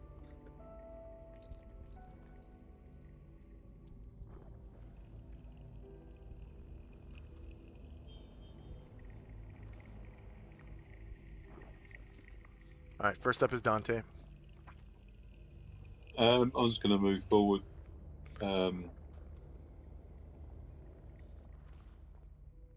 Through the Yeah. sphinctery-like opening. Yeah. All right. And then if you have any movement left, you can also take that. Suli. I follow him into the fleshy depths. Oh, we go.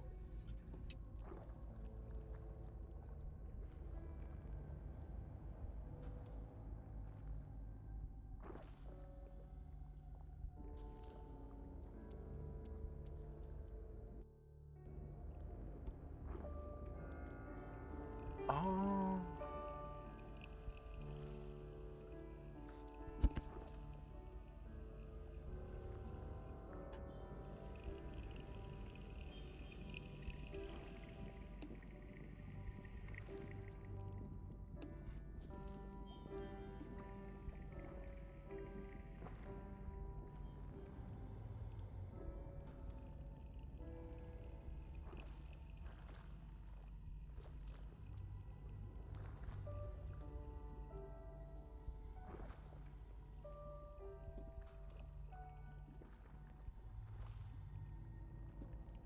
Okay. And you come out on the other side of this anus-y opening.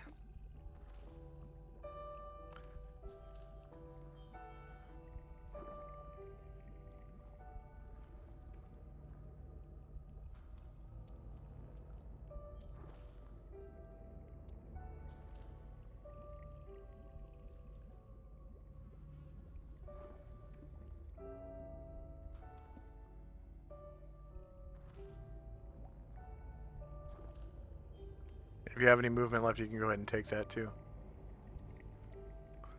I will finish in shock there and just kind of like drizzle off. I don't know if we're like left with any sort of residue from passing through the orifice, or if it's it's a clean job. It's like a little bit of mucus. It's nothing. It's no acid or anything harmful. All right. I'll do my best to shake free and wait there. All right.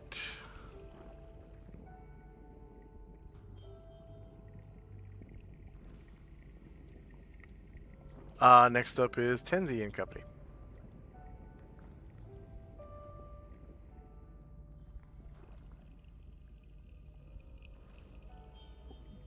Tenzi's going to cast True Seeing.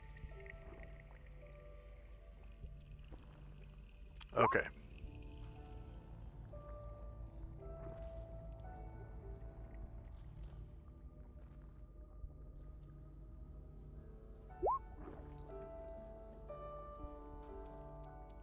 Zalman and Ruckus will move up carefully, trying not to get into any of that stuff like this, that greenish liquid. Yeah. You can see there's a multitude of ways to get across without actually stepping in it. You can walk across here and then go over here and then go over here and get through this kind of anus-y opening as well. So we'll stop there and look in the direction that Shandrak had pointed. Let's see if we see anything else. Nothing. Just like this like stomach acidy stuff, a couple, 3 pools of it. With like there's a half melted cow right here. And then the skeleton of something right here. It can't for some reason digest bones. And then there's like a fishing net, or oh, that might be a boat actually. Yeah, a boat, kind of sticking out of the stomach acid, so it can't digest bones or wood. But apparently, from this cow, or whatever that is, pig or something, it's eating right through it, just sizzling away.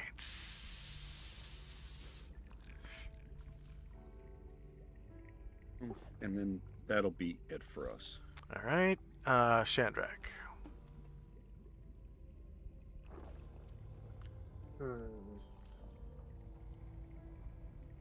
Um,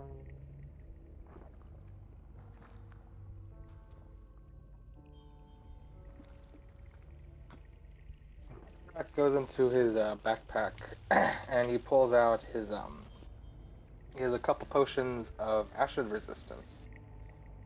So and he says hey,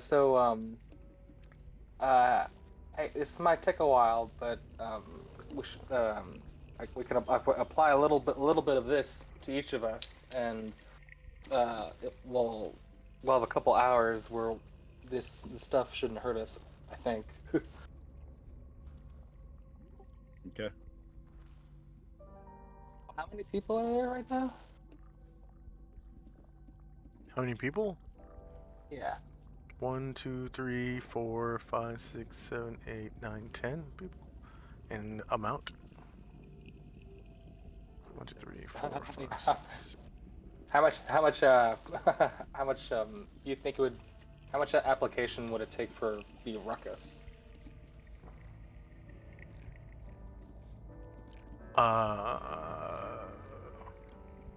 For which potion? Potion of acid resistance. It lasts for 24 hours, but you can Oil. divide that. Oh yeah, I think oil of acid resistance. When this oil is applied to skin, cloth, or any other material confers virtual vulnerability against acid. The oil wears off, but slowly. One application lasts for a whole day, 1,440 rounds. Each time the protected material is exposed to acid, the duration of the oil is reduced by as many rounds as hit points of damage the acid would have caused to expose flesh. Thus, if a black dragon breathes for 64 points of acid damage, a person protected by this oil lose 1 hour and 4 minutes of protection, 64 rounds, 32 saving throws. Each flask contains sufficient oil to protect one man-sized creature and equipment for 24 hours, or to protect any combination of creatures in duration between these extremes. There's like 10 people. So if there's 10 people, then the oil could last like 2.4 hours per person for one flask. Nope.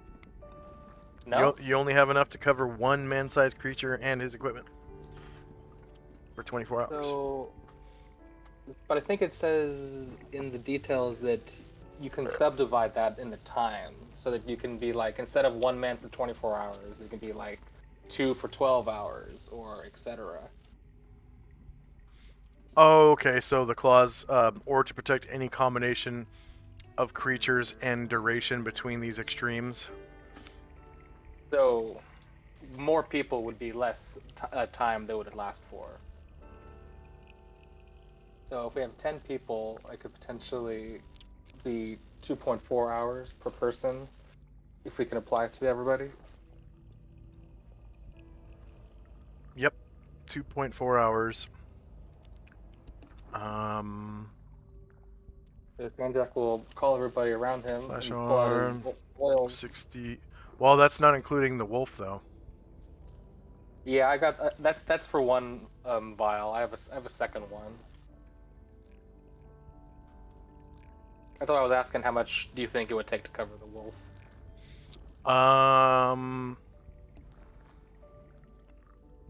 Probably. Let's see. Probably twice as much. So 1, 2, 3, 4, 5, 6, 7, 8, 9, 10, 11, 12 creatures worth. And you have 2 vials, which is 2,880 rounds.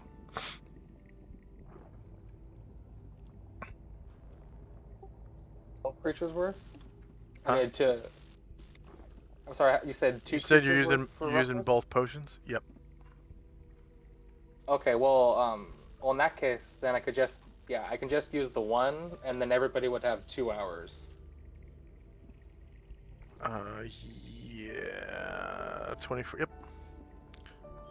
120 minutes.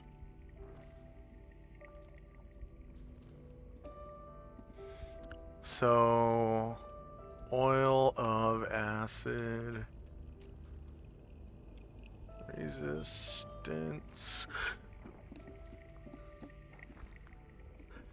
on everybody. And we'll say you can get that all done on your turn. Negative 120 rounds.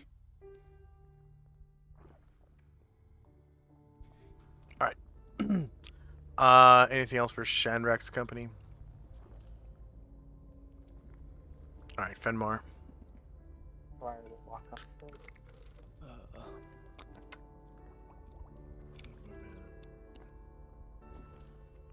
Here.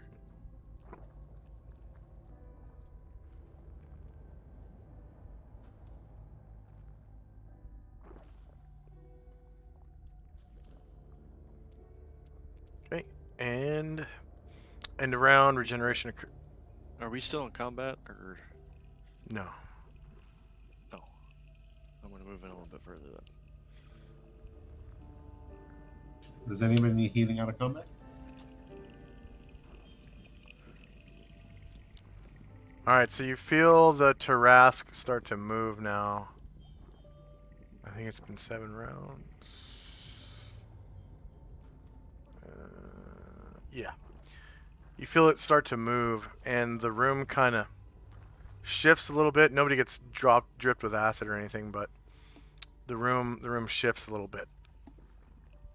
And you can feel a vibration coming from below up through the flesh of the creature, like footsteps.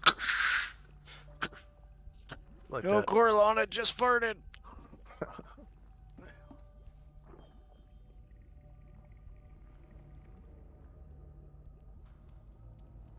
Can I take this opportunity to cast my last invisibility, since it's not kind of like out of combat? You can on your move. So first up,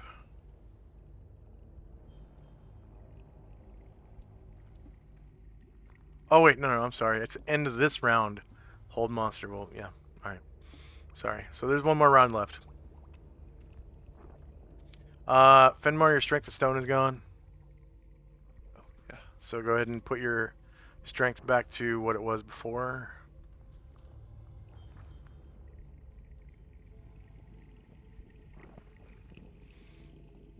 And then Dante's rally will take effect at the end of this round. I'm stuck in a wall again, I'm afraid. Okay.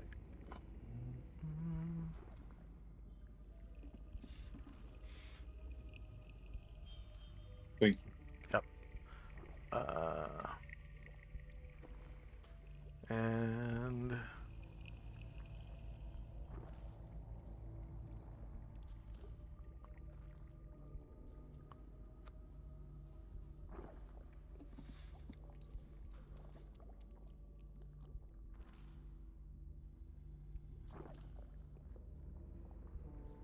first up is Dante. I've just moved down looking for this, well, this ring with the wishes on. You see no magic rings other than the ones on your friend's fingers.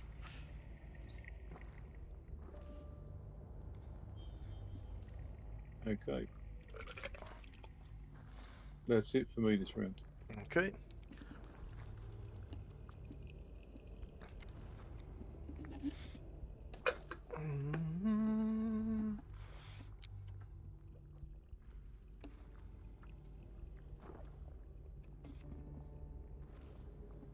Next up is Suli.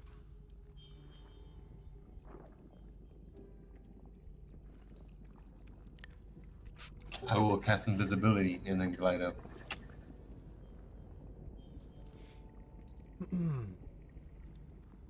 All right. Invisibility lasts for 24 hours or until you cast a spell or roll an attack. And in order to turn yourself invisible, you should right-click your token and go to multi-sided, click on choose side, and then slide the slider down to the invisible token. Got it. Thank you.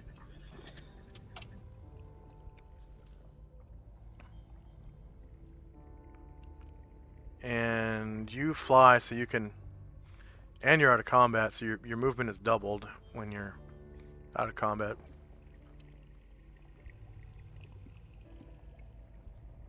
Next up is Tenzi and company. So the only exit is right here, apparently. That you've seen, yeah, apparently, yep. And then Tenzi has true seeing. He doesn't see anything else out of the. Well, I don't know if this is considered ordinary, but anything else out of the ordinary here? No, nothing like invisible or anything. And if you tell me who you kind of like look at, I can tell you like the shape and colors of their auras and whatnot. He's just kind of looking towards down here where Chandrak pointed to see if there's something down there. But if he doesn't see anything there, then he'll just him and the rest of the party. We're gonna head to here and then try to get through there. This was Tenzi. Tenzi, yep. Okay.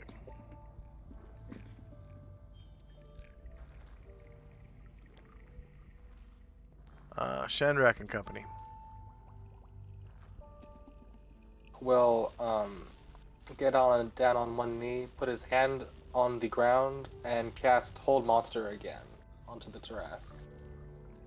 Oh, nice, very nice. I don't think he's affected by slow anymore. That would have worn off quite a bit of time ago, I think. What's the duration of slow? Is it 2 rounds per level?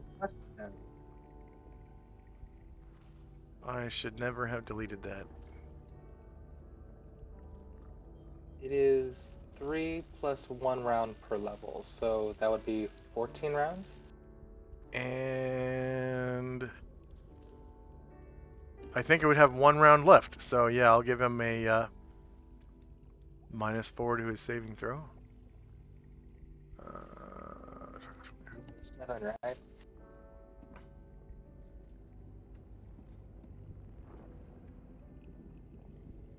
So save. Spell. -7, yeah. Warrior 17. The quaking does not stop, so the monster keeps going.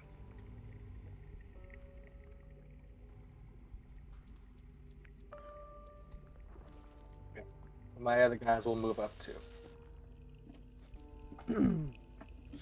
All right.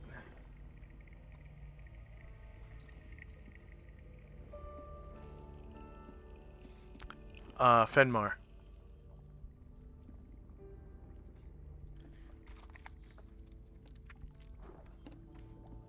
Wait for everybody to start squeezing. Or wait.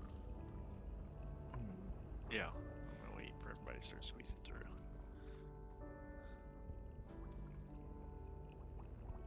I'll follow everybody through.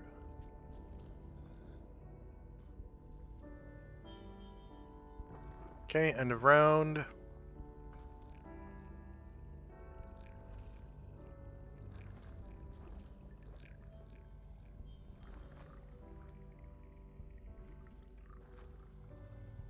Dante's Rally Allies has 7 rounds.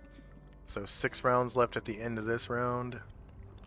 And first up is Dante.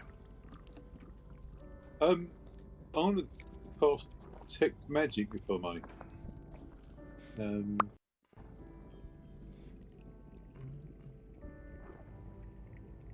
Really? You have detect? Oh yeah, you do have detect magic, don't you? Yeah, one of the few spells I do have. Yeah. Very useful spell too.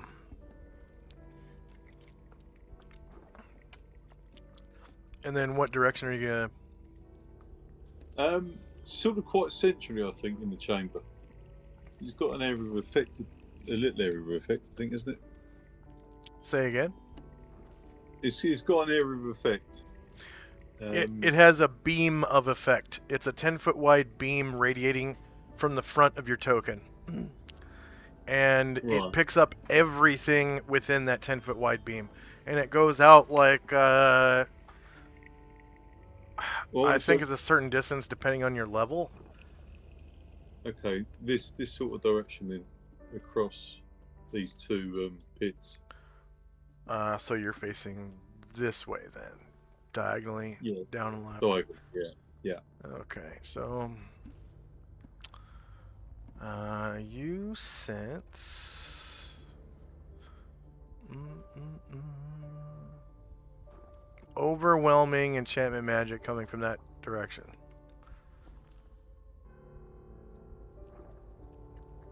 But no specific sort of closer to me or further away. No, that doesn't. The spell doesn't tell you that. It tells you magic, yes, no, and then the school of magic for you because you're a bard, and it was enchantment. And that's actually supposed to be a 10% chance per level, but I just gave it to you because you're what, like level 7 now or something. So it probably would have procced. Okay. Yeah, that's it for Dante. All right, Suli.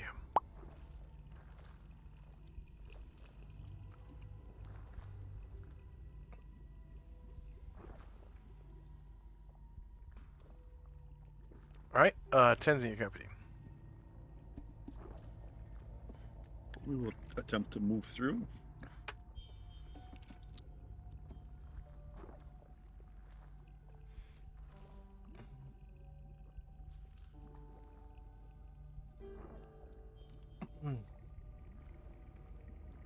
All right, to the north, it looks like some kind of like blood vessel.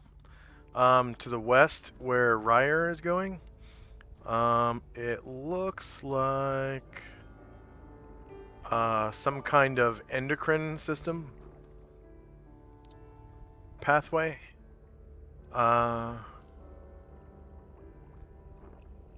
Or one of. And then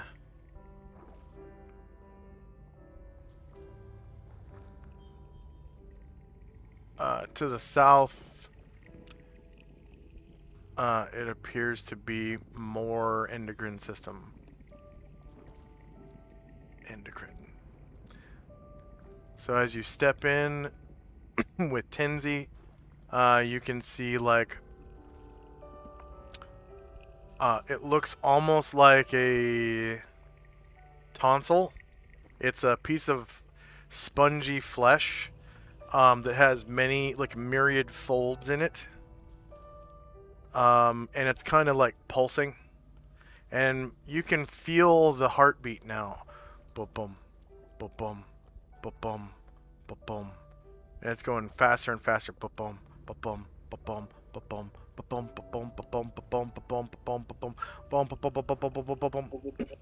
And the footsteps get more and more frequent.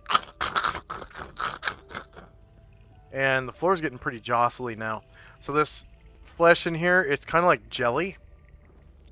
And it's kind of waving up and down as the kind of violently as the monster like moves. And it looks like Musashi has taken one too many steps, and he needs to roll a saving throw versus, or sorry, not a saving throw, a dexterity check, or get his foot stuck in one of the folds of the flesh.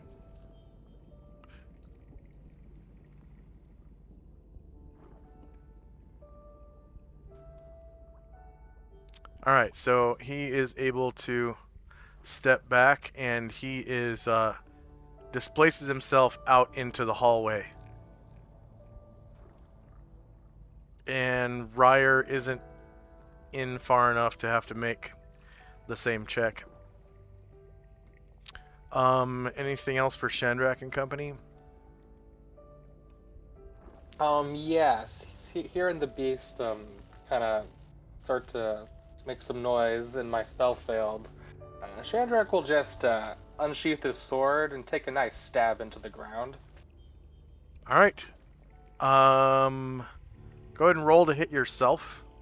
It's going to be versus AC 10, because you're inside of the creature. And I believe it's been 7 rounds.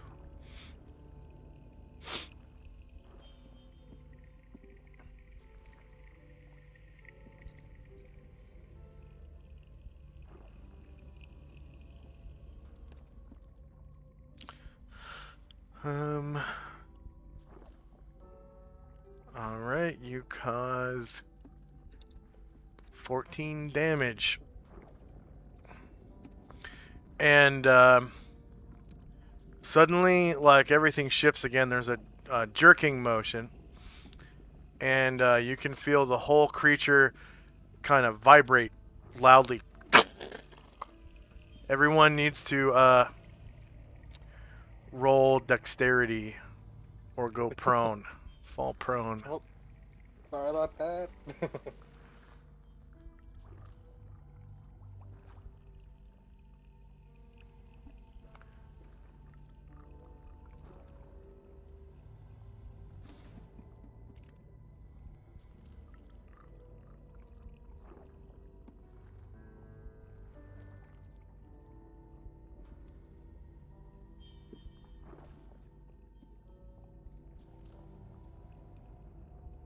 And then the creature, what's his name? Ruckus. Saving throw versus paralyzation.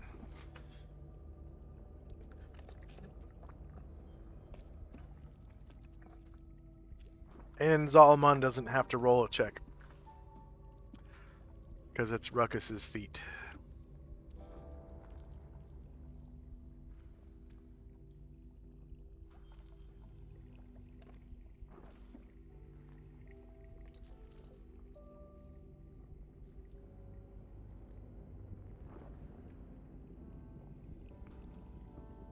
Okay, Sully. Just be sure to add up your experience points and everything. Yeah, I got it, man. Hey, thank you for your time, man. Thanks for letting me join you guys. Yep.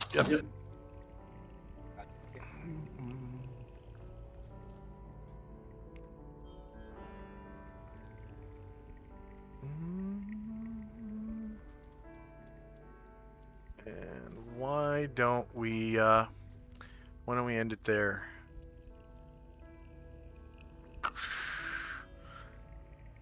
Why don't we end it there? All right.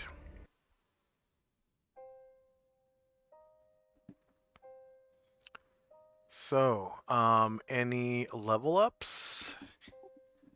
Zalmond. Oh, move up. close.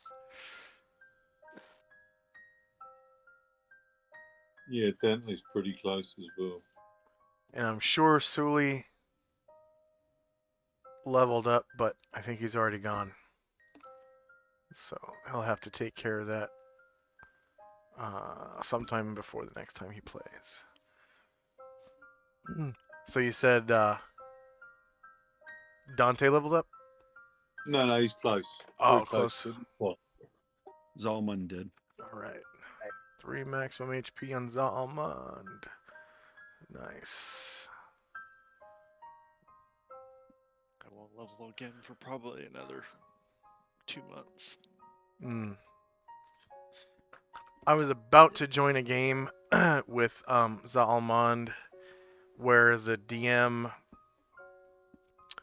gave you like a choice of magical items to choose from. Like each one was worth a certain amount of points, and you had a certain amount of points to spend. And I chose Field Plate +2. And I got kicked out of the group before we started playing because I only had one monitor at the time, and I wasn't watching game chat and Discord chat, and the DM was typing in both game chat and Discord chat, and he thought I was ignoring him because I wasn't looking at Discord, and he just booted me out. Like, one of the other players warned me a couple of times, like, hey, you know, the DM's talking to you in Discord chat. And he would tell me to do something with my character and then start talking to me. And I was doing something with Zalmond, and he was talking to me in Discord. And I just got kicked out. No good reason. So he would have had Field Plate +2. And probably be a couple levels higher. But he's just got regular Field Plate.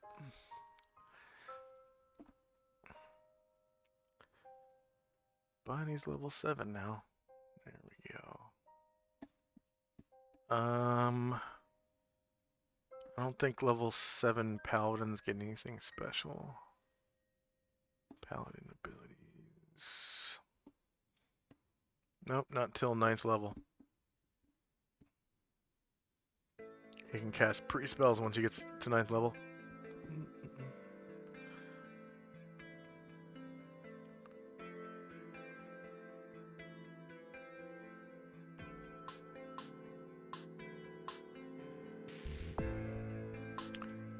Who else gained a level?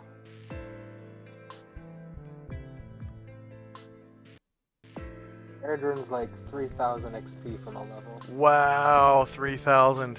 So it was just Zalmond, huh? Man, that was a pretty big experience point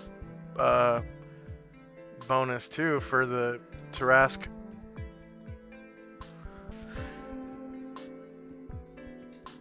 $225,000 from level 10. The money XP from his carapace.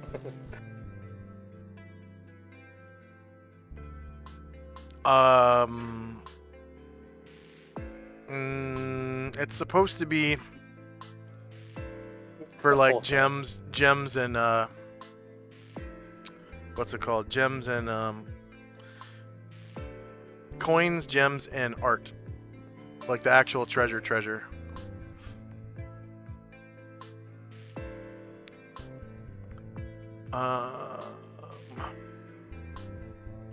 So nobody else gained? Can I just check something with you, DM? Sorry, my character sheet where it goes to new experience total and then prime rec experience total, that should be 10%, yeah. Let's see. I'm not sure if it works out as 10%. It may just be being stupid, but it just doesn't add up to me. Bards require 16 dex and charisma. Okay, you got both.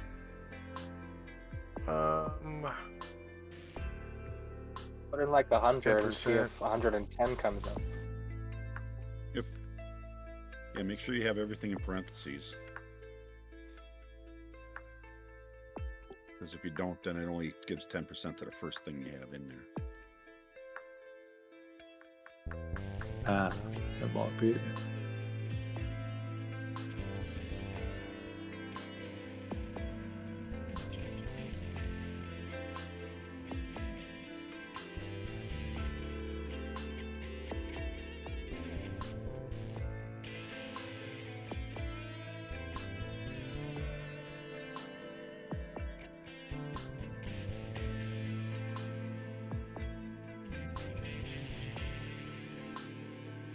Yeah. See if you add parentheses, it went up to 68,000. Yeah. No, fine. Okay, it's my mistake. Sorry.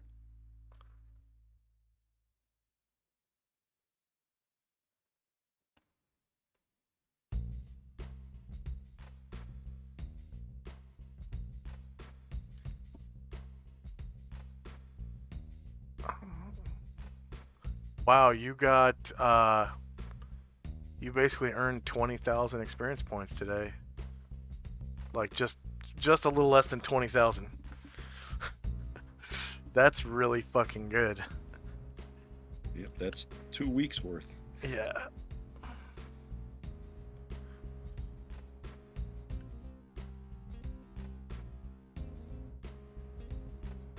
So Dante, are you at 68,000 now, or are you at 48,000?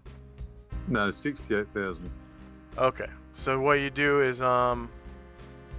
copy the 68374 and then Yeah. paste it into current XP Yeah.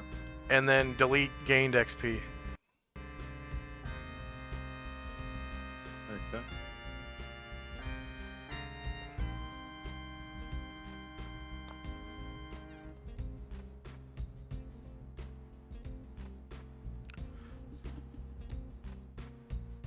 And then you can delete that 0.7 here. I don't know why it does that. It's weird.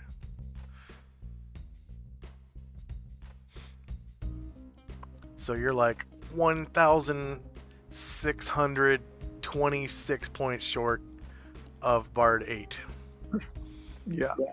Man. Sweet. But yeah.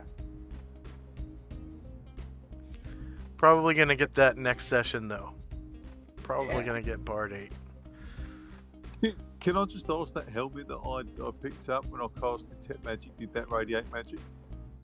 No, it was destroyed as well. So if it was magic at one point, it would have been destroyed. Okay.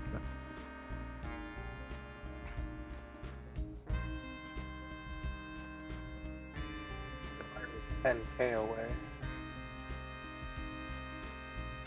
All right. Any questions, comments, or concerns? For our viewers, thank you. We did it. Oh yeah. The Tarask isn't as scary as I thought it would be, because you Thanks just to Shandrak. yeah. Yeah, that was very clutch. It doesn't have any magic resistance, so you can really fuck it up with magic. I never realized that. People have always been like, "Oh, the Tarask, it's impossible to kill." No, you It slowed it. Some regenerates very really strict fast, though, doesn't restrictions. it? It regenerates 1 health per round. Oh, that's it. Yeah, Yeah. it's You trolls hit that it with an regenerate fast. offensive spell. Once we had the hold and the Bladeberry, we could have just stood back. And Yeah. let it die for 10 rounds. Yeah. Yep. Yeah, that slow spell is pretty awesome because initially the saving throw for the actual slow spell is -4. Right? So you just keep casting slow until it works. And then it has -4 to its saves ever after that. So you basically took down its defenses one wall at a time until it was held by a spell, so you could just coup de grace. And because there was no other monster. Usually when you fight a Tarask, obviously there isn't going to be anything else. It's just you versus the Tarask. So it's pretty easy. You had all the right spells for it. Hold monster. I think I do want to read hold monster though. I'm not absolutely certain that should have worked on him. Hold monster. 5th level wizard spell. Immunity to that? From 1 to 4 creatures of any type within spell range and inside of the spellcaster, he can hold 1, 2, 3, or 4 creatures. If 3 or 4 are attacked, each saving throw is normal. If 2 are attacked, yada yada. Yeah, it doesn't mention size. So that's a pretty good way of killing a Tarask. Did you find that on the internet, that strategy, or did you come up with it yourself? I just when I was looking through the monster manual one time and looked at the Tarask, I was like, oh my god, there's like, well, I just like was like, okay, you could almost can't hit him with any offensive spells. So I was thinking, like, okay, well, what can I even hit him with? Yeah. And I just looked Charm. at like what I had, Mhm. and I was like, oh, well, that might work then. Yeah. Because he doesn't have magic resistance. And another idea I had too is possibly casting Reduce on him. Oh yeah, yeah. Slow as alteration. See, they should have given him like spell level immunities. Like if he was immune to anything like level 6 or less, any spell level 6 or less, then he'd be more of a challenge, I think. But only, unfortunately, all I've seen that has anything like that is Tulani Eladrin. They have like their aura has this spell that makes them immune to any spell that's 3rd level or less. I don't remember the name of the spell. Minor globe. I'll have something like that. Oh, too, minor don't they? minor globe. Yeah. Minor globe of invulnerability. Yeah. So Asriel could do spell turning. I haven't tried doing it yet, but if we run into something, I probably will. Yeah. There aren't very many creatures that are immune to charm. Like as a school, it's like elves, and that's pretty much it. So a lot of the creatures you can defeat with hold spells, and then just coup de grace them. Like even devils and demons, because charm isn't on their immunities table for some reason. Undead are immune to any charm spell. So maybe undead are like the most challenging creatures in the game that I just kind of overlooked. Okay. So for our viewers, thank you very much for watching. Please like, share, and subscribe. We do have a sub goal of 15 subs. We're at 4 out of 15. Once we get to 15 subscribers, I can add another animated emote for critical hits. So that should be fun. And I've also modified the channel points so that now you can grant a wish, and it's a god wish. So I don't, overly mess with the wording. If it's worded really bad, of course I'm going to mess with it, but usually people are too smart for that. I do make the player type in chat what they're wishing for exactly, so there can be no dispute of what they said, because everyone can see it and go back and read it. And when you redeem your channel points for a wish, you have to type in the name of the player character you want to give to give the wish to.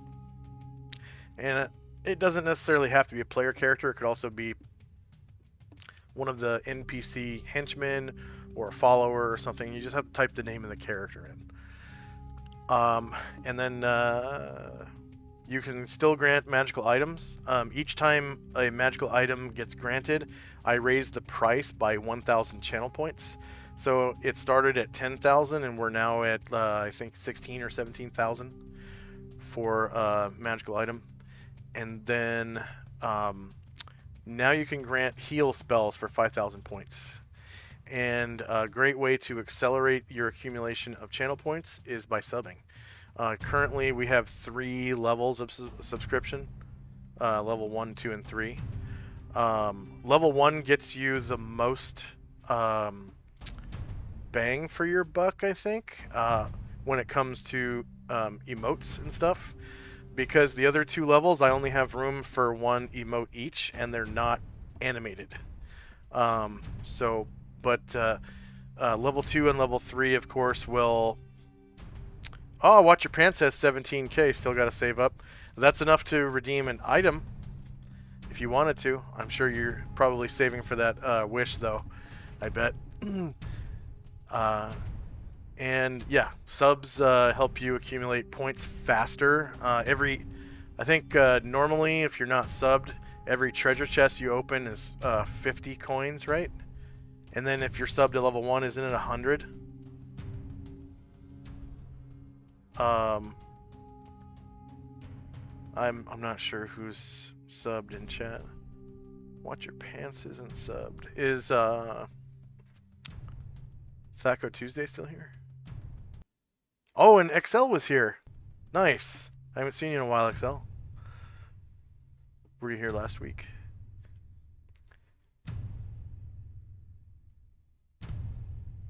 All right. So we will see you next week, hopefully at the same time. I think Amber's coming back. Is anyone here taking next week off of the game? Okay, good. So probably a full house next week. Yeah, I'm pretty sure it's an extra 50 points per sub level. So if you sub to level 3, you would get 200 points per treasure chest. I think that's how it works. And that's as high as it goes right now because I don't have as many subs as other people do. All right. So thank you very much for watching, and we'll see if we can raid into Lord Gosumba. Hopefully he's... Nope, none of my... Oh, there's Dorktales. Let's raid into Dorktales. They're 5th edition players, but hey, it's all good in the hood, right? 3, 2, here we go into Dorktales. Pew!